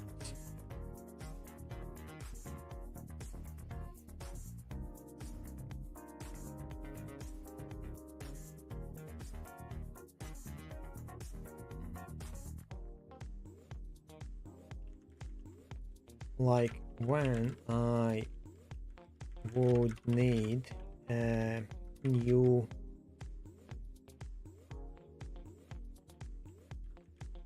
challenge created, I would ask challenge factory registry to create it. Need would instantiate to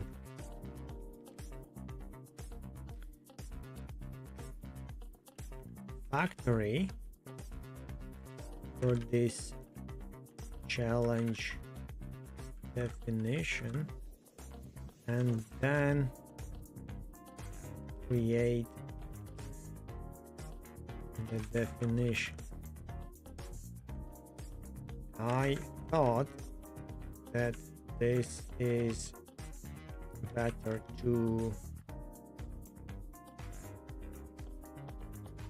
configure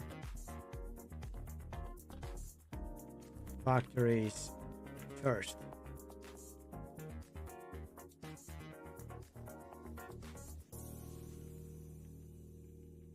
As example,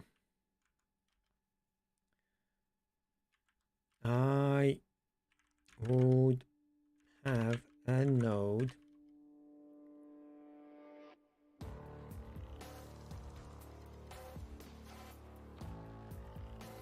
registry manager that would in my scene.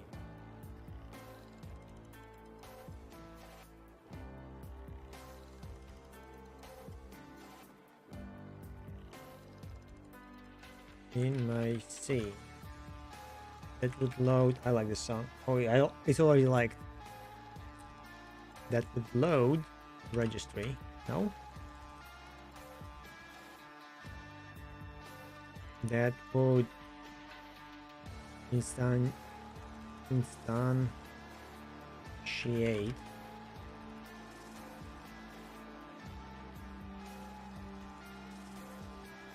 challenge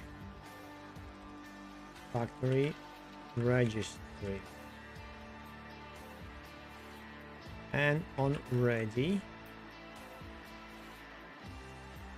it would look inside factories folder and load all the scripts to it. When factory would be needed,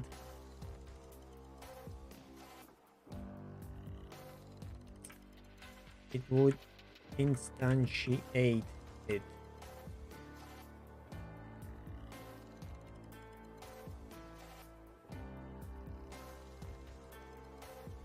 Or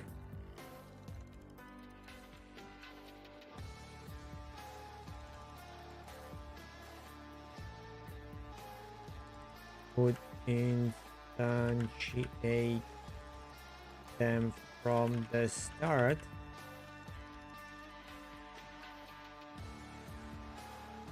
and configure them. Call custom init method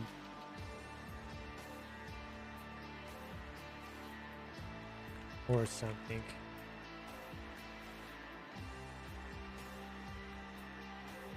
Just so they could access whatever each factory needs.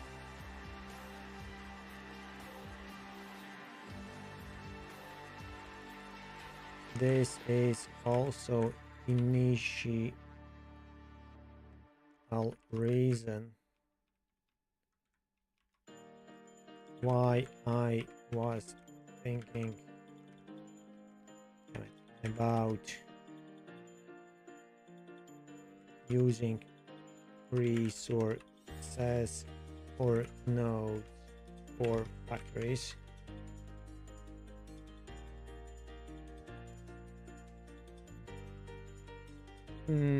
Great. This last message actually nails the real architectural tension you are feeling. Let me answer in the structured way. Also, can correct. I feel like ChatGPT becomes frustrated with me. The earlier weirdness you notice, your instincts there is right. I'll break it in front. Yes, factories should be configured first. You're correct. How to structure registry factories cleanly, no single test, no magic. How to support DLC plugins, how to avoid forgot register factory problems, why resources versus nodes versus scripts, and what to use where. Okay, this is the first one is not the problem. I guess we are slowly going through the thing that they talked long time ago initially about the service manager. Only today, but also before I was thinking about the service manager. When I was developing this context stuff, like, hey, today I just ask, like, hey, give me the service, and it will give me the service. Okay, you're right. Factories should not be created. Ad hoc, okay. Your register create new factories every time a challenge is needed. Our infrastructure, not gameplay objects. Factories should be created once, be configured with context. UI console, yes. Be registered up front. Only create challenge instances, not themselves. So, the correct mental model is factories as services. This is what I thought at start. This is, oh my god! But it said like they are not stateless, with stateful services, and I'm like, oh what? They're services. Okay, challenges are data plus behavior instances. Good catch. Clean architecture registry, pre-configured factories, no singleton. Okay, I have the context registries. Challenge factory registry, factory task registry.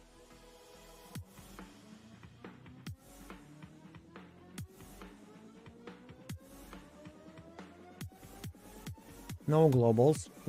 Everything is wired once.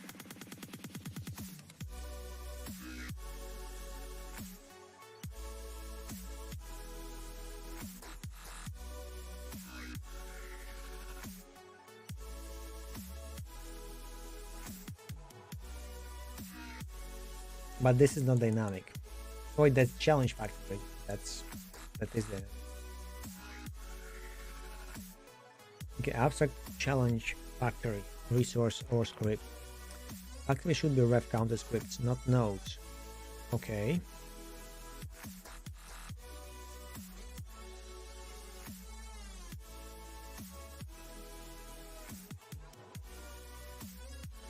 Why they don't need? Yes, of course. Shouldn't be. This is why I thought about the resource, not nodes.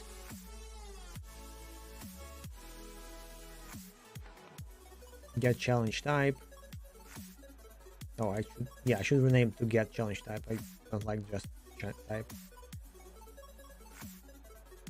Okay, registry stores factory instances, not scripts.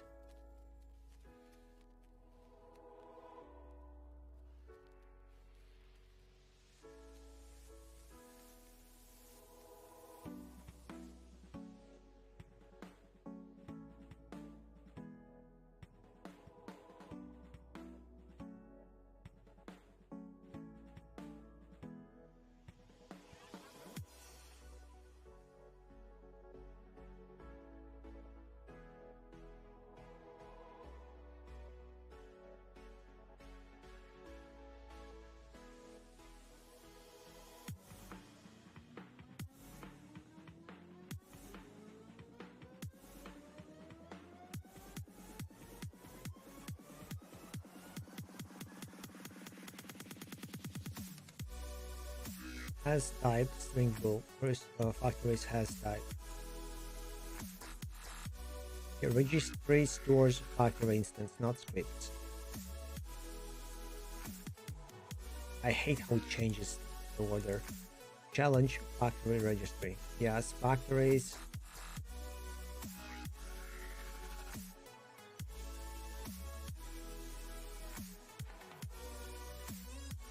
This is actually cool because when the level loads, I potentially can allow mods. So I load default stuff, but if you have a mod for the game, it would override. If you want to override some behavior of some challenges.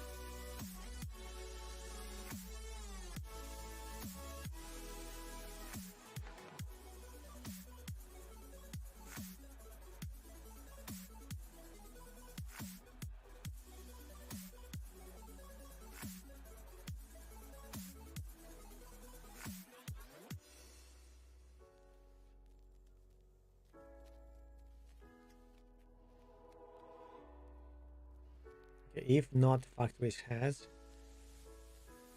factories. So this one is already created. Here I'm giving it the created factory, not a script. Okay, this registry never instantiates factories, only delegates. Yes.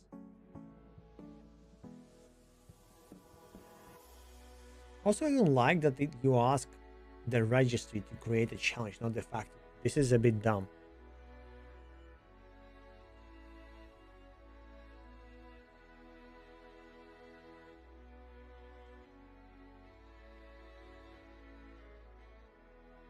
But the task manager knows about it, so yeah. Okay, factory loader. This solves your dynamic loading concern. It's a node you are intuitively describing. Thank you. Gear access open factory's path. Get files. See, it reads the stuff. I'm not sure if there's this load script. Is there the load script stuff?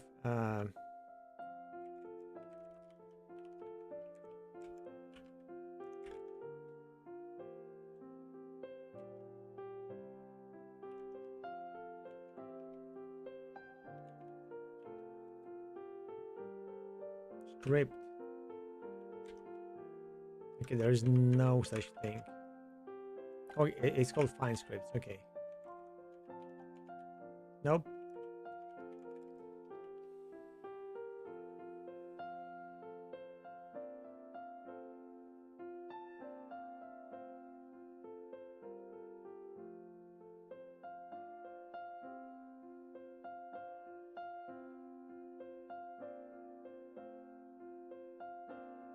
Then there's factory.configure. So the factory will have a configure stuff. I could call it initialize, but yeah, better configure, I guess.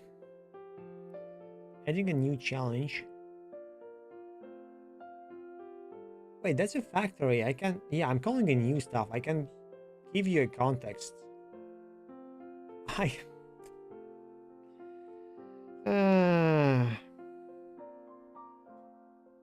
I can give it a service manager.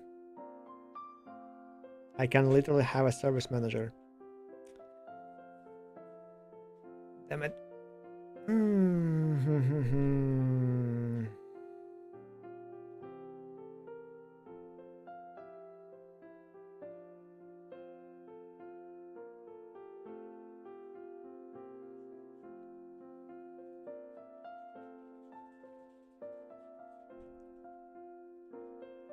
Okay, this means adding new challenge.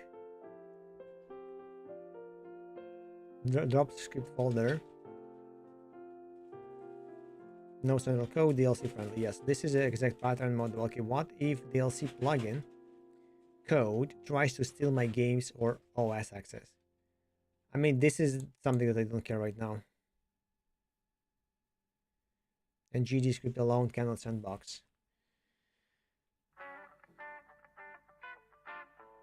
Call OS APIs, select the code, there is no permission system. You cannot safely run untrusted GD script. Like the solutions rank best, data only. Yeah.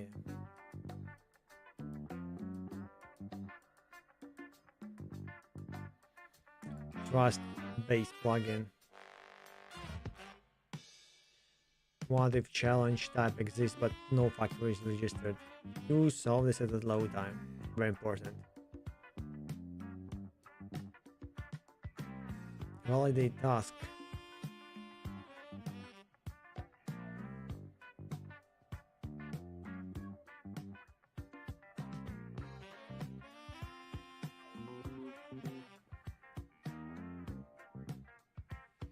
I guess I can actually refactor that to the service manager and have registries for everything.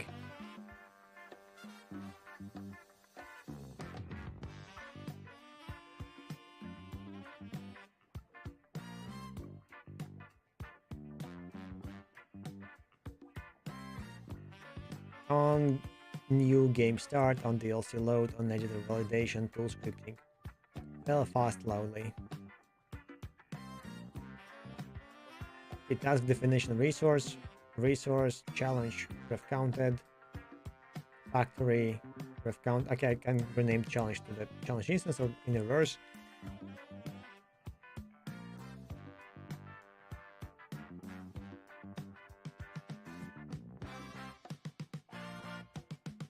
Registers ref counted. Factory loader. Is not over. What? Look at that. What you are designing is not over engineered. Thank you. Used in quest system, job system, skill system, like service content pipelines.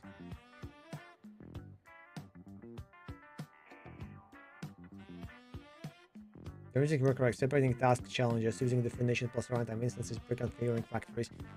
But yeah, this actually what shows me that I can split it more, even more, and make it way nicer because of the folders and structures and stuff. I think. Oh, I saw someone playing Warframe. I just wanted to play Warframe recently.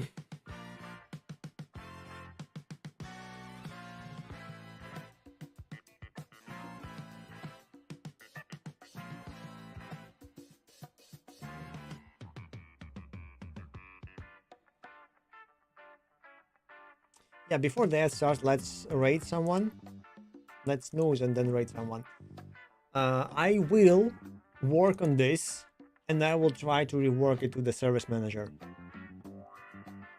I will try to provide the service manager that allows you to get services.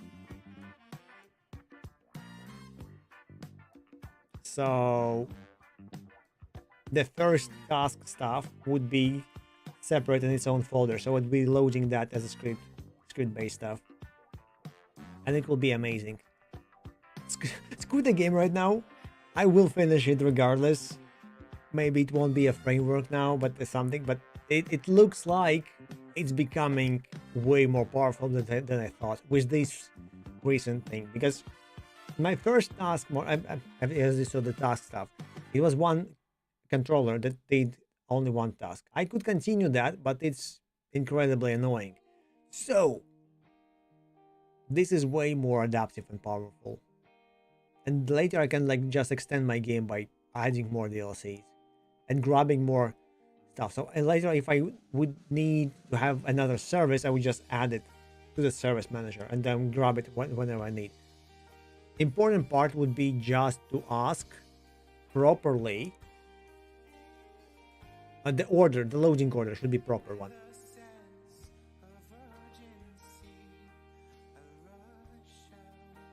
Okay, Tamtic.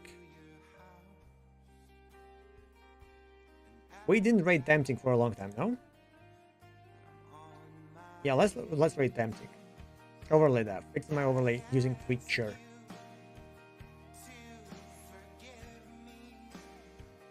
I know that there's okay. Twitcher is the stuff for the thing. Yeah, I also used the Twitcher for the overlay, by the way.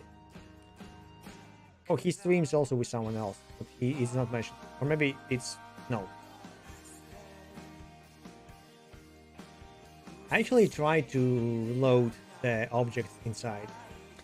We did the same thing that he does, by the way, so all good. So I'm gonna rate him. I will work offline to trying to have a service manager. Tomorrow we work more and then we game. I'm not a human. And then we'll see what's happening. So yeah, thanks everyone. Till the ad starts, 3 minutes. Dancing is great. Good night. I will be running to eat food.